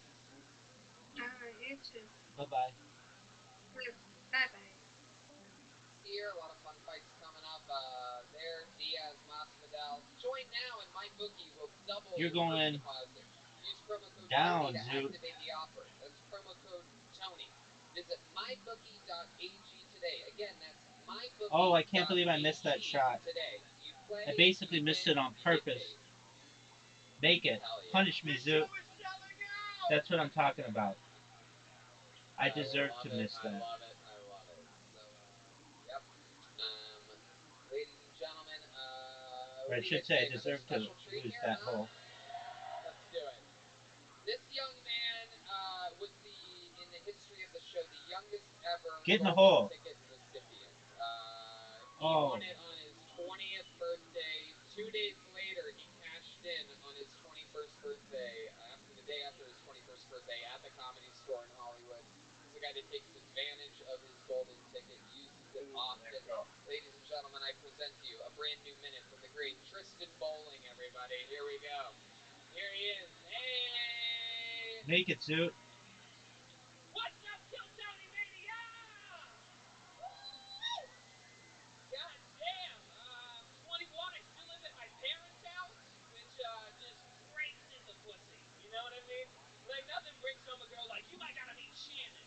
Like, Wow. like she'll make I you might be promise able to to get have it in fun 2 on this hole, like, that's which seems like it would be a record. Like, my mom's not a good hype man. I wish she was. Like, I would, more than anything, I wish my mom would just, like, knock on my door when I got a girl over. She's like, yo, lasagna's for dinner. Crush that pussy for me. You know? Just, like, crip walks downstairs and shit like that. It'd be fun.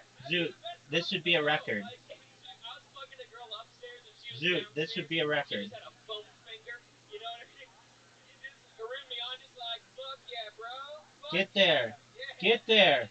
Zoot, we have a record. What's Do you up? recognize that you just witnessed perfection? What's up, bitch? What's up, huh? Yo, when he sucked on my titties, it meant something. How about that? Yes.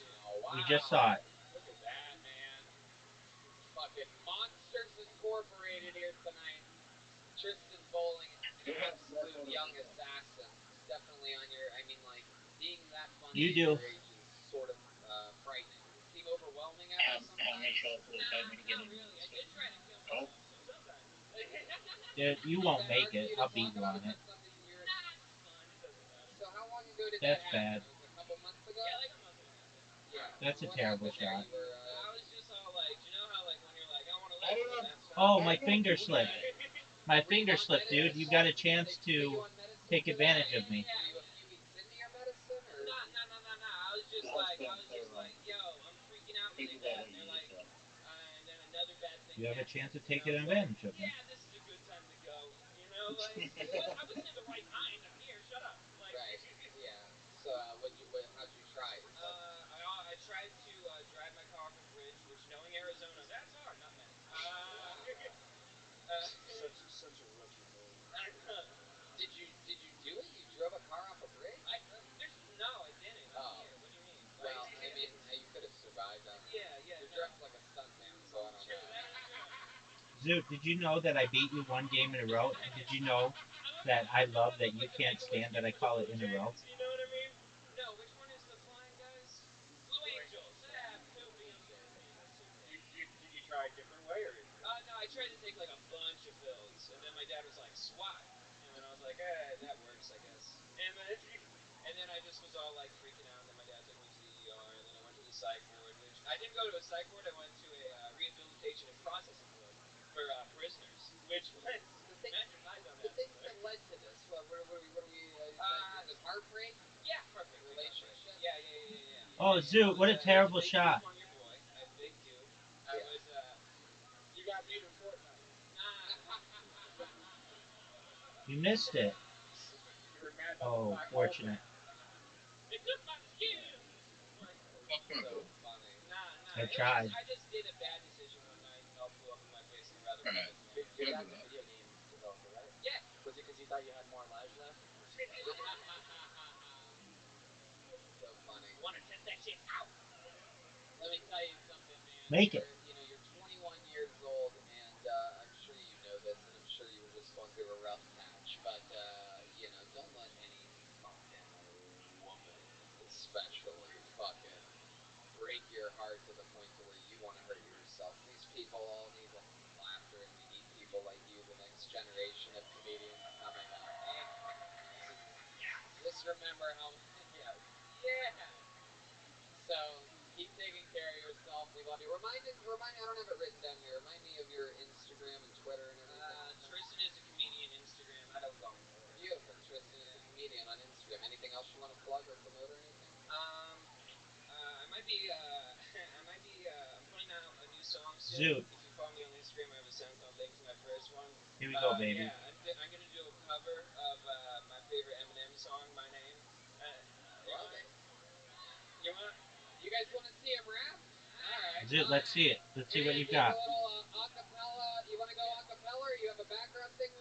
Like, do you want to maybe some, let's go those, like, 150, like slow. Yeah. Oh, Okay, shit. okay. It's Tristan Bowling. Tristan Bowling is the comedian on Instagram. Hey, Rabbi. Let's see if this is fun. Let's have fun. What up, pimp? Alright. Look at this shot. I see motherfuckers crystal clear, I am clarity.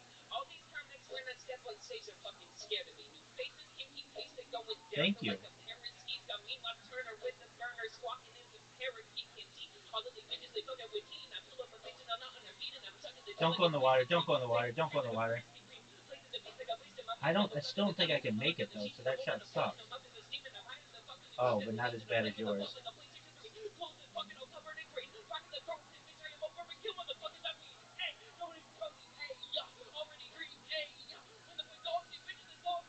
Oh, Zoot. Zoot, you could make it. You could make it. This would be like the longest shot in the history of the game. Longest shot in the history of the game. I mean, And you got it. Fucking shit. Count it. What a goddamn little bundle Good of job, talent Zoot. you are, dude. You are no good at I mean, my fucking goodness. Well, Yes, I'm at a Darla. disadvantage going second. Or going first. Wow. They call me Stephen Walking, bro. Hey, look at that. Alright. You know what, Tristan? Why don't you come join panel with There's us a high for the end of the show? Oh, one more time for the great William Montgomery, everybody! Fuck yeah. Okay, that was a good shot. Joining the panel. How exciting. What do you guys think? Back to You the know why bucket? that was a good shot? Why? We got a lot of momentum. I almost Because no matter where the hole is, I can get it in. Somebody's first time doing stand-up or some shit after That's following incorrect. I mean, Jesus. Now. Bourdain, my new favorite comedian. Now I can't get it in Sitting very there. easily. All Now right. I'm in a terrible He's going to be your next comic, Scott, Nevada. Scott, Nevada. Good news is... Let's see what happens here. Here he comes. This is really annoying because I want to know where the hole is. Nevada. One more time for Scott, everybody. Yeah, we got to go on after that. Got to move the mic stand. There is a high chance we will not know where the hole is. From San Francisco. Oh, no way. From here. I'm from Bernal Heights. One thing that's different. Can you get it in? Downtown, I was walking down the street, seen this lady. She's bent over, she's touching her toes. You're a dick. Yeah, but I gave you the hole. Turns out she's just in a deep heroin mouth. You could hit that tree, though. You did. Oh, no. You're guaranteed a win. My girlfriend cheated on me one time with a guy who had no arms. He had hands, he just didn't have arms. She told me. Why is it always... She felt bad. I swear the last 3 nights... And you never will. Someone's girlfriend's cheated on me. She's really nice.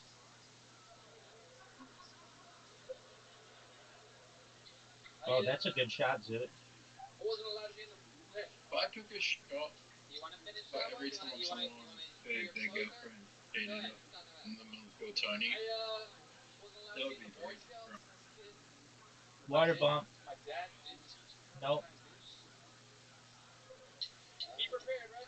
There you go, Scott, Nevada. Alright. I'm gonna do some facts. You're gonna hit my ball. First of all, how long you been doing stand-up? First time. Hey! First time, long time. First time, long time. Hell yeah. Welcome, Scott. Hey, I'm a big fan. This is super weird. Thank you. I love it. Well, you're in the middle of it. Okay. Oh, my finger slipped. I like slip stuff. Fuck yeah. Be my wife. And like that, I just win. I just took the win. Where's your wife at? You have a hot wife? I feel like you have a still hot hot. wife. That's okay. You seem like the kind of guy that would have an unbelievably hot wife. Really? Like way out of your league. You're way out of your league type of hot. For sure, she is. Yeah. So I'm parked Yeah, now. let's talk to Darwin first. Can I just say I like this It's still like in the big city, big dog. I appreciate that. Hey. So let's I have some fact checking that I want to do here, Scott. 1.7 million in 3 months. So is that true about your girlfriend cheated with you? That's just unrealized profits, dog. Get the fuck out of here. Like a dolphin.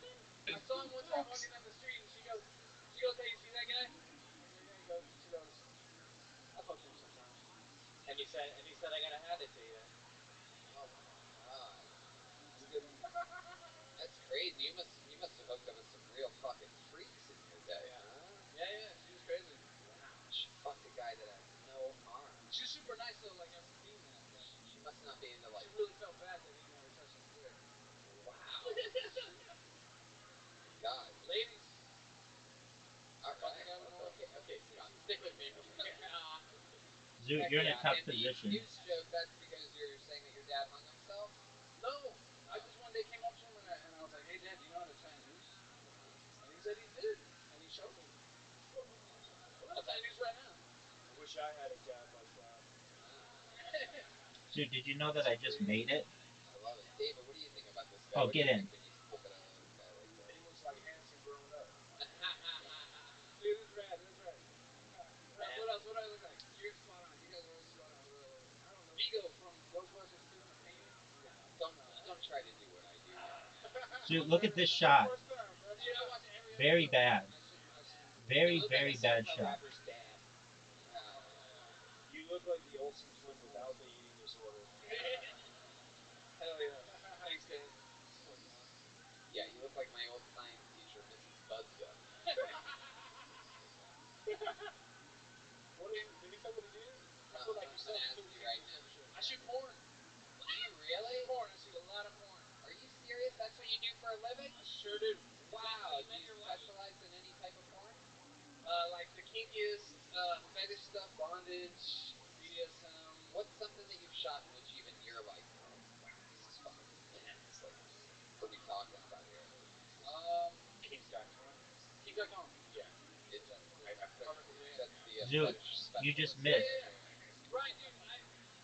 I had this whole joke about squirting. Stick with that. Yeah. Stick with the question I just asked you. Craziest thing you've seen, most intense thing that you've ever shot as a porn director. Probably like a 7-on-7. Jeez, what is this, a basketball game? No, I used to shoot. Was it blacks.com? I used to shoot for a wrestling site. It was girl-on-girl wrestling, sex wrestling. At What the the end fuck of is sex wrestling? That sounds like it'd be my favorite thing of all time. It's good. Do you like it?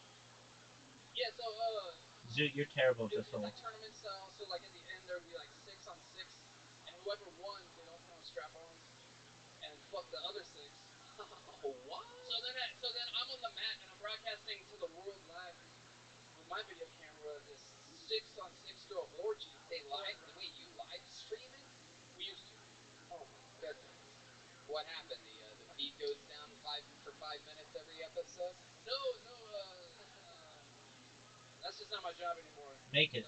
That was my job. I've shot a lot of porn. Dude, I'm gonna beat you here. That was one of them. Heck yeah. What I don't get is like, how do you decide a winner?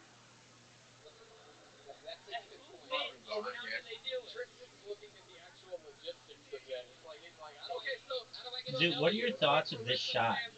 I mean, do you know how good this shot is? Zoot, do you know how good that shot is? But Zoot, do you know how good this shot is? What about this one? Zoot, do you know how good? Come on, baby. That's garbage. Or like, what are we talking about here? Yeah. They give them cute names. It's I'm all in like, agreement. performers from like LA and stuff. Get there. It's still like cute names. It's like, Oh, Yeah, why your the fuck would shot you lie was about that? bad. Oh wow. I'm not lying. I've been shooting porn for like 7 years. Now you've got the perfect shot. Yeah, I've been shooting a lot of porn. Let's see you make it. Big dog, let's see you make it. Brian looks like easiest shot some weird reflections in people's eyeballs and stuff. I don't know if it's that easy. Like, look at that guy. That But, looks like an older grown-up version of me. oh, come on. Come on. Can you believe that I missed that? What do you mean you've been on stage a million times?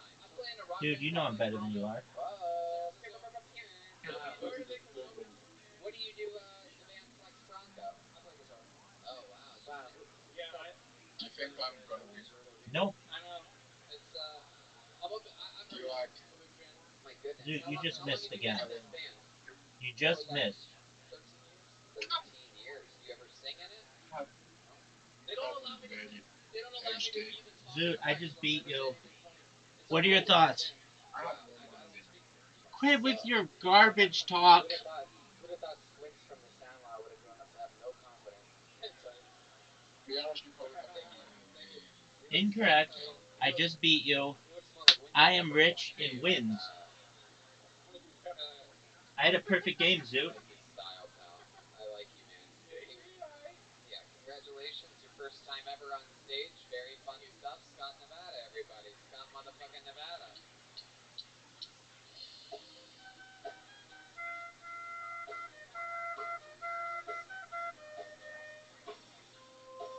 We're running low on time, and the next show's scheduled to start at 9:45, which is 25 minutes from now, with the room needing to be emptied and reset again. But you guys think we should go to the buffet one more time, huh? Real quick.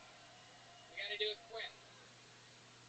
All right, here we go. Back to the bucket we go. And your final comedian of the night here at this amazing, I loved this episode of Saltoni, goes by the name of Artie Valenzuela. Artie Valenzuela will be your final comedian. Here we go. Let's see what happens here. Hell yeah. By the way, we're going to be doing a little meet and greet after this show, but if you're coming to keep playing, guys, it's all good. But if you're coming to both shows, go to the meet and greet for the second show. That's very important, so that we can turn the room as fast as possible. One more time for Artie Valenzuela, everybody. Thank you. How's it going? I've been with my fiance 12 years. We're getting married next year, guys. Thank you, thank you. I don't know about any other long relationships that are out here, but I almost feel like I could talk to my lady without even saying a word, like telepathically. Does anybody else get that? I'll give you guys a scenario. So there was this one time I was at the community pool. So obviously there's these horrible kids around me, right? And there was this kid probably between me and you. I'm looking at you, so just fucking stay with me, okay? And he was eyeing me, right? And already I'm irritated because he had his goggles on above the water. Like, take the fucking goggles off. You're in the regular world, right? But he's staring at me, and I'm not looking away because I'm not losing that way. You know what I'm saying? So he's looking at me, and he's like, There's this guy. Okay, so I spam the absolute shit out of Blue Sky, and people tweet about it, and or you know what I mean.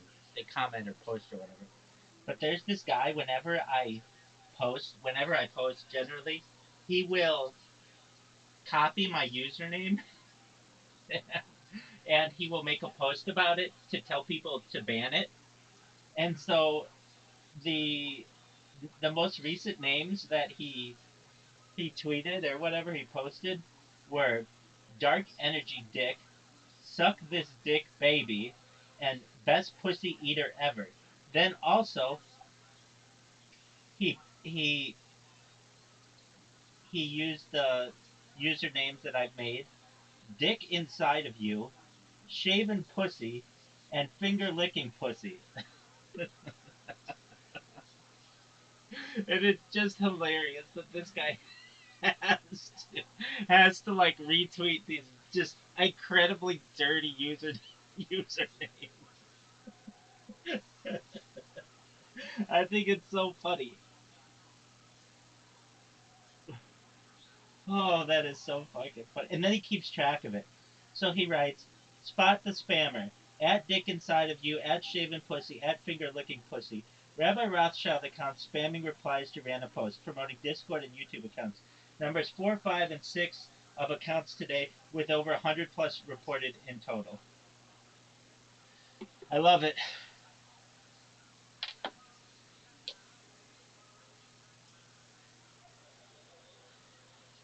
"Are you a midget?"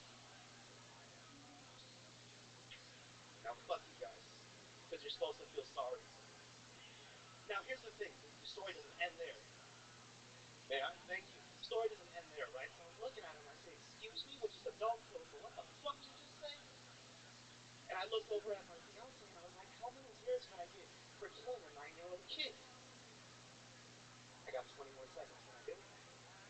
Fuck it. Christ, dude, it's so long. It's so long. How does it end? What the fuck happens? You know the big punch is that he says it again, and then I say I want to adopt a 9-year-old kid to come fuck this kid up. Okie dokie. Artie Valenzuela. I tried. Thanks. First time doing stand up? Oh fuck no, but thanks though. Yeah. I just started. I started in March. Oh, okay. Well, that's good enough. Fuck yeah. You're the funniest Down syndrome comedian we've ever had on this show, for sure. One of the top 4, at least. Yeah. I've never met a gopher that speaks choose the day. Yeah. Jury duty outfit. What brand are those shoes? Groundhog? Yeah. You don't want to do any weed eating with those shoes on. No. What do you do for work, Artie? I work for the state. Oh, boy. Workers' compensation. Fucking narc you are. Yeah. Oh, yeah. What do you do for fun? For fun, this shit. Other than that? For fun, probably, Not ride roller coasters.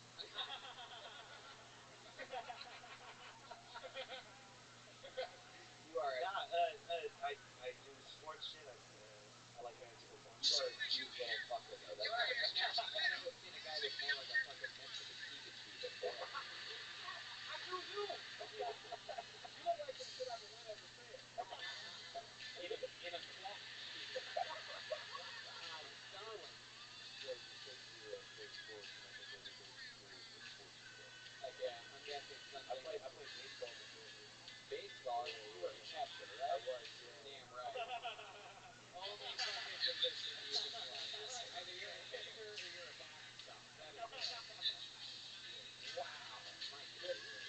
For 12 years, huh? Yeah. So, did you end up playing on a higher level than high school? No, it started at 7, and then I got. I mean, you probably, by the looks of things, you probably went to low school, huh?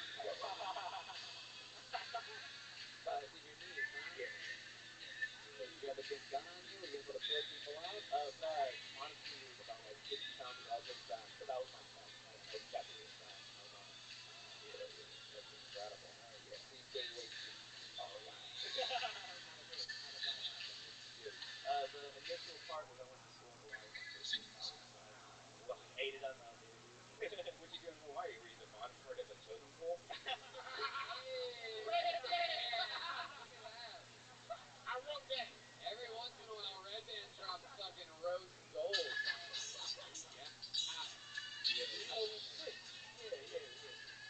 I love it, Artie. We're running short on time, and you're running short, period. So we're going to fly through and finish the episode. How about one more time for Artie Valenzuela, everybody? He's on Instagram at Artie Valenzuela.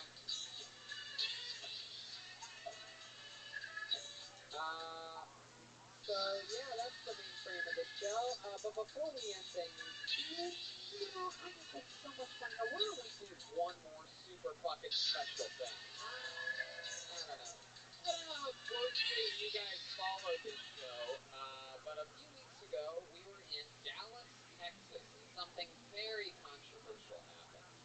There was the return of a young man who was lucky to get pulled out of the bucket a couple times that we absolutely love, and we had him on as a special treat. Of course, he is a Kung Fu world-class athlete, and during this episode in Dallas a few weeks ago, That bitch wanted this dark energy dick. Water bottle off of Jeremiah's head, and Jeremiah ended up getting kicked in the head at full force. It went pretty, semi-viral on the internet, along with the hashtag dildo party, and but believe it or not, all the way from Texas here tonight to do something special for us. Make some noise for the return of. Oh shit! How many of you want to see this guy kick some fucking wood, huh?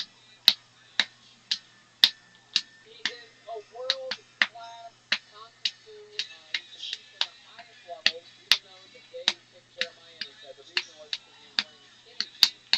Tonight he's wearing actual sweatpants, and what better way to end the show? Oh my god, are you sure you can get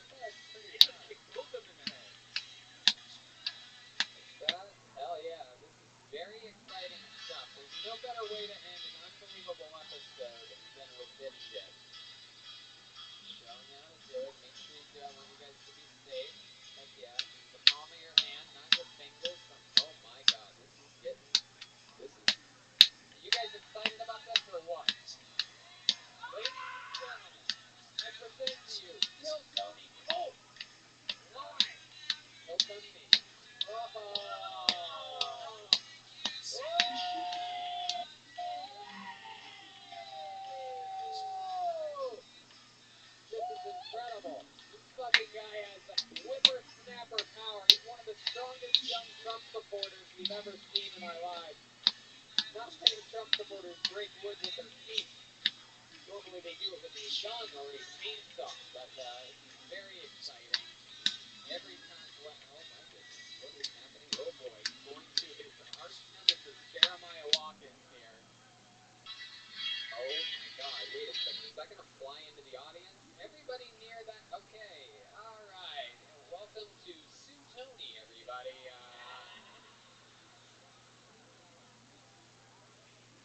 He's saying just dangle it or something like that? This is frightening. Let's see what happens here. Oh my goodness. Oh, fuck. Stay there, Jeremiah, don't move. Here we go, here goes, oh!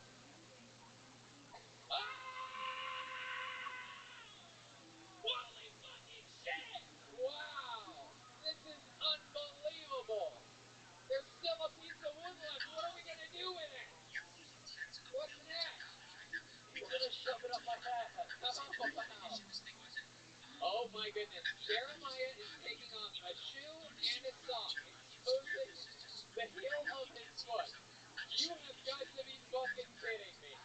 Kill Tony icon, Jeremiah Watkins, stretching it out. I do believe this is his first time ever trying to break a piece of wood. Yes, he's telling us yes. It is indeed his first time trying to kick through a piece of wood. Colt's showing him the way. And here we fucking go. His first attempt ever at kicking wood.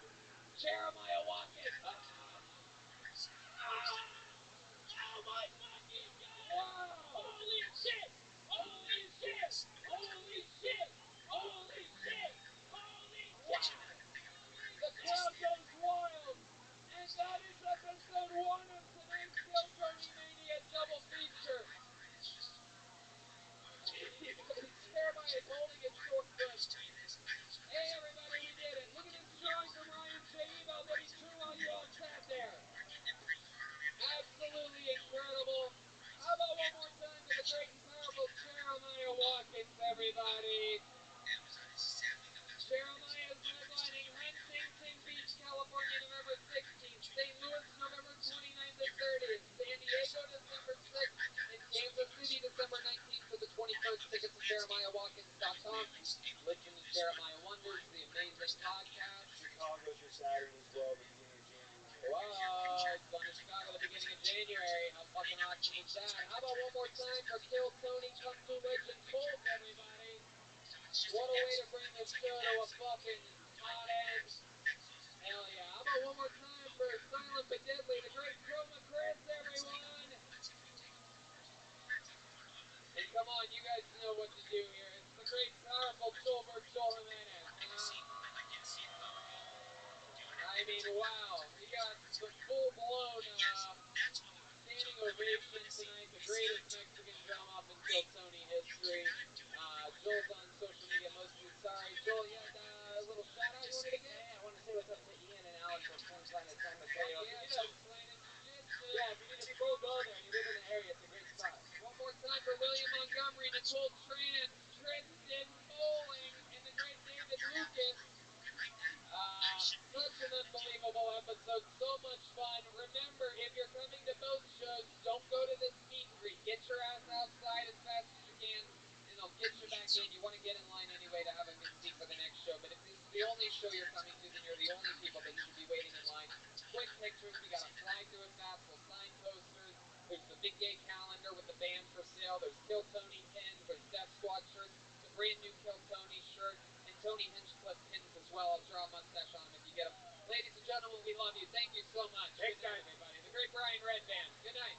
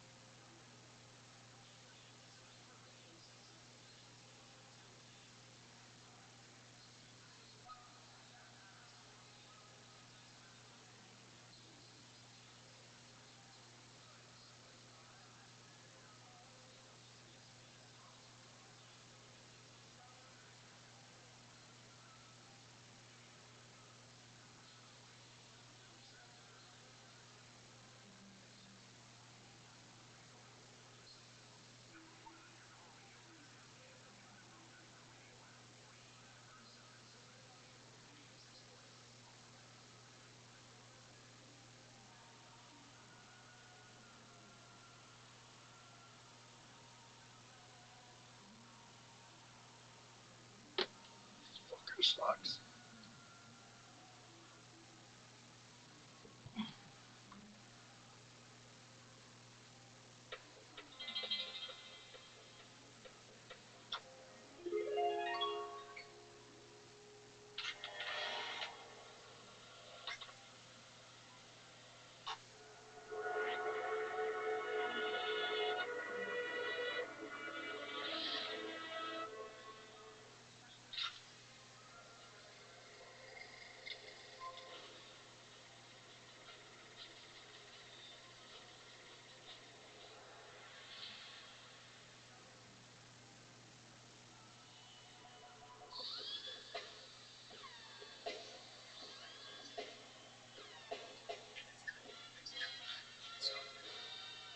Hey, this is Rabbi coming to you live from Kill Tony Mania 2! At Cobb Comedy Club in San Francisco, give it up for Tony Hinchcliffe! Yes, San Francisco, it's Kill Tony Mania Night 2, show up!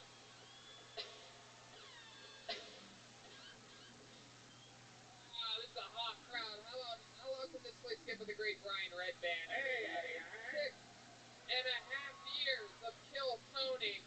This is Kill Tony Mania 2, which means there's a bunch of special treats here, like that guy right over there. It's Ryan J. Ebel, the house artist, all the way from Los Angeles, California. He draws every episode. He drew a special poster for this weekend. He draws everything. Kill Tony the book available now on Amazon, Amazon Prime, all the good stuff. The brand new Kill Tony the book, the most updated version of it, and a lot of fun stuff happening. We are here, 2 sold-out shows tonight. And it has begun, and we fly off to Australia this Wednesday. We're going to Brisbane, Australia, Melbourne, Australia, and Sydney, Australia this upcoming week. Then we go to Washington, D.C. for 2 shows with 4 stand-up shows, and then Columbus, Ohio, Pittsburgh, and Cleveland in the middle of December. Fun stuff. What the fuck are you guys laughing at? Cleveland in December. Cleveland in December. Gonna hang out with some family. You guys are gonna get to meet my dad for the first time. That's gonna be a certain topic of conversation. It's totally going to be a running gag on this show how Italian Tony's dad is. I can see it already. Prepare yourselves for that. You will be shocked. But it's about tonight. We're here. We're live. It's Kill Tony Mania. This is very exciting stuff. I'm always so happy to be here. You know, this is just one of the most fun shows, and we always bring a bunch of special guests and a bunch of special treats. We also, go to the bucket. We had a bunch of people sign up. That's always fun. But we have a band on this show, ladies and gentlemen. They are one of my favorite things in all of comedy. It is my funniest friends. They every single episode they commit to being different characters. We never know what they're going to be. They had a farther different green room than we had tonight. So let's all find out what they are together. They stay in character throughout the show. Sometimes it's a brand new character for the first time ever. Last night we saw the Golden Girls for the first time ever. We also saw the return of the Cat Burglars during show 1. This is Saturday night. These are 2 sold-out shows, so let's see what they picked for this first show. Ladies and gentlemen, I present to you the best damn band in the land. It's the Kill Tony Band. Jeremiah Watkins, Roma Chris, and Joel Jimenez. Whoa! Oh, my goodness. We've seen these guys before. It's the emo guys. They are so emotional. These are some of the most famous characters in the history of the band. The crowd goes wild. You guys know the show. This is very exciting. It's been a long time since we've seen these guys. Can you remind me of your name, big emotional guy? My name's Darwin! All right, Darwin. Well, welcome back to the show, and clearly over there. I'm not surprised you forgot my name.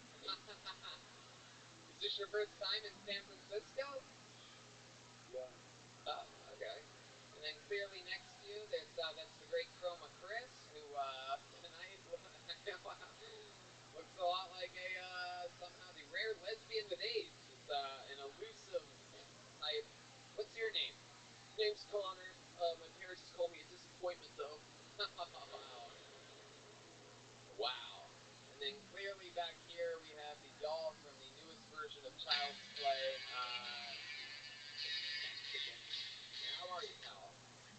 do it. Oh boy, you seem really sad. Yeah. Okay, you're real emotional. What's your name? Doesn't matter. You're just gonna call it gay anyway. I'm writing it down. Gay. Well, that'll work. Fuck yeah. That's the band.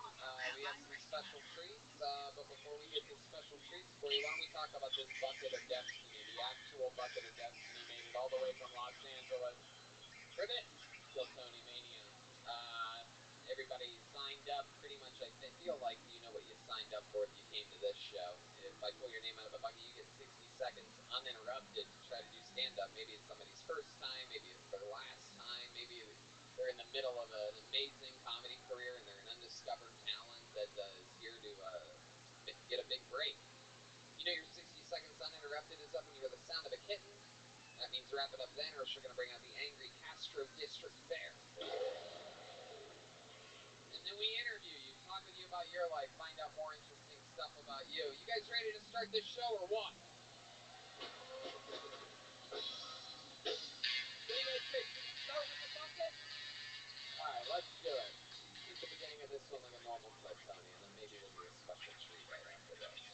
Alright, your first comedian getting an uninterrupted. Yes, the only way to this stage is this staircase right here, so no matter where you are, you have to make your way all the way over here and through there. Put your hands together for your first comedian, Franco Savini, everybody, and the show has begun live. Everything is in position. Franco Savini. Yeah. Step back on that way. No stage movement.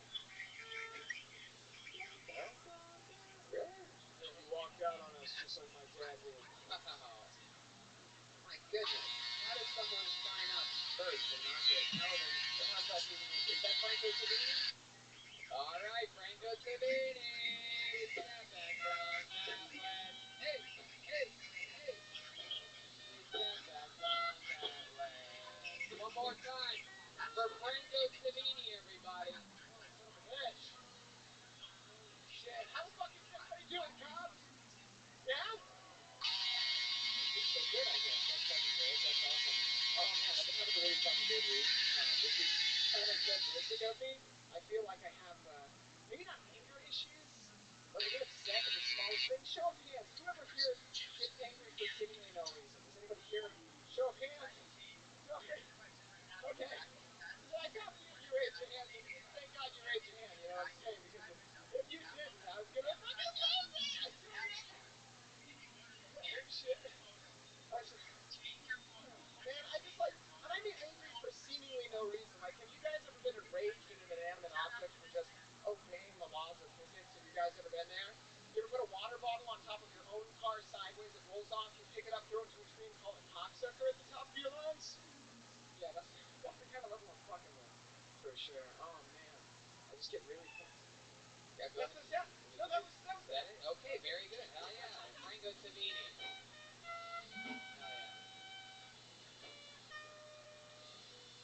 Franco, welcome to the show. Hell yeah. You almost walked away there. Have you ever seen this show before? No, I have. It was a weird instinct to happen. Okay, hell yeah. How long have you been doing stand-up comedy? 3 or 4 years now. 3 or 4 years. Hell yeah. All here in San Francisco? Yeah, mostly San Francisco, mostly the North Bay of Santa Rosa. The North Bay, Santa Rosa. Fucking represent the North Bay. There's another redheaded guy with earrings in the back that, excited. Yeah, I think this guy rickrolled me a few years ago. That's very true. That's so fun, Franco. What do you do for work? I work at a nursing center. It's all very boring. Is it? What do you do at the nursing center? I help the elderly, which I'm sure sounds very fulfilling, but... So you're a butt wiper. Yeah, I mean... Yeah, I'm not certified, but they let me do it. Yeah. You ever have any... Whoa, rebel with a cause. Oh yeah. You have any, like, sweet stories of, like, an elderly person that, like, did something cute or so, like, really likes you? No, but yeah, but a lot of the old ladies, like, one of them grabbed my dick and balls one time. Whoa, dick and balls, the whole package, huh? She had very large hands. They were like catcher's mitts. It was very, Catcher's mitts.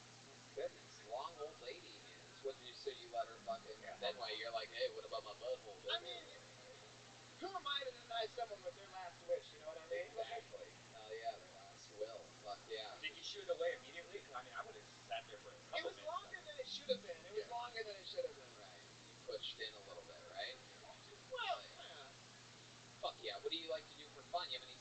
skills or talents or anything? You're the rare red-headed guy with earrings named Franco Tabini. That's my talent, and I've been riding that for a long time. Your look doesn't really match your name at all. Like Franco Tabini, this fucking guy. You know, the guy that looks like a real fucking fagot. You know what I mean? No, I mean, I had like Italian grandparents. I know how to make ravioli. You know what I mean? Right. Like I've been there. Heck yeah.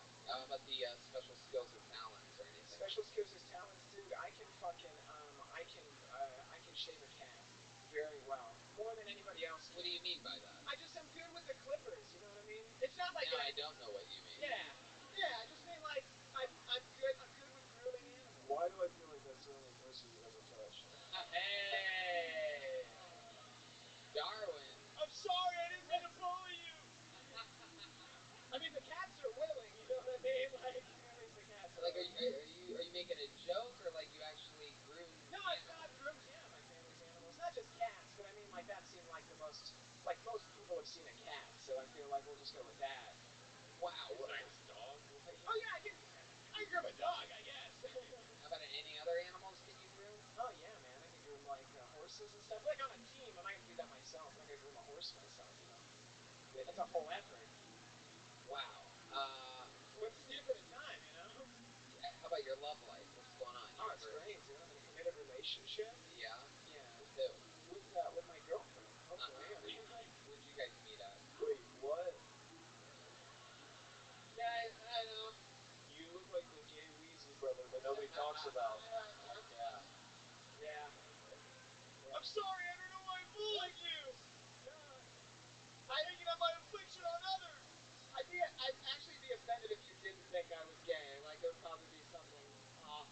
Did she go on Plenty of Fish when she found a rock lobster instead? Yeah. What does she do for work? Dude, she works at a law firm. Oh, wow. Hell yeah. What does she do for the law firm? Sounds like a secretary. Yeah. I mean, I don't say it that way, but yeah. Law firm's like a big word for just typical secretaries. Exactly. Or else you'd be like, she's a fucking lawyer, dude. No.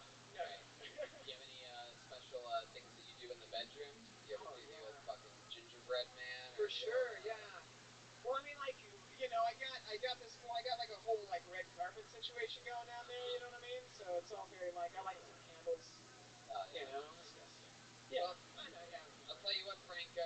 You've been doing it 3 or 4 years. It's not easy to get this show started. You're a fucking cool dude. Thanks so much for signing up and coming on. Franco Tabini, everybody. He's on Instagram.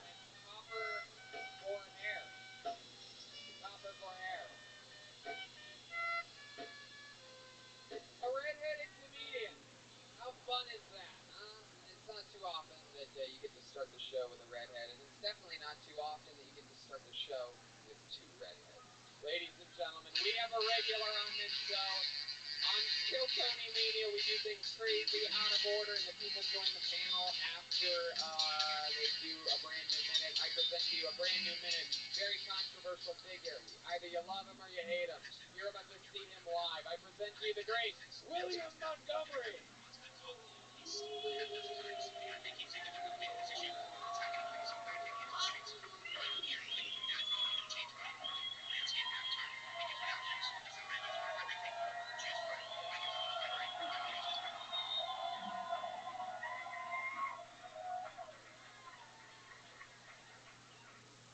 Let me hear your face of noise if you like them Lincecum.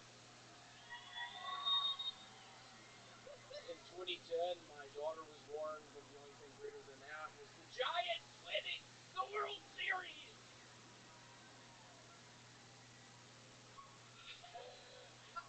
So I have a movie coming out. It's called Alive in Alaska. It's about a Muslim man who falls in love with a lady dog sled racer from Anchorage. But their relationship is put to the test with Ramadan bolstering the Iditarod. San Francisco, if I end up jumping off a bridge, it's gonna be from the Golden Gate Bridge.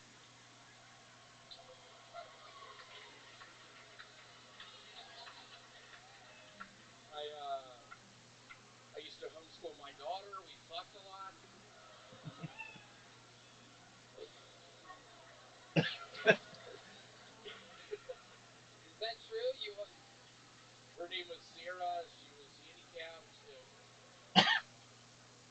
kidding. My dad's gonna be watching this. That's all for my new Ghost Rider, Zorro 27. I want to give a shout out to Zorro 27. Throw it a hand for William Montgomery, ladies and gentlemen. Wow, live in the flesh, came out smashing, using a new technique we've seen a lot of lately from him, where he drops local references and gets the audience deeply on his side. Let's give it up for Peter Stoyakovich! That did well in Sacramento. Let's give it up for Mike Bibby! Okay. William, unbelievably fun set. I love the love that you have here in San Francisco from these people. You had to wait a few seconds to start. Boy, the trolls on the internet are gonna hate seeing that shit. You just soaking in applause before saying a single word. My God. There was some piece of shit out front last night who said he was gonna punch me. I've been eyeing him the whole time. I'll be honest, I was on Zantac 75. I have something called Lyme's disease. Lyme's disease. Lyme's disease. What was that mean? The haunted one. Very interesting maneuver there. William, we love you. You're always fun. What do you say you come over here and join panel for the show, huh? Oh boy, William is just gonna sit in on the chaos. Come on over here, have a seat. Look at Jim. He smells better than you think, everybody, if you're wondering. What do you guys think? Should we get back to this bucket, huh? Keep this fun train moving along. We're flying through it here. It's a beautiful fucking show so far. I'm excited about this. Your hands together for your next Such comedian, athleticism. Drew Nelson, So impressive. everyone. Drew Nelson. We're all gonna meet him together. Wow, here he comes. Row 3, section A. Here we go. Oh, stand. Here he is, Drew Nelson, everybody. Look at this one. Hello. This athleticism. So I just drove here from Reno, Nevada, with my brother. It's a shithole. And everyone who lives there is kind of in denial that it's a shithole. They'll defend it with a passion. But they always say things like, it's not so bad. We're an hour from Tahoe, one of the most beautiful places in America. 4 hours from San Francisco. And I think that's kind of like, inviting someone over to my shithole apartment, being like, yeah, this is a shithole. And I'm like, well, yeah, but Greg's house is, right down the hall. And his house is pretty nice. So, yeah, my wife is from China, straight from China to Reno. I was like, why'd you go to Reno? It's a shithole. It's like, oh, well, you can see the sky. That's pretty nice.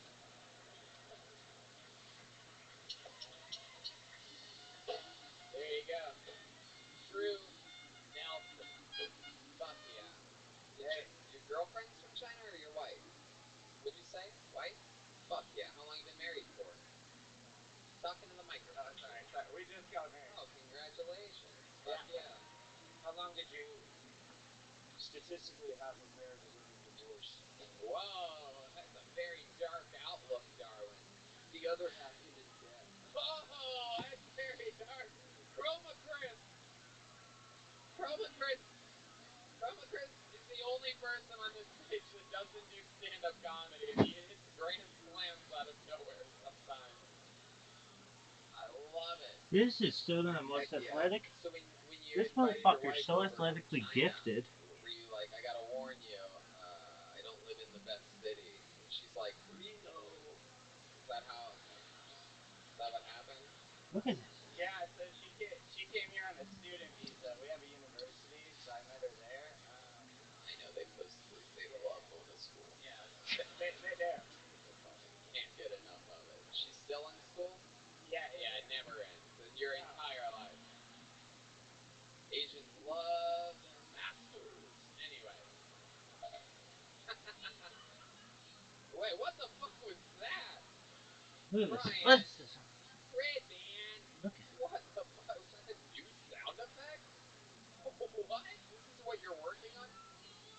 Look at this athleticism. This is your wife calling in live. So, long distance call from Reno. Is your wife with you here today? No, she is not. I came with my brother. Oh, wow, very cool. Does he have an Asian wife as well? No. Okay. She's as white as my dad. Oh, wow. What do you mean by that? Jesus. Is she whiter than William Montgomery? Look at this fucking guy. What are you talking about? Drew, how long have you been doing stand-up? This is my first time. Whoa, that's very good. Very good. Very fucking good. I would have guessed a little bit more than that. That's very impressive. Very fucking cool, man. You really get it. You're a fan of the art form? Oh, definitely, yeah. Hell It's yeah. gotten me through some tough times, so yeah. Absolutely. Us too. How about your life in Reno? What are you doing for work? I'm a scientist at the State Health Lab. Wow. Hell yeah. That's how you get that fucking Chinese pussy. Absolutely. Hell yeah. Get all up in her fucking little petri dish, you know what I'm saying? Fucking pull out your little microscope and have some scientist sex. You have any special moves in the bedroom that you do? You ever do the old fucking?